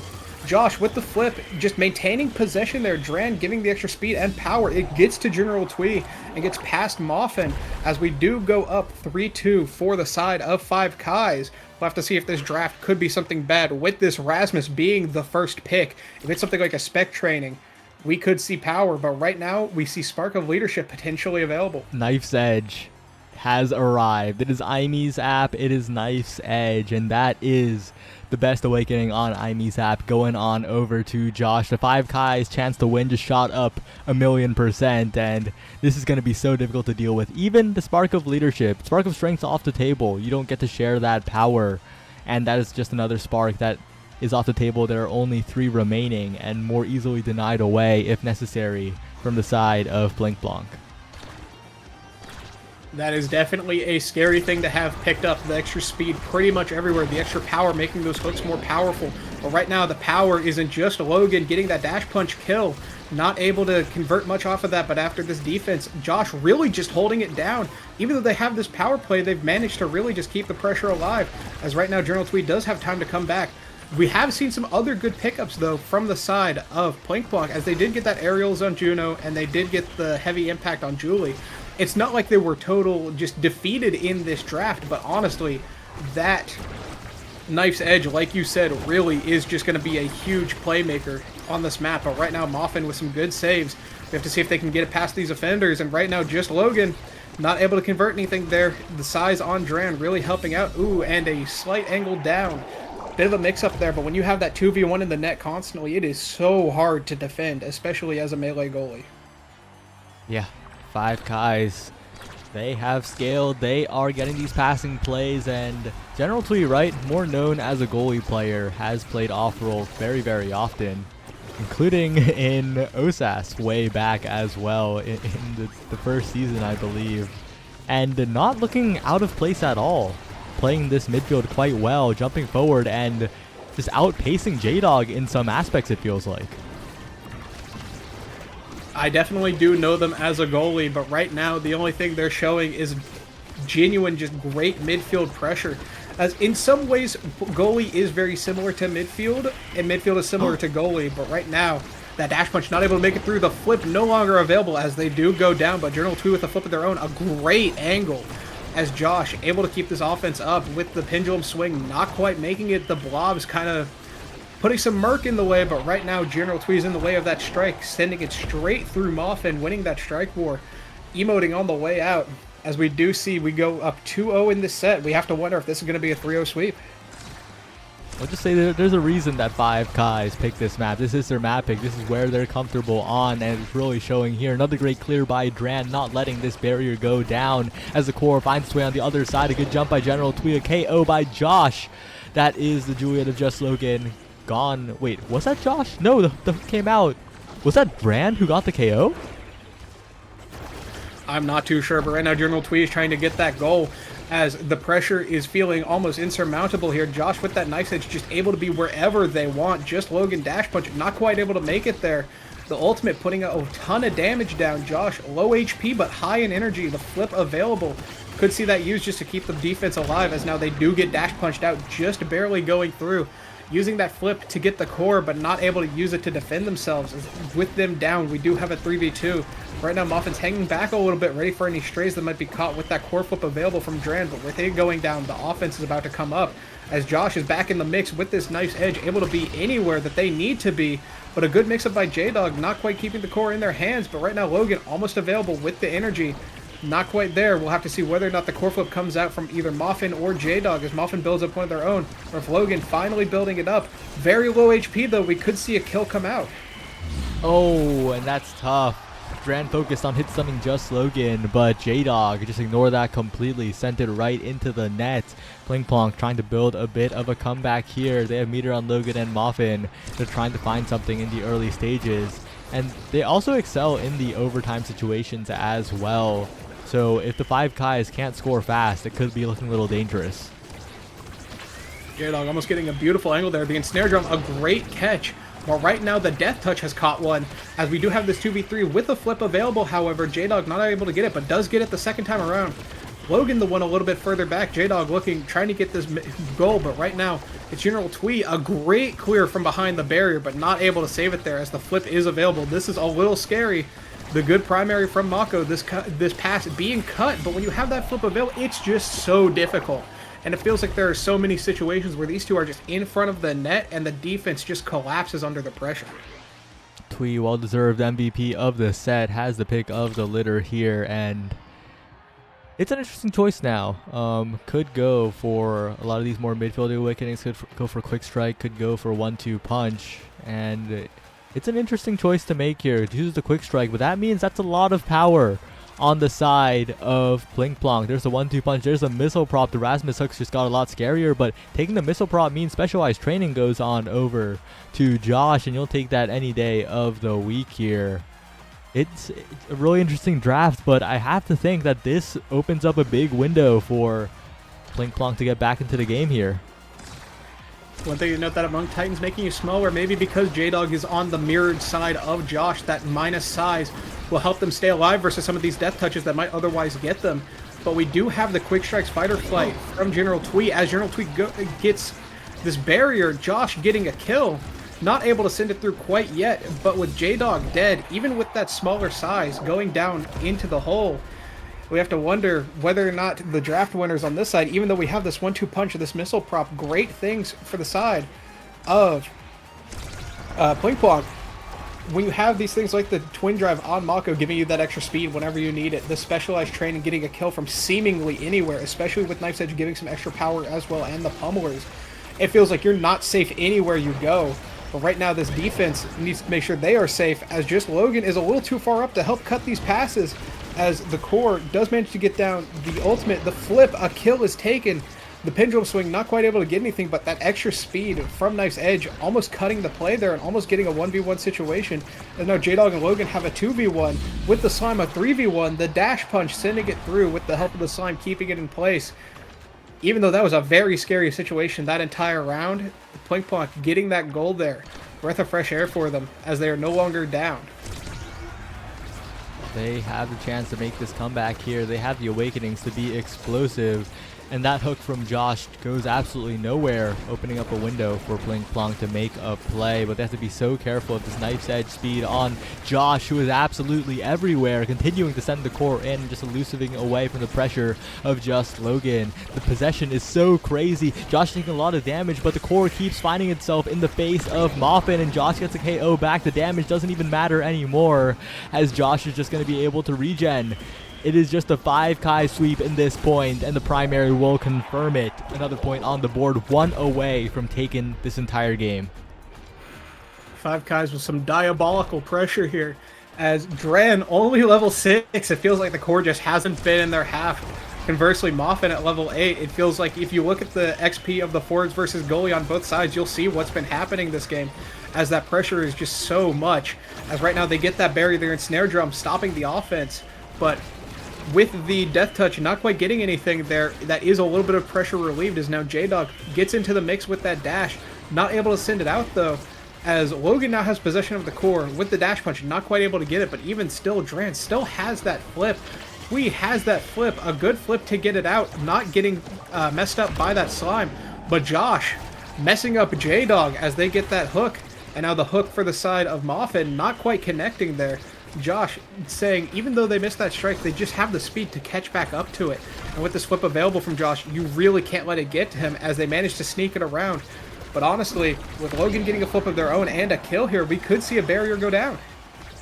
Logan has to be a little careful here. J-Dog goes in, and that hook will not be enough to take the KO. That shot will not be enough to take the barrier. Dran continuing to make these critical saves to keep Blink Plonk away as they try to convert here. Flip in front of the net. Just Logan with the KO and the goal. Blink Plonk 1 goal away from continuing this game, but it is such a small margin. 5 Kais could still close out the game here. Just Logan, after getting that barrier, flips, says, you know what, even though the gates are barely open, I just took this barrier. He said, this is my hole, it was made for me. Slips right through with that dash punch, getting that goal. As right now, Moffin with this flip available, holding down, but unfortunately with the slime sort of holding it in place. An awkward bounce by Just Logan, almost taking their own barrier. This is really tough, as now Logan is in the midfield here. As J-Dog went for an earlier jump, not able to connect off of it there, but Dran really just holding it down here. Josh, level 10, but the extra HP maybe not enough as this HP does go down. J-Dog with the flip available. Oh, but the dash punch getting the kill. Where is your goalie? Doesn't matter where your health is if your goalie is dead. Nobody back there to help as J-Dog gets that in. Well, really well played from Logan, and it seems that Dran was sticking a little too close to the net. Some might call that the CCL special, as we see a lot of collegiate goalies not as experienced do that, and we're gonna have to see some adaptation from Dran, who has made some really good saves, but the positioning was a little bit lacking against Just Logan's incredible knockback. And this is an interesting spot to be in here. Are they going to this is just a really interesting draft because I'm not quite sure who won this. It is not a draft of great proportions in terms of power, but I think the most important thing is actually that chrono boost on General Twee. It's kind of unassuming, but jump range unlocks Juno, and if Twee can find 1 or 2 big plays, it could mean 5 Kais can close it out. For sure, earlier we saw them eschew the aerials for that fight or flight quick strikes combo. But right now, we have to also wonder, with that extra range, sometimes that can mess up your positioning as maybe you go too far, not quite able to get it. But right now, Moffin able to get that kill, and J-Dog able to get that goal off of that power play, as Josh has to come back, but not quite able to do it in time as that slime gets it in. But I do want to point out that that is the second spark for Moffin, so should they manage to win this round, the third spark would be available. It would either have to be a deny, or that might be a big, big break for them, as Logan getting this core up. J-Dog, that minus size, not quite benefiting them in that case, as they weren't quite able to strike, losing another strike war there, possibly due to that size. But Josh really just keeping this pressure up, infinite strikes, it feels like. It's just so tough to deal with this player when they have that knife's edge of getting them wherever they want, the power to kill you from seemingly anywhere, and the strike war wins to really just show why they deserve to be here. Oh, the recovery drill immediately popped by Josh, and with his knife's edge speed is pushing into the corner. J-Dog interrupting it for now. That slime, a great obstacle against Dran, forcing out a cooldown from the Mako goalie, but Dran is now sitting pretty. Plenty of room to work with as Josh is being brought low. A KO here would be huge, and Moffin from across the entire map finds the dunk with the hook. General Twee now alone in this midfield, missing a strike, giving Logan an opportunity, and that's the barrier going down. General Twee getting punished for these strikes missing, and again, that means J-Dog gets the core. 3 missed strikes in a row, and Plink Plonk capitalize. This is looking good for them. The extra slimes from that prime time, the kills from Moffin, even though we mentioned earlier, or at least I believe it was you who mentioned it, that when you have that goalie position, you don't have those opportunities, just like Josh takes one there. It seems like Moffin, even in that goalie position, is able to find these kills as Josh is able to find these goals. The Rasmus battle is a little bit different as opposed to just who hooks more, who gets those kills. Right now, defense versus offense is sort of the name of the game, as we do see this 2-2. If Plink wins, this could be big for them. But if they lose, that's it. Yeah, the next set is on the horizon, though, as Just Logan with a dash punch. A flip available for J-Dog. The 8 seconds have passed, and we're on to set 5. Plink Plonk convert. They want to win this first game. They do not want to go down in a best of 3. For sure, but the spark of focus going down in this draft could be the third pickup. But at the same time, this Monumentalist available, you really don't want Josh having that. That's so much pressure on your midfield. They say, you know what? You can have the Monumentalist, but he doesn't even take it. It's the Rapid Fire, as 3 sparks are picked up. Rapid Fire picked up to deny the Rapid Fire Prime Time. Extra Special going down. Unstoppable, a good pickup against that Dash Punch. Juliet with the KO belt, able to just kind of farm those middle kills, as right now Juno taking the Timeless Creator, able to stall out the play a little bit more when they need it, and the extra duration should they need to do like a passing play. But I feel like with that third spark picked up and the extra special, it's going to be scary. Yeah, but I feel like Josh fumbled quite a bit by not taking extra special there. It was given up to him by Moffin on a silver platter, and there was an opportunity to take over the game with specialized extra special Rasmus hooks to be the egoist. You have Knife's Edge, you could have assembled Biss, but instead you denied rapid fire away from the opposing Juno. And as good as that is, you have to be the win condition in a game as critical as this, and I think 5 Kais will get punished for it. Plink Plonk in a great spot. For sure, but right now the barrier goes down. The spots have equalized as Josh is in front of the net. A great save by Moffin, a great save by J-Dog. Logan using the ult just to keep the play alive, but it's so scary right now. As, like you said, maybe that rapid fire was, instead of playing to win, we're just playing to not lose. And right now, J-Dog not losing that strike war. This flip comes out, but with nothing really available, J-Dog not able to get that strike off of the slime. As right now, we do see the flip almost available for them, but how do they get it past this midfield when you have Josh in your face? General Twee now catching these rebounds perfectly, has flip available just in case. They don't want to use it here. They will not need it. A great shot from General Twee means that 5 Kais take the lead here in this critical 5th set, and maybe they're fine. Maybe their power is enough to get past here. Maybe the draft really didn't matter, but I don't know. It's going to take a lot. Josh getting the KO, though. That's a striker advantage, and Dran will not let the barrier fall. This is huge for 5 Kais as Josh takes the barrier and continues to maintain the possession. For sure. Maybe the draft didn't matter, but these hooks certainly are. But that clear, excellent. We do still have the flip available, but there it goes as the player goes down. Dran having a flip for this defense, but another kill there by Moffin. A great hook. I have to assume that was a hook. As right now we have a 3v1 situation, but Mako is one of those characters that can put out those cooldowns and really just keep the defense alive no matter seemingly what gets thrown at them. Punches coming out, dashes coming out, strikes, another hook gets yet another kill. This Unstoppable is available, going to make stuffing the core a little difficult. But right now we do see Logan in a great position to try to get a strike war if they can just manage to. Right now these slimes everywhere, not quite able to do this. Josh with that pendulum swing keeps the defense up. As now 3v3 situation again, Josh not quite going down there. And we'll have to see whether or not this core flip from J-Dog, if this one is wasted or if this one will be the thing that saves them. Oh, and a slightly missed angle by Josh. 5 Kais get punished for that missed shot. It bounces off the bumper instead of going straight in the goal. Gives a clear opportunity to Moffin. And Plink Plonk do not let that opportunity go. They immediately score on the other side. It's 1-1. It is 1-1, but unfortunately my stream just caught up. It wasn't, for some reason I got stuck. I thought I got booted to the lobby, but right now the only thing being booted is Josh's HP bar, as his flip is available for Logan, not able to get it to him. Right now with that hit, able to get it down, but honestly these 1-2 punch dribbles kind of maybe messing up Logan a little bit, but right now with all the slimes in front of the net, this defense is getting a little messed up as the barrier does go down, and so does Logan with that flip. A huge resource to lose in a situation like this where every single interaction matters, and Josh has their flip available. General Twee making one of their own. That hook not quite able to get it killed, but Josh with the pendulum swing is able to get that goal. 1 goal away, 5 Kais. They've been in the situation 2 other times, maybe even 3, and they have not been able to close out this game. But this time it looks a little different. Look at the meter on the side of the 5 Kais. They have flips to spare. 1 burned away. Josh going for the barrier. The second one still available in front of the net. They won't go for it yet. Just Logan. They cannot find the KO on Josh quite yet. And Josh in front of the net. A flip right into the center. Calls Moffin's bluff. That is 5 Kais taking the first game. And honestly, what a tough game. That looked so back and forth at times, but honestly, just those hooks from Josh were just so much pressure.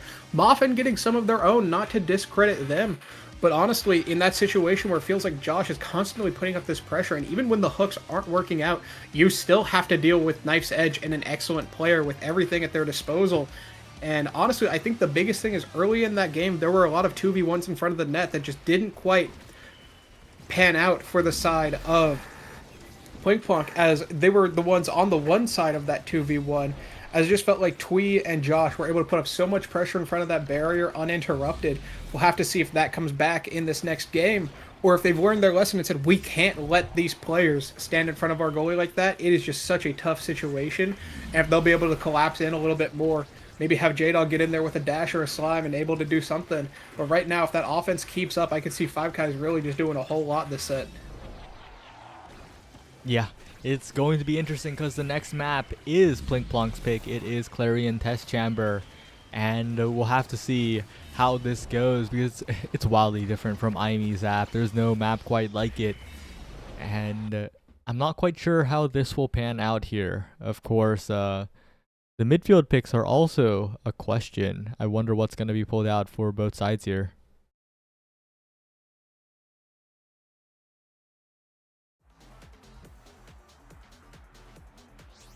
Oh, and it looks like it's an extra special built different, as the Mako will be banned away. They don't want Dran piloting that character. The defense a little bit too difficult to get past, as another Kazan ban. They don't want Moffin on the Kazan. They want Moffin on the Rasmus, and I would agree. I think Moffin's Kazan is much more of a problem than the Rasmus. J-Dog deliberating Aimi or Juno in this critical game to keep your team alive in playoffs to avoid that 5th place. You don't want to get out last in the playoffs that you play the entire regular season to qualify for, and will pin the hopes on the Aimi here. Just Logan performed really well on the Juliet, so no surprise to see it again here, but Dran matching the Rasmus goalie, it appears. And as we get started in this game, it's J-Dog on the Aimi again. J-Dog was a little bit more confident on the Aimi, I think, so especially with this extra special start, it is a great pick. And honestly, I think it's a good idea here. The Firewall Sentry will be quite impactful with that happy star on the board, and it will be a little bit more difficult for General Twee to get off the field, off the starting line, without that starting awakening that does so much for the character. We do see similar starts here with that Juliet Rasmus on both sides. Josh getting the size orb, the Project Maelstrom, but not quite able to convert off of it, as Moffin converts a kill there with the Death Touch, aptly named, as J-Dog going for a dash play, but a good clear by Dran, as now J-Dog has flip available. Dash Punch gets that barrier, saving the flip, and now you have a J-Dog with flip in front of your net. Scary situation, dribbles it up, a good pass, not quite able to get it through. Logan having to burn some of that, not quite able to get their evade online because they value their life. And the interesting mix-up there. I haven't quite seen that one, where the dash sent it seemingly straight right, even though they came down at an angle. I'm not sure how you defend that. Yeah, the redirect was really well done by J-Dog. Made it so hard to read for the defense of 5Kais. They want to send us to a game 3 as fast as possible, and their scoring is showing to be quite efficient so far, as J-Dog just keeps possession with a Firewall Sentry, but it doesn't really do much, and that means that 5Kais have an offensive opportunity here. But Moffin, again, these clears are so good, and it is going to be a little difficult for 5Kais if their attempts are like that.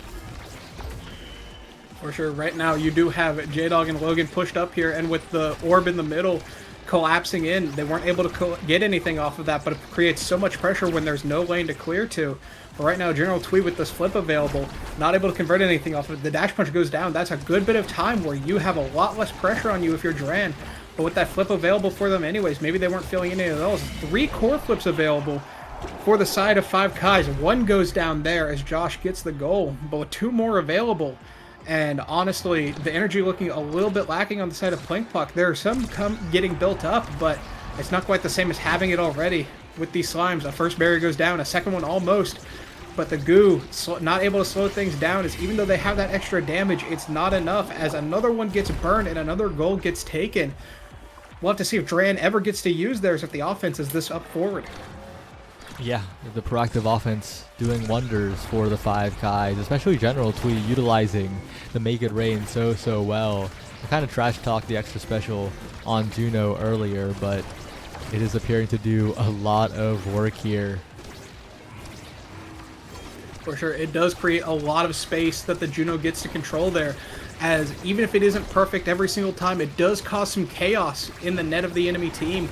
And even in the midfield, it creates situations where, just like that, you think you have a clear with the death touch, but a slime is in the way. If you're Moffin, you're a little upset at that one, I feel, because that looked like such a great opportunity that just gets snatched from you in the blink of an eye.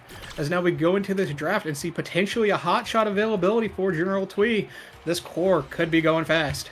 Hot shot or rapid fire, both incredibly strong picks. Which one will Twee opt for? It is the rapid fire this time. And I sort of do have to agree, there are more opportunities for core speed, but rapid fire is ridiculous in terms of how much uptime you have on the primary. Spark of Leadership also falling to the 5 Kais, as well as that Spark of Resilience. For a little bit of Spark scaling later on, Agility picked up for Logan to try and deny it later, but this is not the most powerful leadership we've seen. 2 Sparks on the board with it, and so it's going to be either focus or power in the later drafts.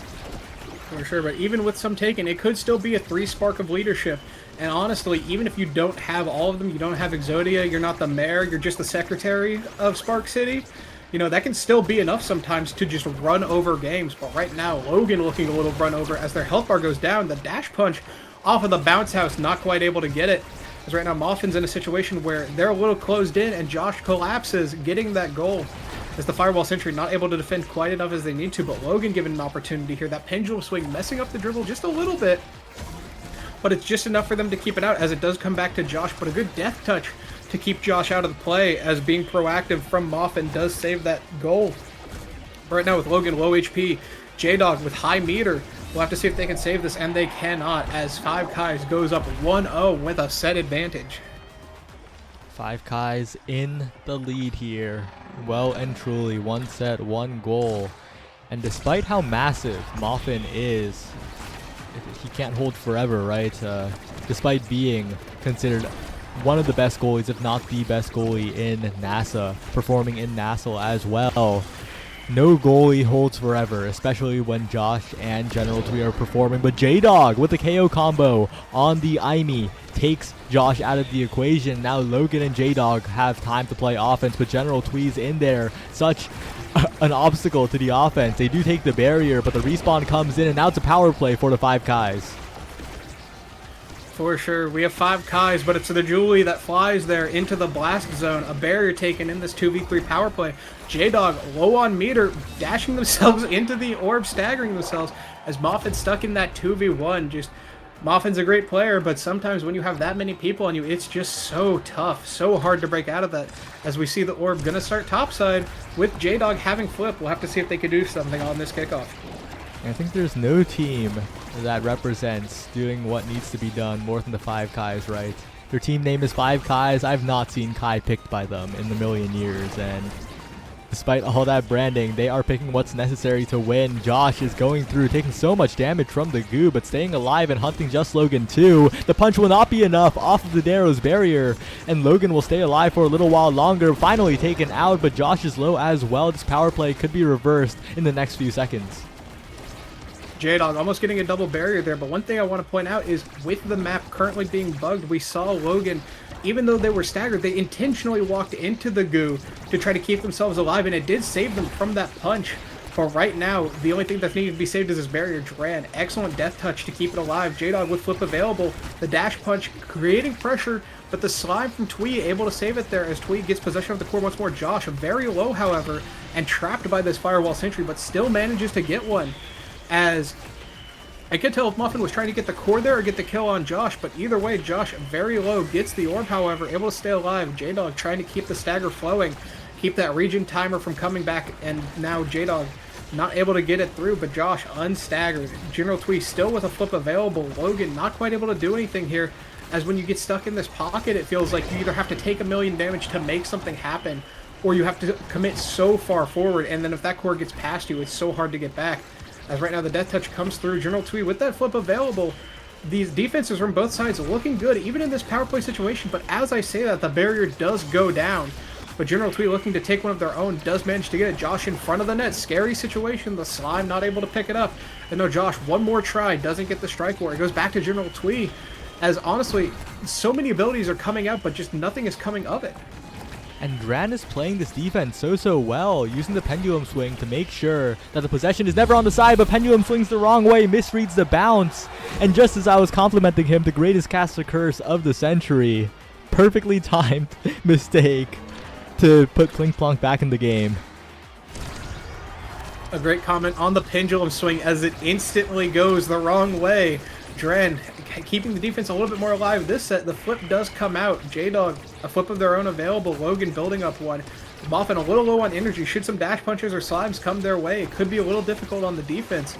Right now we do see General Tweed, J-Dog backing up a little bit, getting some health back.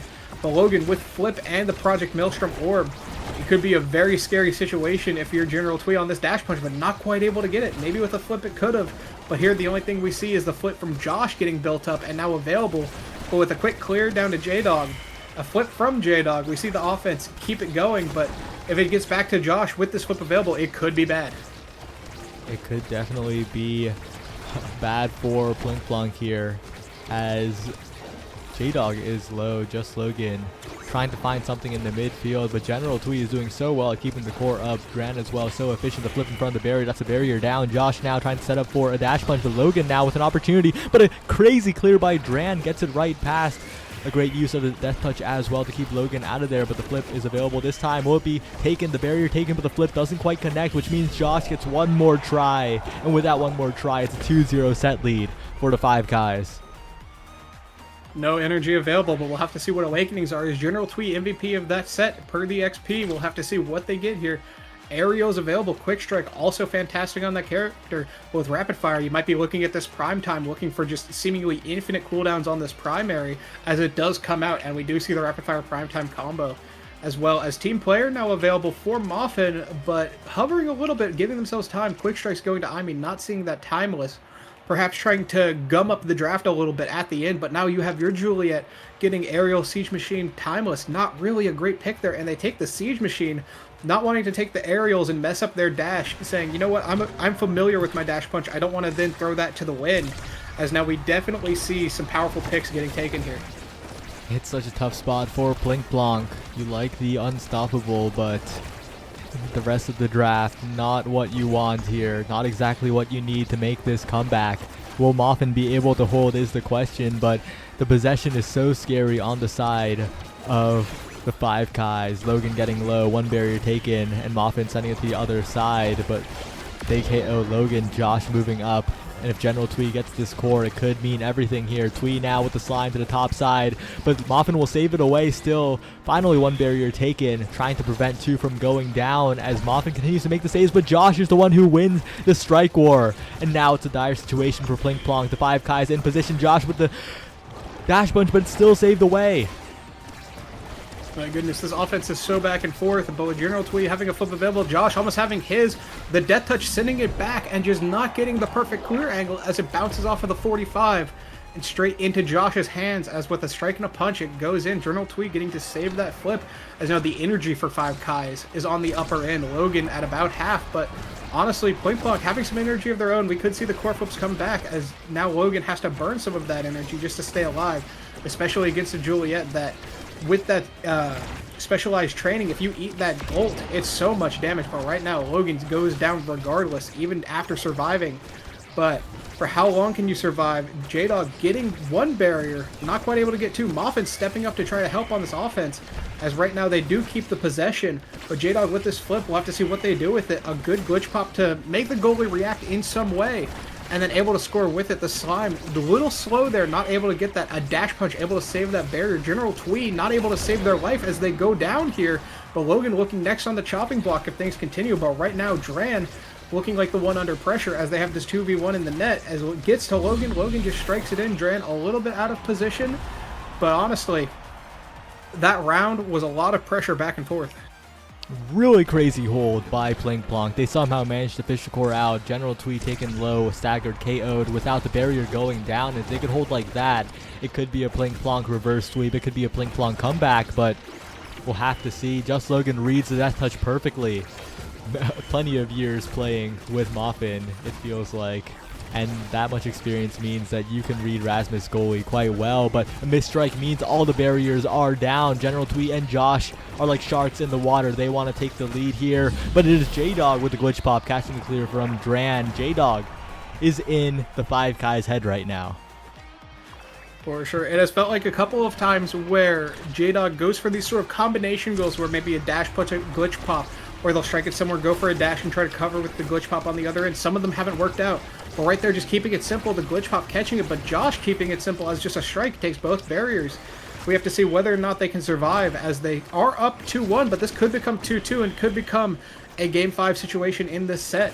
Right now, Logan's looking to prevent that from happening. With this pressure, J-Dog flip available, not going to use it. The resource is still there, but it's back in Josh's hands. A scary situation. General Twee not able to connect, but Logan able to connect with General Twee, getting that dash punch kill. As when you're stuck in that side street, it can be so scary to try to survive, especially when if the Juliet gets in there, you might not be able to see them right away. With Josh trying to make Logan invisible just the same, going for that dash punch, not able to get it, as now back to Muffin. We'll have to see if J-Dog can get it down. Flip available for Logan. If it's burned without the flip connecting with the core, General Twee can get it out of here. Slimes to try and mess up the offense, but Just Logan, one more chance. Just Logan will not miss. Send it to another set. 3-1 in the favor of Plink Plonk. They stay alive in this critical game. For sure, critical is the name of the game. Health bars have been critical, as now we see just Logan picking up yet another spark, able to deny that team player potentially down the line. But you're giving up 1-2 punch, such a staple pick of Juliet. But maybe the extra scaling from Sparks will help them, as right now 1-2 punch also potentially could go to General Twee, not taking it, taking the twin drive, Demolitionist to Rasmus, as we see Dran holding the line, waiting to leave up options for Josh. Josh getting that 1-2 punch, explosive entrance going to J-Dog, missile propulsion going to Dran. This isn't IMEZAP, so that I feel that isn't as scary, but definitely at least something to help pick up on this defense where maybe you need to snipe somebody out of position, sort of like a reverse strike shot. But this draft is a little bit scary, I gotta say. The 5Kais picked up a lot of power in this draft, so it's a little bit concerning, right? Of course, Muffin, great pickup, but I don't know, it's just so scary. Josh has now the capability to win this damage war, to get the KOs, and Josh has gotten a few KOs, and General Twee is all over the map. It's such a hard situation to play in for Plink Plonk. For sure, especially difficult when you're getting dash punched off the stage. No health available to you, but this Firewall Sentry, good barrier take. But right now you have Josh, General Twee in a 2v1. They do manage to get it through with that pendulum swing. We'll have to see if J-Dog can do something, but honestly, like I said, we go back to that situation of two people in front of the net, Muffin by themselves, no resources available. General Twee and Josh putting on an excellent offense here as they do get that goal, and we potentially see the set going to them, but we'll have to see how this kickoff goes before we can say anything else.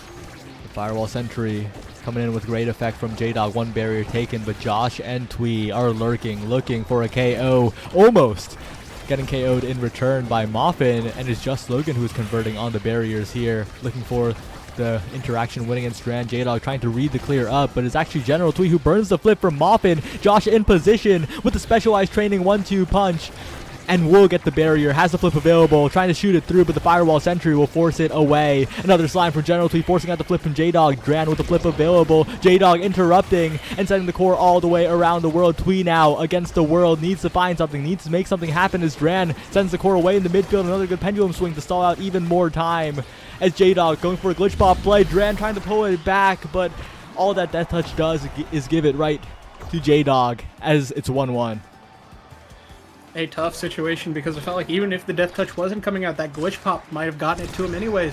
But right now, 1-1 in this set, we do see Project Maelstrom come up, as we'll have to see if J-Dog is able to win that top side there. But it seems like the one going down here is General Twee. Big damage coming out, big knockback, a dash punch attempt to try to even it up, but nothing there. The only thing evened up is the number of barriers on the top and bottom side, 4 or 5 Kais at 0 and 0. We'll have to see if Logan can score here. J-Dog building up a flip, Logan building up a flip, getting their flip, not able to use it there. Might have to use it just to survive. Oh, but the flip off of the bumper into the fireball sentry.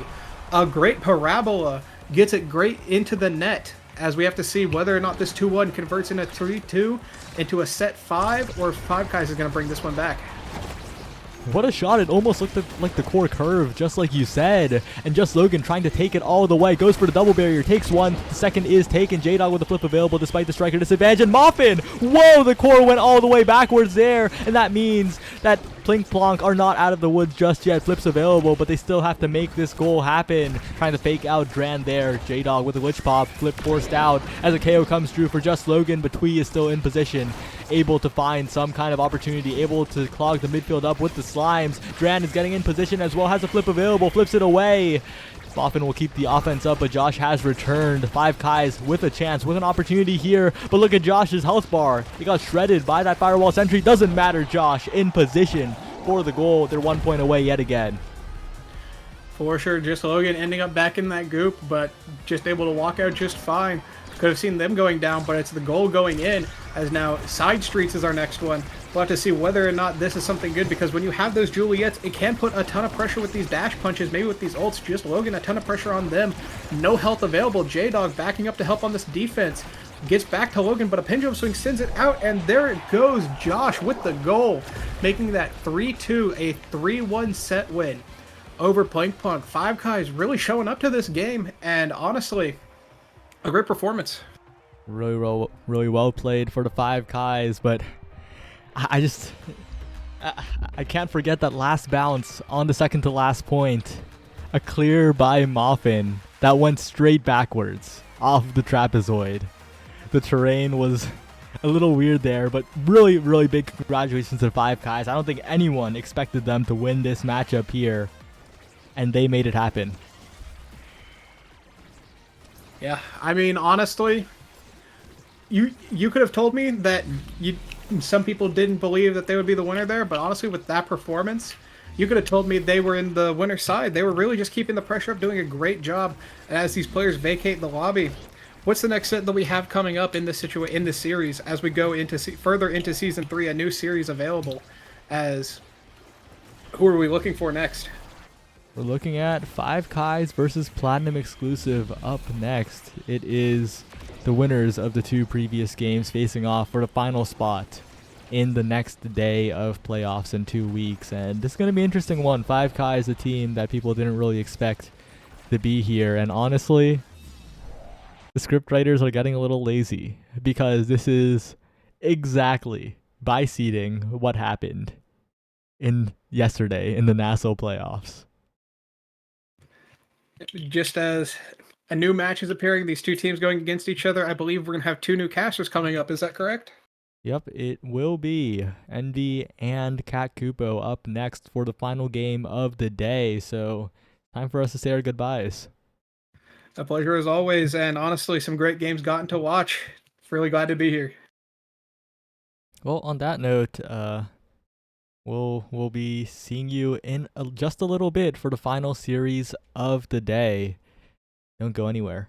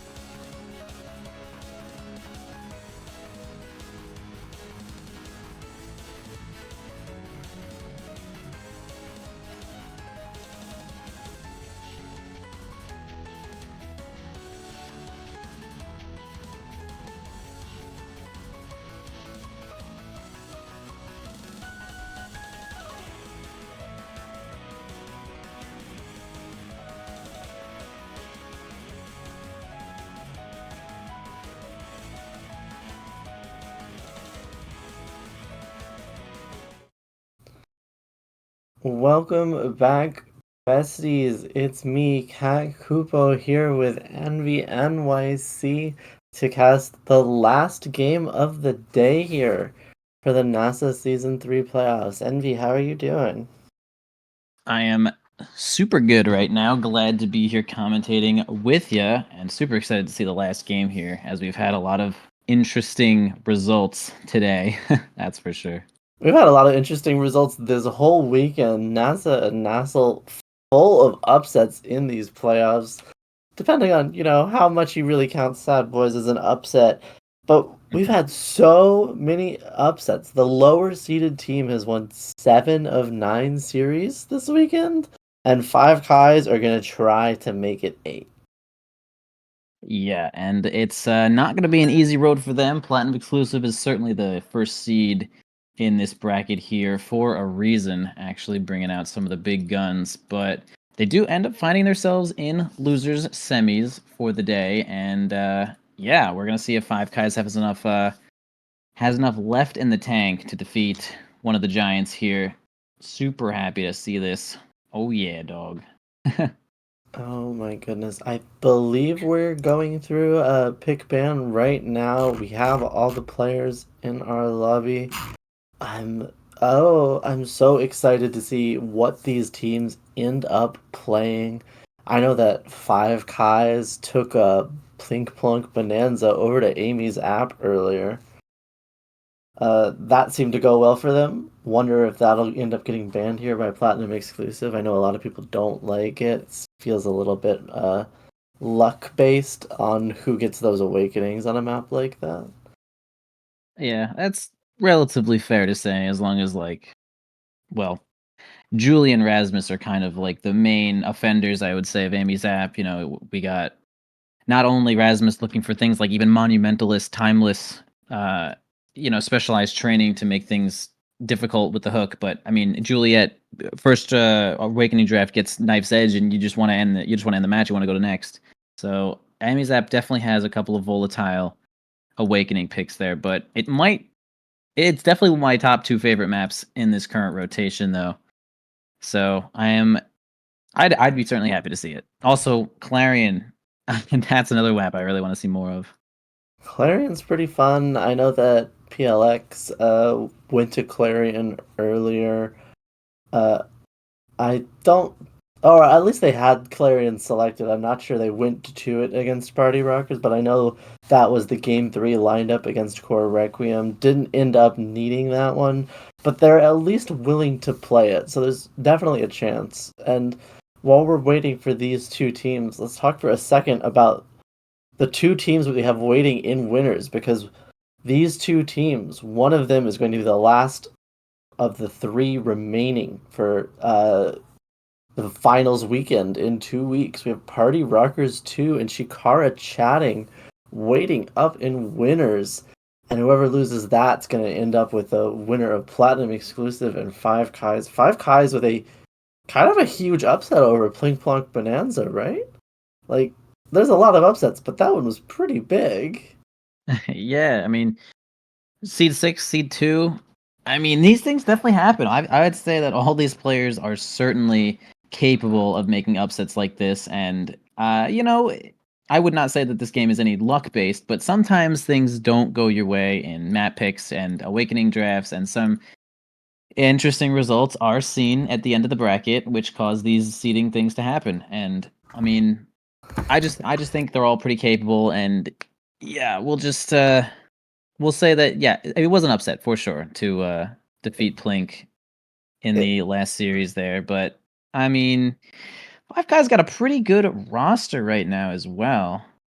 We move on over there. I mean, They're quite strong, absolutely. But if they win this one, they'll have taken out the 1 seed and the 2 seed today. that'd be great. Honestly, for them, that is like something to run home with, because you're eliminating some really strong players in the same day. That's a confidence builder for sure. Absolutely. And and we see that the rosters are going to be almost solidified here with Vaga, Fudgy, and Drew. on the On the side of PLX. yeah, on the side of PLX. And then Dran, General Twee, and Josh are in the lobby 4-5 Kais. I see a lot of readies. I see Oni Village for our first map, Envy. Yes, indeed. I'm sorry, my tab was lagging for a second there, so I was You're like totally fine. trying No to pick up the names. worries. But we're good. Yeah, absolutely. Oni Village. So- Definitely a big old map. So Oni Village is the PLX pick. The first pick for PLX is Oni Village. And we mentioned it, Amy's app coming up after that. 5 Kais picked that one. Oh, finally. So they do get their thing that they've been winning on. Oni Village, Amy's app, Night Market. But for right now, it's Oni Village, baby. And I can't wait to see what awakenings we've got here. 1 seed versus the 6 seed. Cast to Last and Recovery Drone are your starting awakenings. I'm not right. sure those are going to change what you would really pick on Oni Village.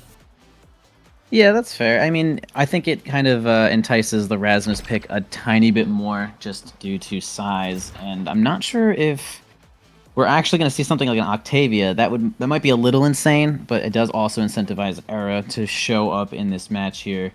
No way, that's double Estelle's already. It's looking it's already like in. seeing the Atlas, seeing Zentaro hovered. That makes a lot of sense. Characters that can cover a large area. But Fudgy actually, at the last second, switches over to that Kai. And so we actually have no matching characters on Oni Village, which is a surprising thing to me. All right, the Estelles are gone. Only one left. 6 recovery drones.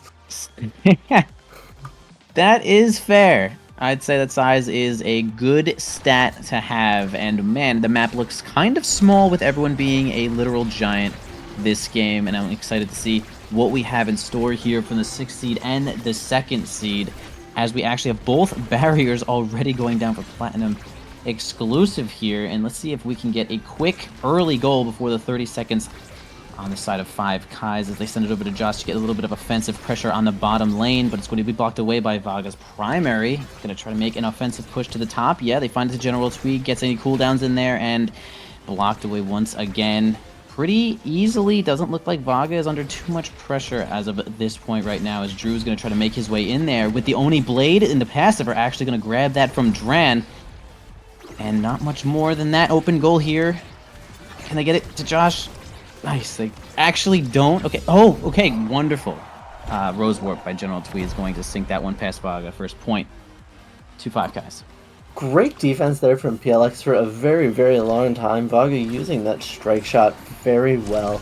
Just getting it out of there, getting a few little good movements, just small hits, hard to respond to, great clears. And we see, the standard one goes down, flip is burned here. And it's really interesting. General Tweed already has this core flip. Duran almost has core flip.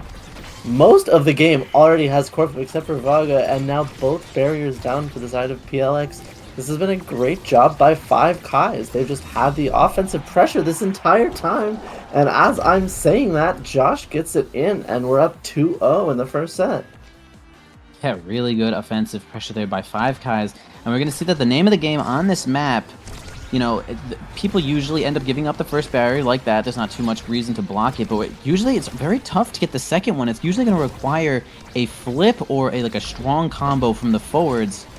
And that's usually what we see happen. Like, the flips are usually burned to grab the barrier, and it's way easier to score the goal once the barrier is down. So I want to see how much synergy these forwards really have when taking these barriers, and certainly 5 Kais is showing a little bit more right now. Synergy as we have the first barrier gone down for the 5 Kais. Drew coming in hot with the flip, uses it a little bit early and gets Omega stuffed by Duran's Tofu Fortress. That's the one. Josh is going to end up spending his drone, but he still has flip. They're going to probably look at him to try to grab a kill, and no pressure here put on for Vaga.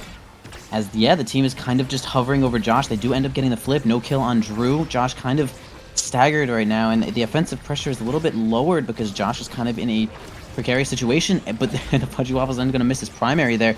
Can we get the barrier? Yeah, overtime is going to make it so difficult for Vaga to defend that goal. and they're actually going to find a kill on Josh. It's going to be a power play for Platinum Exclusive here. That was a great pass there from General Twee, managing to find Josh. The side of PLX does manage to get rid of him, but it's just a power play. They don't get anything out of it. An amazing save there from Vaga makes sure this game remains close, but there's still no barriers on the side of PLX. 5 Kai's in control with theirs still up. Drew with a core flip as well actually ends up not using it, losing the barrier right there. Uses it there, doesn't want to give them a good shot at the goal, but now it's in a really good spot for Drew and Fudgy. Eventually they're able to clear it, but the core flip comes straight out of Vaga and gets it right back up there. Twee has core flip again. Josh is pushing forward. There's the core flip. There we go. Core flip from Drew as well on the defense, but low health bar on the side of General Twee and Josh. No evade for Twee, but it's okay. The recovery drone is absolutely waiting. Drew and Vaga just doing great in the goals, not letting anything go in. Twee and Josh not quite able to connect, but then Twee's ultimate follows up on the position of the core. Great job by Josh.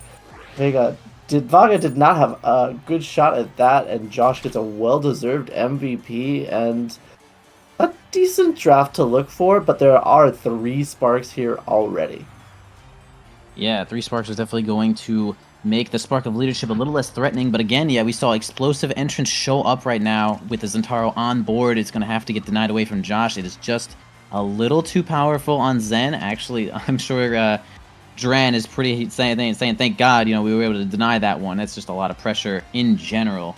I'd say that the Awakening Drift here was relatively low power. I mean, I think Dran getting extra special might be a big hitter. Vaga getting 1-2 punch is a kind of a shocker to make the ball a little faster under a strange circumstance. But no one really got anything super bis there, other than these 2 barriers, which are already down on the side of Platinum Exclusive. 5 Kai's coming in super hot with this one as they lose their first barrier to Drew's dash combo there. And Josh is going to try to gun in here with the top pressure, but again, losing just about all of his life there. The recovery drone is certainly around to stay, and they'd be happy to burn it for him, because they're going to get it right to Josh, going to blow Vaga's secondary. Dran going to try to keep it in there with the Tofu Fortress, sending it back up to Twee to get an open shot. Can't seem to get it around Fudgy Waffles, just too big. Ends up rolling a little bit away from the barrier, a little bit scary there. Flip burned by Drew, nothing coming of that one. And they're going to go onto the bottom side of this lane here, where Drans end up going to use his flip. Drew's putting on just too much pressure. A flip coming out of Fudgy Waffles. They don't get it. Blocked it away. Josh making an approach on the bottom lane again with low health. Twee open goal here. Josh does not end up sinking it there. Really great defense from Vaga. Gonna bring it right back here. Red core with the thing. Oh my god, Fudgy Waffles unfortunately whiffs with the strike and whiffs with the barrage. And that was just a lot of mix-ups. Really tricky from the side of 5 Kai's. Gonna take the first point in this next set. Yeah, it looked really scary there for 5 Kai's for just a second when Dran popped core flip and lost the barrier anyway. Still very low energy. But the extra special here that Dran was able to pick up is going to just mean a lot in terms of time saved. Because you can just put that down and there's no way anything is happening for at least a little while. Unfortunately, can't say the same for General Twee's health bar. Blinking red, Drew and Fudgy are actually doing a great job putting damage on the forwards of 5 Kai's, but all they've gotten from it so far in this set is the 1 recovery drone, while Vaga has to burn core flip there to protect the barrier and again is at no energy here. Josh though almost has flip, looking to preserve it, looking to save health here.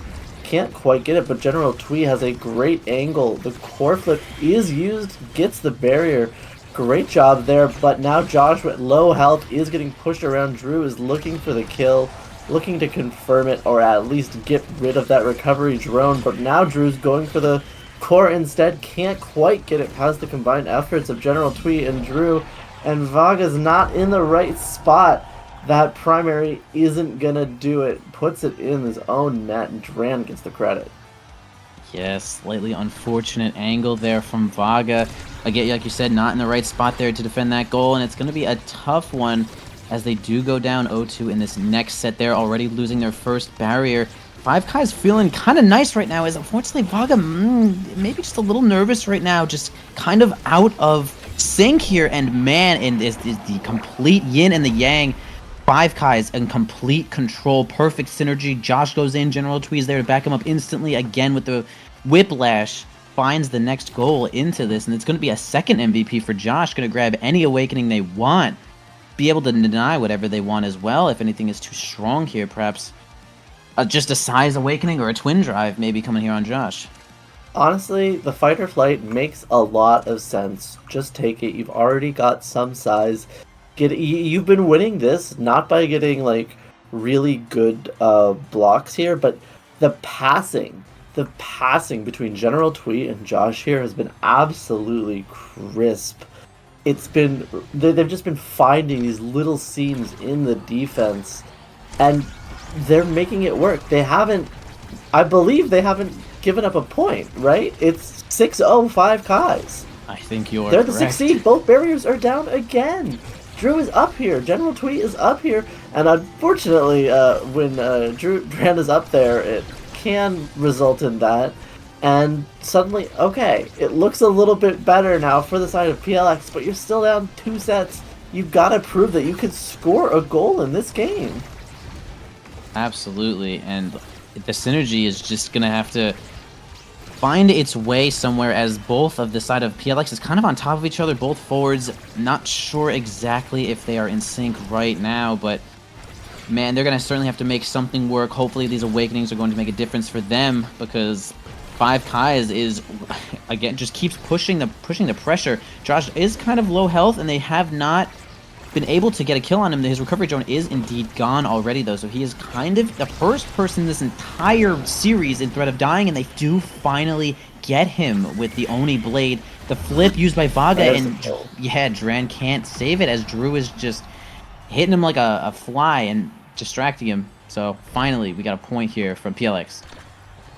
Yeah, good point from PLX there. Again, they've been managing to get kills basically onto Josh, I think. I don't think anyone else has died, just Josh. The recovery drones have been popped. But what a flip there from Fudgy Waffles. Finds a seam. Drew follows up with his flip as well. And okay, PLX is feeling themselves 13 seconds, 2 core flips, but a 2-0 lead in this third set.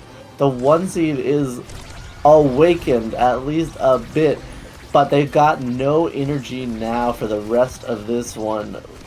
Let's see what they can do. If they can keep putting damage onto Josh like that, they might be able to do quite a lot.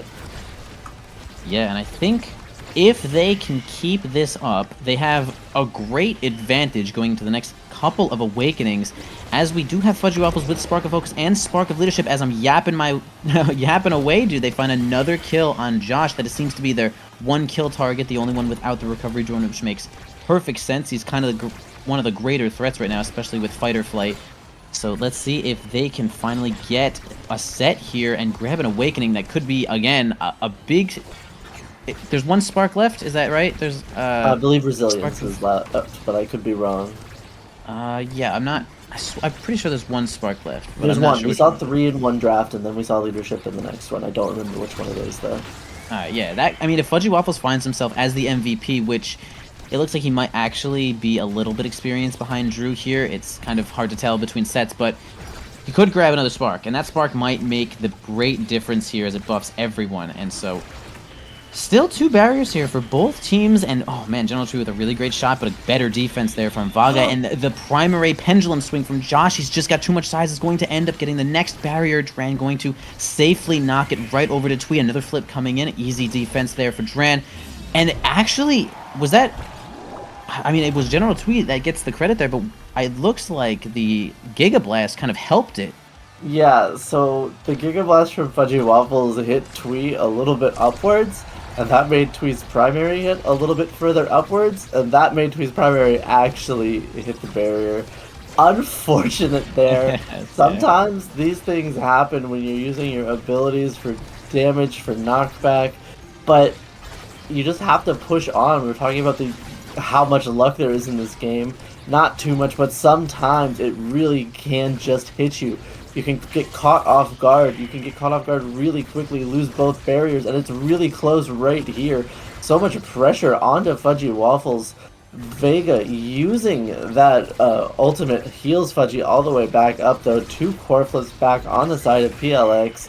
1 core flip now, but that was just a really, really good log from Dran, but pushed backwards. Can't quite get the Tofu Fortress up, and Drew's on top of him now, trying to get this gold. Dran manages to save it. Twee gets it up to Josh. Dran is alive. 5 Kais are breathing in this set. There's the core flip. Josh and Twee pushing forward. Core flip from Vega as well. Oh. Drew with an amazing dash followed by a redirect puts it in the absolute top corner of the goal. PLX takes their first set of this series. That was all right. Spark of Agility seems to be the last spark there, but man, that was nasty setup there, and it all started from Vaga's flip right to the forward there, giving Drew just a wide range of angles to keep the speed on that one, and he chooses perfectly. Yeah, it looks like we have General Twee not denying the one final spark. While there are 2 sparks already on Fudgy Waffles, that is interesting, to say the least. We will see if that affects the game, which I believe it will. Yeah, mark my words. I think this will come into play. I think their stats will be exchanged across the board. But you go ahead. It's certainly going to have an effect here, but I think the big effect is going to be on the damage. These cooldowns are going to be coming up so fast, especially for somebody like the Centauro. Putting all this damage down, Josh already lost his thing again. And look, he's just getting absolutely beaten up. There's so many cooldowns on the side of PLX, and they're able to get in these positions. I'm not sure if that was the play. Maybe the hotshot can do it, but General Twee will need to prove it. Yeah, and with this spark of leadership, we are giving something an average of like 8% speed to each character and something like 12% cooldown reduction to everyone's moves, which is kind of insane with having 2 sparks there, but not falling immediately here because we have both 1 barrier up for each team. Drosh is the only one without recovery drone, without too much defense, kind of being targeted here as overtime is sets in here. Let's see if the fast core is going to make a difference. It really will, as Drew kind of just gets the barrier there without even having to use the flip. Now has it for this defensive push, but uses it and kind of whiffs there. Fudgy Waffles tries to give it to Drew on forward and does not get it through. Now a defense here from Duran is going to give it to General Twee, who's actually has a flip, but going to drop the ball. Fudgy Waffles gives it to Drew, and yeah, they get it in that top side of the barrier. Duran just not big enough and fast enough to save it there. And now we have PLX taking another point in this set here. Something's changed. Huge strike war win from Drew over Josh there. It's easier when you're faster, and yeah, he's faster. Right now, I see the Centauro running around. When he gets that speed boost from the side, he's at like 700 speed. He's at 520 right now, and Josh is usually at like 400, so almost a quarter faster, just in terms of movement on the field. Duran able to save this 1 barrier apiece on Oni Village. That's the classic. That's the standard. But we do have core flips on the side of 5 Kais trying to push forward, but they're having such a hard time getting it all the way out from their zone most of the time. There's so much speed now. Oh. Yeah, there is a lot of speed, especially with the Spark of Agility going down for everyone on the time of PLX, but see a couple of flips going to finally be burned here in a little bit awkward situations just to help the defense. But again, we know that these barriers are tough to get, a little easier to get in overtime though, but most of the time a combo or a flip is required to get past these powerful goalies in these situations there. And we're gonna have the Monumentalist Expanse making a huge defense here, and wow, great redirect going to save that goal right there. Now they have a push here on the top side. Drew cannot get in there with the flip just yet. Fudgy Waffles is going to try to set him up with that flip, and they can't seem to control the ball as the side of 5 Kais is going to try to mount their own offense. Misses the pendulum swing there. Not much to score on for the next like 6 seconds or something. Going to try to get General Twee to get the ball through the side of PLX, but they're really just playing defense as they finally get another kill on Josh. He really is just the target here. They get the barrier, and it's going to be a 2v3 the entire way through. Perhaps the barrage is going to come through. Yeah, Dren does not see the use of a flip just yet. The ultimate's actually going to come down and be enough defense. Josh is back up. And the 2v3, the power play wasn't completely successful here. The power play wasn't completely successful, but they got that barrier. Dren eventually used the burst, but already had lost it quite a while beforehand. And now Twee is actually getting bullied now that he's got full core flip as well, but Drew is able to just stand forward here, put damage on while Vega and Fudgy Waffles play defense. And they have so much ability to get it out. A great Giga Blast from Fudgy suddenly rids the field of Josh. Core flip comes out of General Twee just to buy some time. Dren able to save it again, and Dren and General Twee are doing such a good job on defense, but you can't keep it up forever, and Drew eventually finds the touch into the redirect off the passive dash.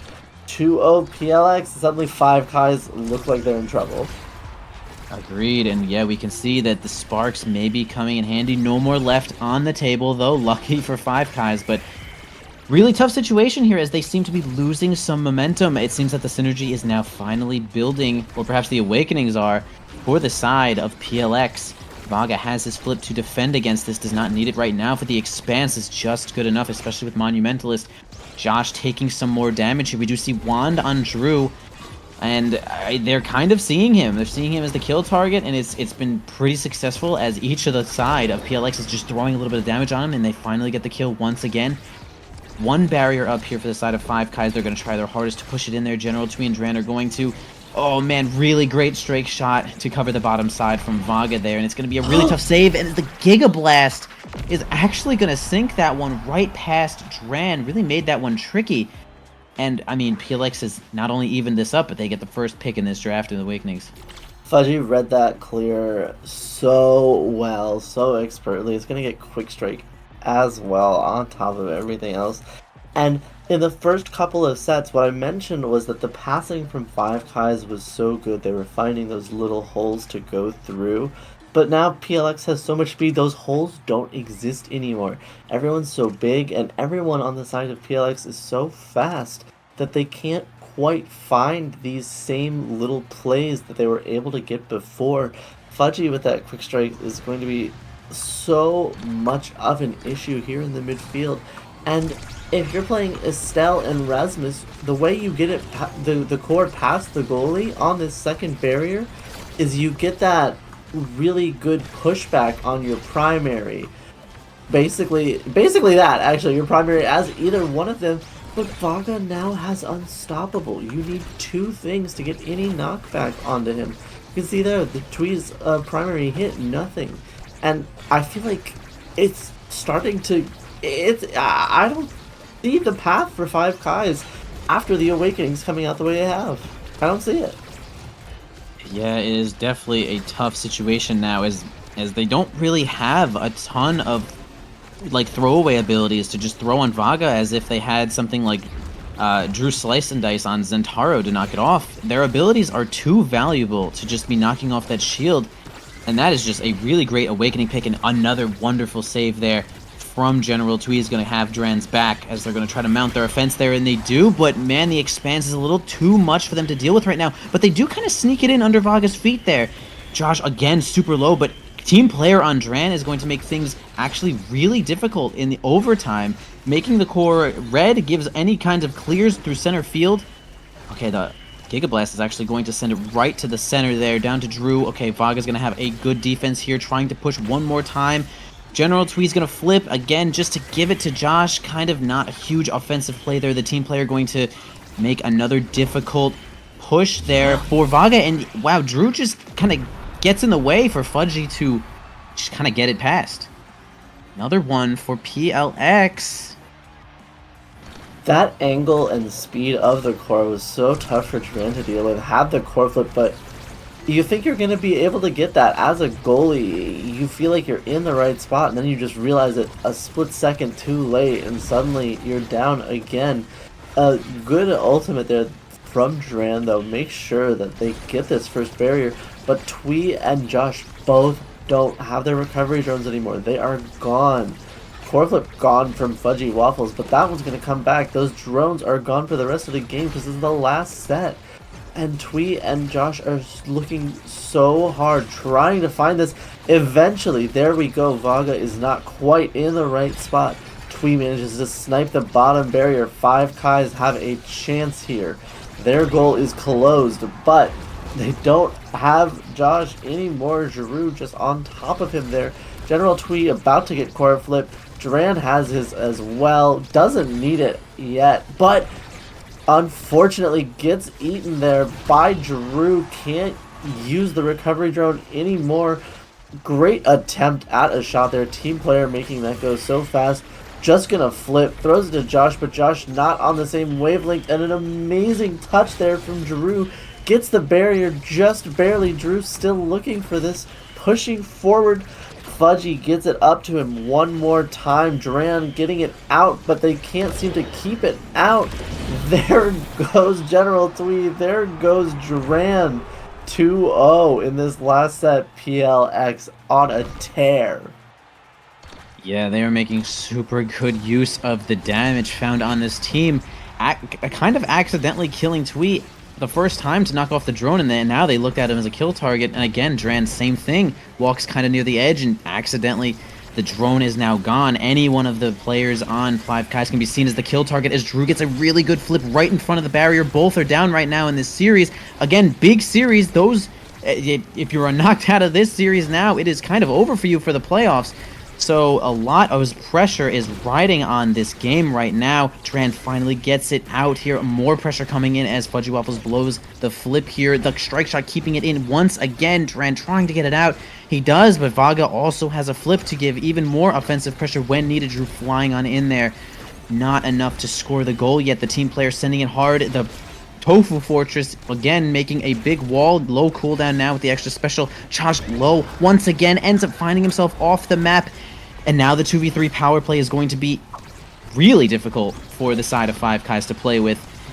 But not offensive pressure here. Now it's going to start. And yeah, okay, Dren tries to make it easier to defend the goal by hitting Drew. But at the same time, that's exactly when the core was coming in. So I understand the reason behind that secondary, but it's unfortunate timing, and PLX is going to end up bringing it back with a 3-0, reverse 3-0 on that one to take the first game in this series. And it felt like it. I know it wasn't actually, but it felt like it was 6-0 for 5Kais and then 9-0 for PLX. There was only one goal scored by the side of 5Kais in those last three sets. It was 6-0 and then back to 9-1. You have to look at the draft here. You have to look at giving Fudgy agility there. It gave them so much ability to just be everywhere. Fudgy had the most redirects with 311 that game. Just absolutely did everything. No kills for the side of 5Kais. It's been 10 on the side of PLX. It's a tough one. You have to pull yourself back from that one. Those are some of the hardest losses too, because you really felt like you had it, and then everything's just sort of started to slip.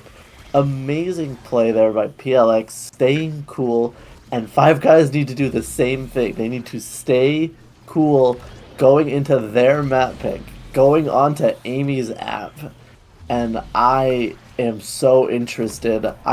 I'm wondering if we'll get Recovery Drone again.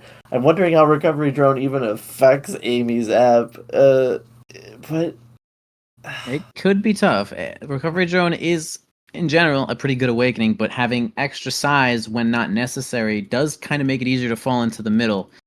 But unlikely that we will exactly see Recovery Drone as the opener there. But I'm going to take a look here quickly at the stats of last game before we get into the next one.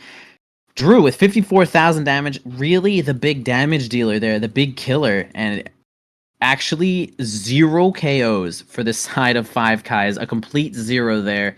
I'm not even sure if they got a recovery drone off, maybe like 1 or 2, but that makes a difference. I mean, the total kills is actually 11 on the side of PLX, and that's a lot of time. That's a lot of time that you were doing nothing. The power plays at this level are like massive. So I think, I mean, the kill team did end up bringing it back with a couple of awakenings. I really want to know the thought there. So General Tweet ended up taking Hot Shot instead of Agility, and I would love an interview on such a thing. But yeah, we're gonna get into the match before that.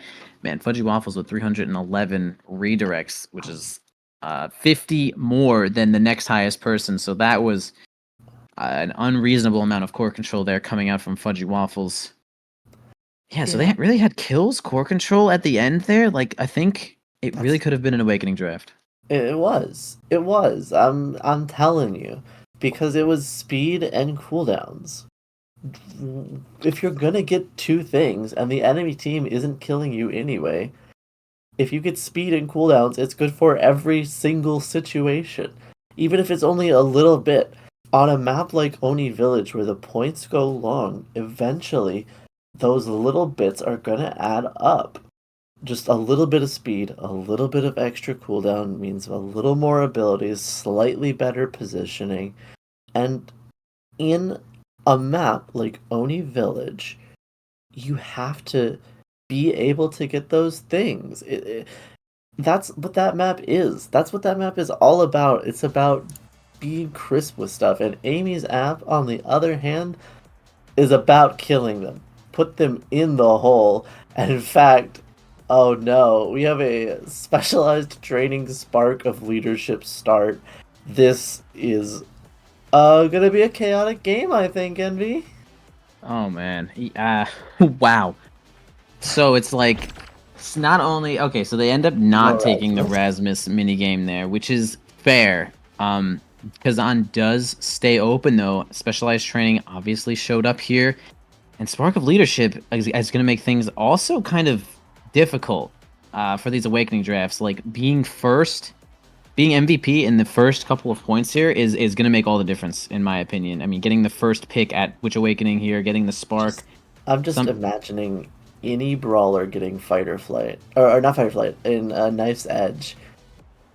Getting that, it turns on next to the hole, and if you're getting that here, well, congratulations, your speed is everywhere.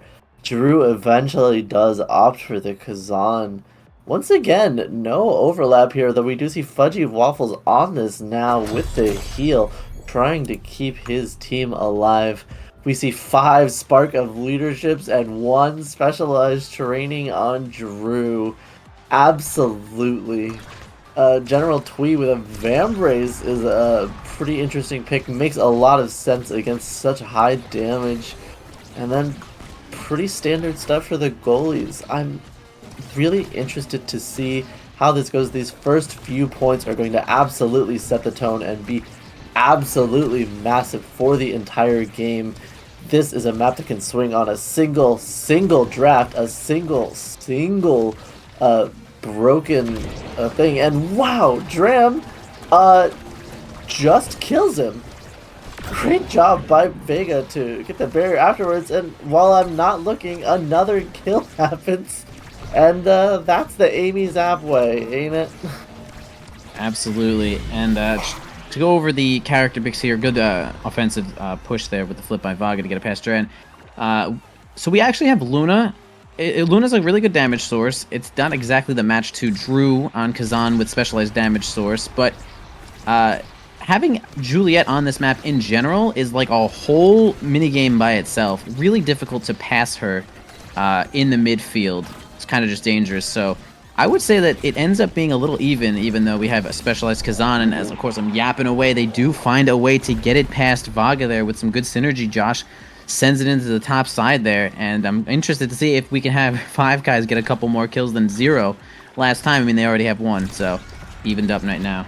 It's Amy's app, but really it's the Julie Rasmus app. And there's no Rasmus in this game, and there's no Kazan either, at least not right now. An amazing missile from General Twee makes sure of that. Josh gets killed by Fudgy Waffles' core flip, but Drew able to just hold it down, has core flip, so does General Twee.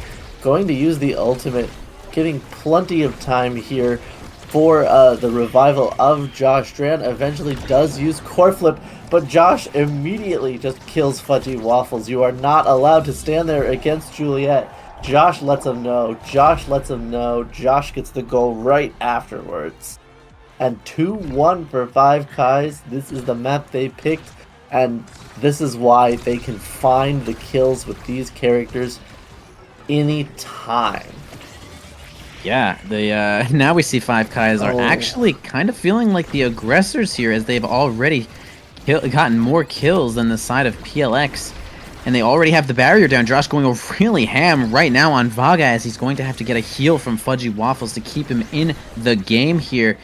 Now going to not lose their barrier, but they are end up going to kill Josh once again. Josh, the main kill target just in general for the side of PLX, making it happen here with the power play, and see if Dran can hold it past this now and this Kazan, and they do. We find Josh coming up right now, gonna have to eventually find himself in a position to score as they fight their way out of this defense position, but man, they aren't able to, as Drew is just keeping on the really good pressure with Fudgy Waffles as his backup. Matched up again, 2-2 even. Again, this next pick, this MVP is gonna make a huge difference. Great job by Drew there. Finds a kill onto Josh when Josh had almost full core flip. Kind of greedy to not elusive there. Ends up paying for it with his life. Then finds the goal with that hook. There goes Josh again. General Twee, though, looking to make some noise in the midfield to not let this get all the way back. But Dran cannot quite find the angle. Has the core flip. Josh is up. But the barrier is open. PLX is absolutely looking for it. But Josh here, right on top of Vega, gets the goal. Whoa. And then Twee just walks right past everything, just leaving the core all the way up there for Josh. Trying to do a lot, but no health here on his side. Trying to look for it, but Drew trying to look for him. Twee gets a good job keeping it in there. Gets it up to Josh, but Josh can't quite get it. It's okay. Twee is here to clean up. Gets right past Fudgy Waffles. Five Kais again take the first set, but this time 3-2, and Dran actually takes the MVP. It's not here, but 1-2 punch is, twin drive is, team player Spark of is, focus. a single spark of focus is, and that's the immediate pick actually on the side of Dran. Great job, gonna get that spark of leadership. Oh Like, man, it's I think this is a cooldowns. powerful draft now. Monumentalist for now though. Monumentalist for Fudgy Waffles now though. Yeah, I'd say that the Five Kais, nice to get that spark. Really great to get that spark. Really great to get that 1-2 punch from Juliet. Again, really great for Twee to get extra special. Fudgy Waffles does get probably the best now perk in existence right now, but I'd say that maybe Five Kais might have gotten a pretty good advantage there, as they are well deserved winning that one, and they grab that barrier once again. General Twee coming in for the huge backup, and yeah, they just kind of strike it past Fudgy Waffles and Vaga there with some good backup, and take the first point here in these Awakenings, maybe already making a difference. Josh put that core in the open area, knowing Twee could absolutely make it up there with that dash. But while we're talking about that, a great job on offense by Fudgy Waffles to get that barrier, and Drew to get that goal as well. Just 10 seconds. That's all PLX needed to even up this set. Yeah, Drew kind of did it all there. He was spending cooldowns, knocking Josh down to nothing, distracting him, and scoring, doing it all by himself there. Well, not all by himself, of course. Fudgy Waffles being a great midfielder, getting the ball right over to him. And now we're going to have the Firewall Sentry try to defend. Going to do not too much there, as Vaga's going to make a fat offense here with the flip. Going to let the eject button time out, and still not getting the barrier. Fudgy Waffles going to take over goalie just for a moment there, and it's not going to be just enough, as the side of Five Kais is going to open the goal once again here. Now kind of making a little bit of chaos there with the sentry drone, or whatever drone it is. Is ruining my thought there, but either way, that does not matter. Again, offensive push here from Josh. Going to get flip as he gets the dash punch, so not going to be able to use it in that exact spot. And Dran going to simply send it to Josh. General Twee is in front now. Not going to be able to get the pressure that they need there, and Drew gets a really great read, going to spend the flip from Dran. General Twee's down to nothing now. In fact, nothing at all, as he's going to be knocked off the map. Overtime is sent. Oh, okay, really great glitch pop there. Everyone try to get in defensive position, but wow, Josh finds the needler. Threads it super hard right past Vaga with like a centimeter of space, going up 5 Kais in this next set. What a shot there from Josh. Short-handed. Puts it in. Great job. 5 Kais showing you why they wanted this map. And Fudgy Waffles vanishes to Josh. 1-2 punch pretty good on Juliet. Dash punch even better. Putting it in the net. 3-1 to decide of 5 Kais. 5 Kais up 2 sets again. Need to close it out this time. Josh also has leadership, and there are 3 sparks here. Which means we'll definitely get one onto Dran. You can't stop it. Yeah, I'd say this is relatively catastrophic for the side of PLX, as 5 Kais is going to grab multiple sparks on leadership start here. Feeling kind of bad now, in my opinion. I don't even think that this explosive entrance, this Deadeye, is really going to make a huge difference. And even the last pick tweak, it's something pretty damn helpful with Missile Prop. And I'm going to go ahead and say 5 Kais is in a hefty lead right now, as they are spreading all of the health throughout the sparks, all of the cooldown, a bunch of extra speed. It is going to be PLX on the back foot here for sure, as they are also just down 2 in this set. The more powerful the drafts come, the 5 Kais are as well. And yeah, they grabbed the first barrier there, but they're going to lose. They're going to lose General Tweet in the process and get scored on there. As I'm just talking about how powerful they are, they do end up losing this first point in this set. I was gonna say, look how much damage Dran and Twee just put onto Drew, and then Drew just killed Twee, got the barrier, grabbed the core, put it in the goal, didn't let them do anything. Who cares how much damage you do if you can't stay alive to do it? That's what Drew says. And that Spark of Resilience is helpful, but Drew has Siphoning Wand to begin with, so that percentage damage really coming in handy. Plus, you're not getting too much from Brazil, it's only spreading with the 1. Drew with this umbrella, it is open. So is the net for the side of 5 Kais. Drew has just taken over this game off of explosive entrance. I suppose that makes all the impact abilities hit harder. The core just moves faster for basically everything Drew hits it with. That is true, as I have mentioned, that it wasn't that strong. I mean, being proved wrong as fast as somebody could be proved wrong, but they are going to find a kill here on Fudgy Waffles once again. The 2v3, the sort of stalemate here on the top side. Vaga's going to cover the side there. Yeah, going to spend the flip from Dran, but they are going to defend the barrier. Firewall Sentry going to come make things a little bit awkward there, but not sink the goal. And wow, General Twee with a great shot by themselves. Going to end up getting it past Vaga, perhaps use their cooldowns on an offensive push here. All right, this next set, we got 5 Kais coming alive a little bit. PLX was using their abilities to keep the core in the enemy half. They kept it up there for a long time. Drew winning so many strike wars with that open umbrella versus General Twee. But in the end, as soon as 5 Kais were able to get it out of there, they were able to get the goal. But Vaga, there you go. That's what Vaga's using his cooldowns on. Gets the barrier with that cyber swipe. The core comes back up, but Twee and Josh are really just desperately trying to keep control of it. But Fudgy Waffles with that drone, the Dorito hits it in. PLX takes the 3rd set, and it's not going to be as bad of as big of a turnaround as last time, but this could still be a turnaround, especially with rapid fire getting picked up by Drew on this Kazan. So many more primaries, so much more damage. Absolutely, and it's most of the sparks here are gone. I mean, I'm pretty sure every single spark is gone indeed. Yes, they are. And now, I mean, is it kind of like we're down 0-2, it's now we will try? They are really going to hit this other reverse sweep? Is it possible? I mean, maybe. Drew is doing an unholy amount of damage and doing an unholy amount of core control as well. Kazan kind of just a true jack of all trades, really good at everything, and we're going to see if these couple awakenings make a difference. Vaga having Unstoppable could be what they need to get through, but they do find a kill there on Drew. And now Five Kais has a power play here. Both goals are open, and can Josh sink this one? He's not going to be able to hold the ball there. Fudgy Waffles, again, going to keep it away from Josh. Drew finally back to try to make chaos here for General Twee, and man, Josh is going to reinforce that ball with a strike. General Twee sending it right in the right spot. Five Kais up 1 point here on this set point, on the game point, really. Or not game point.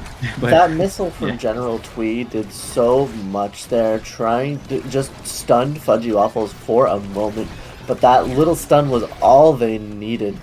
That's enough time. General Twee also about to get burst. Duran gets his, uses it to hold onto it, but Twee's burst goes unused as Drew finds a kill with that primary. Josh and Drew holding up. Josh and Duran trying to get it back out of here. Using that Mako secondary, gets enough time. Twee uses the ultimate, buys some space for Josh. The Unstoppable is here on Vaga, but it's not helping much. Twee is just hitting it right into the corner. Amazing placements from the shots of both forwards from the side of Five Kais. And Five Kais is on match point here. Game point. Looking to take this one. And I want to see this series go to the third game, Envy.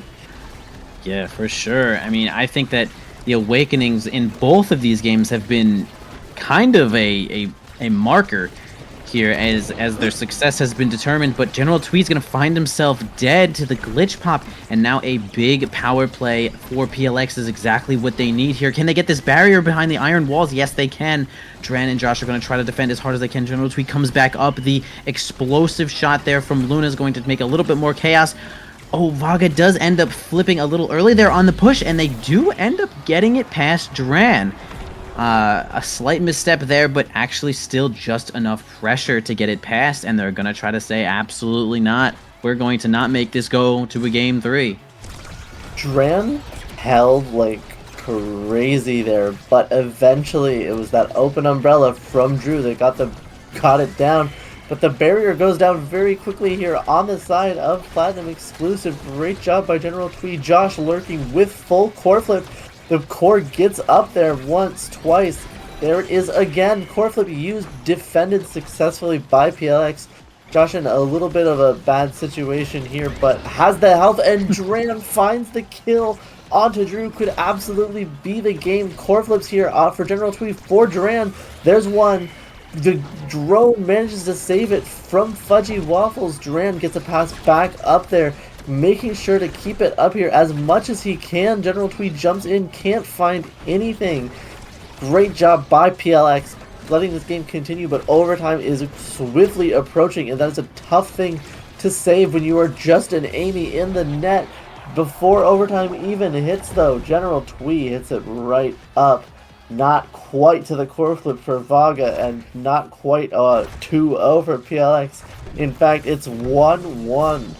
Five Kais gets the win. Absolutely huge performance there from Dran. Well-deserved MVP. Held up on those barriers for so long, and we're gonna go to Night Market, Envy. We're gonna go there. Indeed we are. I'd say that Night Market is kind of a slightly glossed over map, but man, they are happy to play on it, as am I. And the stats here are going to show that the kills were pretty similar. We actually had 7 kills on the side of Five Kais there, and we actually just had 8 kills on the side of PLX. So, I mean, even the damage numbers are pretty similar here. The redirect numbers are dead closer than the last game, so this was just, even though one set was missing for the side of PLX, this was a competitive one. Things were pretty even throughout the entire match there.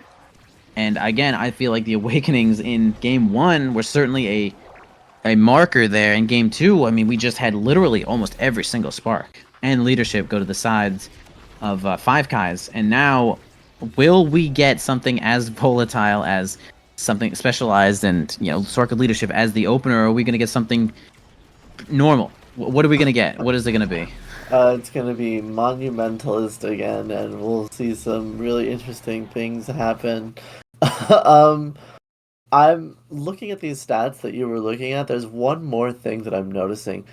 Dran had just a few more redirects than Vaga, but Dran had 23 more saves than Vaga. The core, when it was getting up there, it was really tough for the side of Five Kais to get the core back out. And that part of that is that offensive pressure coming out of Vaga, jumping forward with the eject button, Amy. But when you use those cooldowns like that, you can get caught off guard on your own defensive side. And General Twee and Josh had some amazing shots, hitting it right into the corners. And that's something that it's a little tough for Amy to deal with. Whereas Mako was more just trying to hold it down and buff them in on their offensive tries. Just a difference in styles there, but when you start to get outpaced again by the spark of agility that gets shared, it's a little bit harder for someone like that. Night Market is gonna be. I feel like this has been a close series. I feel like Five Kais has been generally playing better, but either team could absolutely take this on Night Market, and this one could be a long one, I think, Envy. It is certainly possible. And another thing I want to mention is that in the first game, we really had PLX with the offense and the damage to find kills, even on something like Oni Village. And now that on Amy's app, we had Five Kais pick a little bit more offensive comp there, and it kind of worked out for them. I actually want to see Five Kais play something with similar offenses as they did last game. I think playing for damage might be this team's forte, and they might have just avoided it in the first game, but that's kind of what I want to see coming from Five Kais if they really want to make this upset against the first seed. They're the 6th seed. It's game 3. It's close. So, looking back at that previous game, there was one awakening that was picked up that we did not mention that has a pretty big impact in that game. It was the heavy impact that was picked up by Dran, I believe, on that Mako, getting that extra cooldown refresh, and there we go. The Mako comes right back up. That's what I was thinking, seeing that the heavy impact is here as a starter again. Heavy impact, last cannon are the starters, and we see 6 heavy impacts. 6 heavy impacts, the midfielders with slicks, the forwards with siphoning. Vega still on this strike shot, Dran still with the powerhouse pauldrons. But here we go. This is the decider. One of these teams is about to get 4th place in the NASA Season 3 playoffs. Is it going to be the 6th seed or the 1 seed? That's what we're here to find out. Let's go. 1 barrier down on each side. General Twee pushing forward with Josh. This Era X is such a classic combo, and we know what can happen with a comp like this if it scales. Yeah, for sure. X Era has certainly been a classic for a while, and they actually are going to end up finding another kill on Josh. It's always Josh, unfortunately, to take the brunt of all the damage there. But yeah, it kind of a newer, if we were to say newer age comp of similar stature, being now with like hastes and Kazan with, well, everything. Everything. Kazan has everything. X Era is sort of, it's not like one note, but it is kind of like one note, where you're really just supporting the X in every way you can, especially with Mako joining the cast, making this comp even better. X Era Mako has been seen dittoed multiple times in the last year in high-level tournaments all over the place. Lots of nerfs coming out and changes, but it's back. X Era Mako in this set. We're going to have Five Kais try their best to play this classic comp, as Josh is always just going to be taking a lot of damage. I mean, yeah, Atlas isn't necessarily the one to be dealing damage, but Kazan deals enough for 2, especially now. She also is kind of a low cooldown damage dealer as well as healing everyone to almost full. A little bit nerfs on that one, but 1 barrier down for each of these teams here. Can they get it out? Dran is again under more pressure with the flips coming on in there. The drone blocking it off, but yeah, Josh redirecting it correctly. Josh can't hold the ball there as Drew is approaching with the flip. Can Fudgy Waffles get it to him? Baga's going to easily defend that one away. General Twee approaching with the flip now. Josh to defend, but super low once again. It looks like they're going to end up just kind of killing Josh, and man, I wouldn't be surprised if we have Platinum exclusive ignoring the ball some of the time just to get Josh the heck out of there. Yeah, I think you're absolutely right here. But I'm also seeing 5Ks. I'm seeing Josh be absolutely willing to pass the ball out of a contested situation up to General Twee and try and make some noise with the Era. Right there, though, the drone from Fudgy sets off a chain reaction where Drew is eventually able to seize control of the core, put it in the net, and get the first point for PLX. But the passing is, again, it's just really crisp from the side of 5Ks. If they can keep that up, it's going to be great. But they're definitely losing the damage race for now. If Awakenings come in, things could change. But there's really not that much health to be had. So one of Josh or General Twee is almost certainly going to be just like that, in danger of being KO'd or just off the map. There's so much damage from this now. Kazan combo, Drew and Fudgy Waffles playing it so well. But Duran is able to buy so much time. It's still going to be close, but I expect a lot of power plays for the side of PLX. Yeah, Oh. for sure. And again, just as you finished saying that, another power play coming in hot. Josh is not even fully recovered. Drew and Fudgy Waffles are okay. Again, kind of just saying, screw it, I'm just going to go kill this guy. Make another power play indeed, getting a whole lot of extra experience too per kill. I mean, I'm not sure if you get energy per kill, but you certainly get experience. That's actually going to make a difference as well.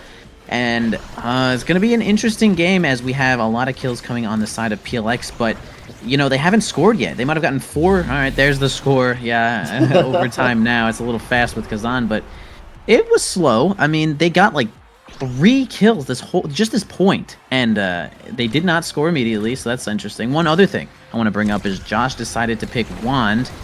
Yeah, we know what Wand, you know, does percentage damage and heals you, does a decent amount of healing you, but there could be something to say about Vambrace as Josh is being the one kind of getting plastered every single game this series. Yeah, it's a little tough. Sometimes you really just, because of the way that Siphoning 1 interacts with it, getting those cooldowns, just getting lots of light hits is really good, but it could have been Vambrace, but I just don't think they have the damage either way. I don't know. It's a little tough. We really need to see some awakening, some scaling come in here for the side of 5Ks, and PLX doesn't seem to have the same problem. They just have Kazan and Now, who are both very strong. It doesn't matter though. Like, this is it. This is what Era X is going to be able to do. It's eventually they'll push through. Eventually, they're going to set up a really nice spot that's hard for you to recover from, and that's what they want. They'll take the kills. They'll take losing the damage rates for a long time. They just want the best possible chance when they finally get that chance, and this is a comp that is built to do that. Yeah, as you mentioned, the damage lacking on the side of 5Ks. I mean, Era doesn't bring the damage. Okay, they end up getting it past Vaga there in the slight top corner there, but Era does not really bring the damage. I don't think Mako really brings the damage either, even as a heavy impact start, and I mean, Josh has got Wand. I feel like that if they were going to go for damage in any source, it's not really going to end up working out. They're not going to be able to get a kill, especially with Atlas also being on Vaga. We might not even see his ult being used once. As they have now to also heal themselves up. They're sort of invincible in this set when it comes to kills, in my opinion. And some people will probably correct me in chat saying that, yeah, well, Wand ends up doing more healing than Vambrace, and I would love for the chat to give me some numbers on that one, but as I'm talking about numbers and stuff, Josh finds himself in the grave once again. Power play coming out from PLX. General Twee causing a whole lot of havoc there and not letting the ball get past. General Twee actually holds it down the entire time as Josh finally finds a time to recover here, comes back with full cooldowns. Can we make a difference here? A push on this barrier. It is 2-2 in this set, but it really feels like Platinum Exclusive has had control the entire time. But it's weird. It's weird. Okay, so here, another power play. They get a kill on Josh. Can they get this barrier? They're spending all their cooldowns to kill. Maybe that's just not enough to get the barrier. the thing is, they're getting these kills. They're getting the XP lead. You see Josh a level 4 here, as Vaga is the lowest at almost level 6 on the side of PLX. But Dran is holding it down on defense. It's so hard for these two characters to get it past this Mako, at least right now. And frankly, Mako does do a lot of damage. Not all the time, but she also enables more damage. That size comes with some power. It's so oppressive here. Drew, they do get the barrier open. Mako is drumming. Twee is there. There's the core flip. The added size from everything. That's what this comp is built to do. Get Josh in front of the net. Give Josh the chance to score. That's what he does. Duran gets the MVP. There's 2 sparks here already, as well as unstoppable. Specialized Bill, I think you have to take Specialized here and deny it from the Kazan? No. You could. That might be necessary, as Drew is going to have just almost double damage with Specialized. And Science go for Prime Time. That is interesting. Doesn't think he needs any more damage, which is fair. Fair to say, but another funny thing is I spent like 10 minutes straight talking about how PLX is going hard, going in, and we actually have 5 guys taking the first set. Like, am I even watching the game, right? Like, am I even looking here? This is I don't know. Like, Primetime does a lot, and Primetime gives a lot more core control for these little scramble situations, but Specialized is so much damage. Is that really what you want to avoid? Right now, Josh is just using it to beat up Drew, and look at Drew's health bar. It's low, just like Josh's here. Duran still pushing back. Eventually, that comes out from Fudgy Waffles, but Drew is pretty much down to 0 again immediately. There's the knockback from Era, another heal used from the side of PLX, keeping Drew alive, but the damage is here. It's arrived. Just these awakenings is enough. Specialized training means every single one of those punches from Josh you're going to do so much damage, especially with the added power from Era and Mako. But Fudgy, again, if you watch Fudgy when he has core flip, you will see him walk up to somebody, use that first drone, use the Dorito, knock them back just a tiny bit, follow up with a core flip. General Twee doesn't need all of that nonsense though, just hits the tornado, takes Drew off the map, and unable to get the blast barrier here on the side of PLX. Great defense by Fudgy Waffles and Vaga. Yeah, indeed, we can find Josh again at really low health. As I said, they were never going to get a kill. They did eventually get Drew down earlier in this game. And can they do it again as Josh finds himself really low once again? Vaga, pretty happy to see these power plays coming out. Not a whole lot of offensive pressure coming in for him as they are down a little bit in this set. All right, can we have General Twee facing another power play as Josh is never around. Big Bro is never around to just help out. General Twee and Dran always having to do it by themselves. Gonna see if Fudgy Waffles and Drew can finally get this barrier that Dran, the immortal being, has just been holding down. Fudgy Waffles does have a flip to approach with, and they actually get it without using the flip, which is a huge deal. Sends it to Dran as fast as possible, but yeah, the Mako ultimate is going to work on hitting Drew and making a cage there, not allowing this flip to land. And Dran also has a flip for himself to use it as defense. Josh still half health. Drew probably not done with him yet. Vaga's going to spend his flip, try to get it out of there defensively, sending it up to Josh with the overtime. Mako passive is going to make red balls. Yeah, it's going to actually have a flip from Dran. Not going to be able to reach it. Josh low health again. General Twee is going to find himself alone pretty soon. And yeah, now he's alone with Dran. Can they find this power play score, or will they hold it down once again? Dran and Twee are doing so well. Oh my An God. amazing shot from Dran. Just gets it with, I believe, the Mako primary strike. It's got some extra power. And in overtime, that's enough with a great angle. Gets it past Vaga. Can't do anything about it. In the last point there, I was watching it. There was a few power plays where General Twee just killed them by himself. Dran didn't have to do anything, and it was because General Twee is doing such good work with the speed boost in the center. The control of it that the side of 5Kais seems to have is actually huge. Watch how often they are taking it compared to the side of PLX. You can see them hovering in it. Twee is in it right now, just trying to get that angle for the for the energy, and there again, they finally get that kill onto Vaga. General Twee has core flip, uses it, puts it up in the top corner, and what a great job by 5Kais. Yeah, finding a kill on Vaga there is a rare sight to behold, especially with the Unstoppable. But 5Kais makes it happen here.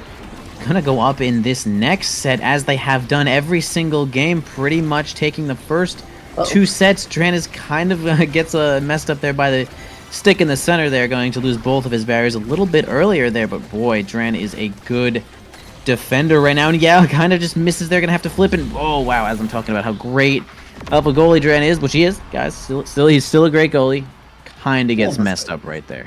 little mistakes. It's okay. Little mistakes. Guys, he's still good.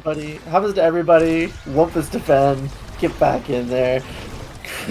I agree, Twee. But the thing is, Josh has full core flip here.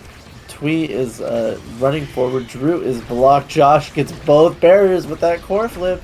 And Dran still has this one to hold onto. Drew ends up burning his to try and get away from Josh. But Josh just runs past him, runs to the core instead, says, okay, I'll hit this. The tornado can't quite get it, and Drew, with a great shot, manages to thread the needle between Twee and Drew, gets the last barrier, and suddenly there's a chance. Even now, though, Twee is taking the center away. Fudgy ends up getting his core flip beaten by the Dran's ultimate from Mako. General Twee manages to get it past Fudgy Waffles. Josh is running. Here's the extra speed from Mako. Can't quite get anything with it. And it's a little harder for the side of 5Kais to get past the side of PLX. A core flip is used. Another one is used. Can't quite get it there, but Dran with the redirect. An amazing shot from Fudgy Waffles, followed up with the drone just in case. 2-2 in this set. PLX will not go quietly. Indeed, a nail biter here. And you mentioned that the side of 5Kais was certainly using the center speed, and it looks like Fudgy Waffles decided to use the haste drone into the center speed, getting a grand burst of speed to make that shot happen, which was pretty imperative to the side there for PLX, as they do certainly need another set here to even it up, as one barrier goes down for each team there. Not too much damage exchanged, as Now's secondary is going to cause a lot of healing there. Drens end up losing the last barrier here. Now we are actually going to have an open barrier for the side of 5Kais, and they're going to defend it away, as, man, they still kind of have to make an offensive push here. General Twee has flipped to make something happen. Josh low health again. No way to really heal unless he goes out of his way to grab a healing orb. Really good evade there on the Kazan special. And yeah, this specialized training is going to cause a whole lot of knockback and trouble, and the size from Era is going to make it so that he hits basically everyone and the core in there. Once again, 3 games in a row. First 2 sets from 5Kais. Can they bring it home or not? Who wants it more, right?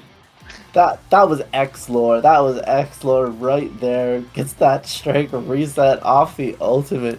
Does so much with it, and Dran, just as on top of things, picks up the spark of leadership, starts sharing those cooldowns, but getting it past the side of PLX is going to be even harder now. We see the quick strike taken by Fudgy Waffles.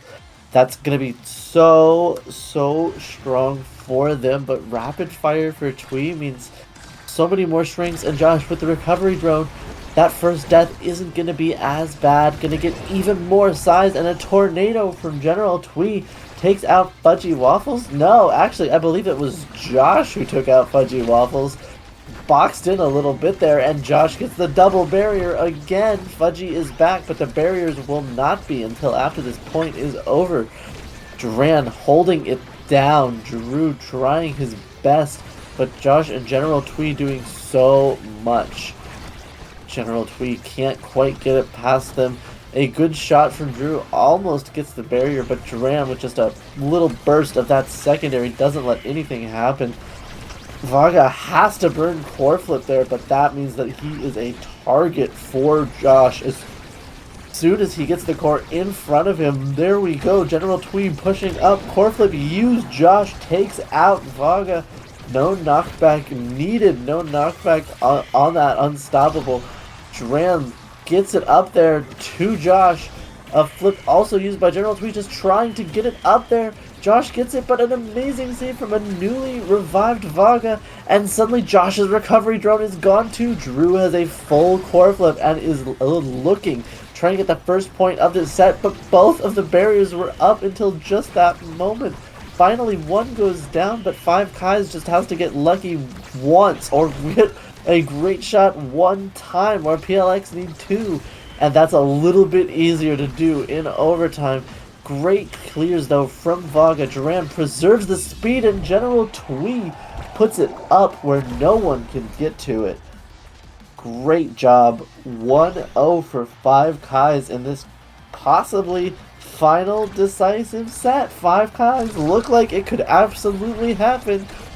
Both of the 1 seeds of NASA and Nassel could be knocked out this weekend before even hitting the top 3.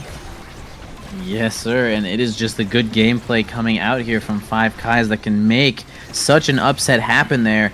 Really just playing really well with the synergy there, as we see General Tweed taken out there by Drew, and Fudgy Waffles damaged. Josh also a little bit injured here, as they do have open goal. Dran's going to try his best to save this. Drew kind of more interested in dealing damage, as Fudgy Waffles does the heavy lifting with the core control.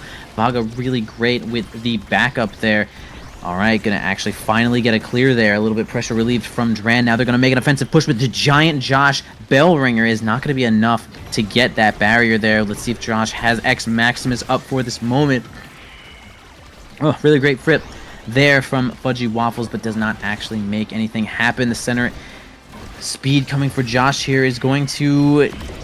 Yeah, put him in position. He had to blast Drew right off the map there, and now we have a power play coming out for 5Kais. Can they get this barrier? Yes, they do. A couple more seconds here until Drew comes back up, and is not enough just yet. Good defense there from Vaga and Fudgy Waffles. And this is definitely an important point here. PLX does not want to find themselves on the last literal point, as they have not taken a set yet, and that's exactly where they're going to find themselves, as the ball's ricocheted off this little corner of the center here from Josh, and now they are on match. Full match point here. The upset could happen for 5Kais. Fudgy hits a demon angle. Unfortunately, is into his goal. Josh gets up here now. Doesn't want to waste this opportunity. Pushing forward, Drew very low. Josh ends up not using the core clip. But again, the center speed is going to Josh. He's using it to dance around Vaga. Vaga uses core flip. Felt like he had to. Absolutely understandable. Drew trying to hold on to this evade here. Doesn't have much health, but is pretty near core flip. Manages to get the kill onto Josh, but General Tweed with full core flip just hovering around it. Drew gets a big heal there. Back to full health. 2 core flips here on the side of PLX, but Dran is holding it down, and Josh is back already. 15 seconds till overtime. Fudgy Waffles uses a flip, gets a flip in return, but Drew vanishes. Duran can't quite get the clear, but it's a 2v2 for another few seconds. Duran with a great dribble. Josh takes the center. There's the speed. Hitting it back in. Can't quite get it down to General Twee. A tornado is cool. Puts it all the way through. Gets that barrier down. This is it for the side of Platinum Exclusive. Win this point or go home. Duran has core flip. Ends up burning it. Can't quite get it. But the barrier is safe. That is the thing that we need to worry about. General Twee is looking. Drew can't get it past Duran. What an amazing defensive job here by 5Kais, finding these slight angles around these players. General Twee gets it. Josh has the speed boost. Josh has the core flip. Doesn't need any of it. General Twee puts it in. Josh blocks that expanse coming out from Atlas, and the 6 seeds are unstoppable this weekend. 5Kais takes out PLX and gets all the way to losers finals here in NASA. Absolutely insane set to see the 6th seed upset and knock out the 1st seed in these big playoffs. I mean, man, this is this is kind of where you want to be. This is really, I mean, this is a league. This is tough. This is what you've been working for this whole time, and unfortunately, teams do eventually have to go home. And man, Five Kais is not going to be the ones to go home today, as they are continuing on in this bracket here of playoffs. They're going to meet the loser here of, what is this, M5? Losers Finals, which includes Party Rockers 2 and Shikara Chatting. Those are Winners Finals teams right now, seeds 3 and 4, making it happen for them. And they're going to have to fight the 6th seed, who's guaranteed 3rd place now. So, man, what a series it has been and still going to be. Wait, actually, it's 3-4-6 and 3-4-6. Those are the teams that are remaining in NASA NASA and too, yeah? National. It's both of them, yeah. Oh, both that's so of the sick. winners side games were upsets. The script copy that I believe was said, and absolutely true, but Five Kais had to play so well to make that script happen, right? And I mean, what a weekend. 10 games, 8 upsets. Yeah. I'm not sure how much more you can say than that. Well, there are still more upsets to be had, as the 6th seed is still possible to win this whole playoffs, actually. There are still more upsets to be had, more games to be played. And on April 7th is when you are going to see the next lineup of these games transpire. 2 So weeks. make sure you tune to that one. 2 weeks, and oh my goodness, what a set of games we're going to have there. Is this the Shikara Chatting redemption arc up in winners, Five Kais down in losers, along with the sad boys. The sad boys are inevitable, as they say, and the sad boys are in losers of Nassel, just waiting for, what is it? I believe EKC and Bun Bun Bonanza. This is not if we had that bracket contest happening, this is not the bracket most people would have submitted, but you absolutely love to see it. That's what I was always told was that's why you play the game, you know? You put everything into it, and sometimes these teams that are viewed as weaker, absolutely on the day, in the moment, they're just better. They're just stronger. They're just faster. They just get these points. They get these moments. They're clutch. And that's what playoffs are all about after such a long regular season. It's a different skill set. Sometimes you have an off day, sometimes you have an on day. And this weekend, it's been on for the underdogs. Yeah, all about consistency. And even though consistency does get a little strange as we see that, the 6th seed is doing so well, I mean, it does have a range. This 6th seed has been on today winning their series. It's like, I don't know. It's all of these players are good enough to win, that's for sure. And this is proving it. This proves that the seeds matter, but not enough to make it that the 1st seed is just going to win this tournament. As we can see, both 1st seeds are out. I just want to say, looking at this, shout out to Platinum Exclusive. I know they just lost that game. They end in 4th place. But today they won 4 games and lost 4 games. And it's just a matter of when those games happen. It's best of series. And if you can't put those wins together in a line, it just doesn't end up happening. But you know what will happen? These playoff finals here in 2 weeks. We hope to see you then. But for right now, I think we're about to sign off. Envy, you got anything else you want to say? All I'm gonna say is congratulations to pretty much all the teams today. Everyone that made it into playoffs deserves a pat on the back. I mean, there were so many teams, so much competition, and all of these teams, Platinum Exclusive, Party Rockers, Pink Plonk, Chikara Chatting, Requiem, Five Kais, all of these teams that are made it into this part of the playoffs. Congratulations to them. Congratulations to those moving on. it's not over for them, and I hope to see all of you in the next 2 weeks. That'll be it for us. See you soon, besties.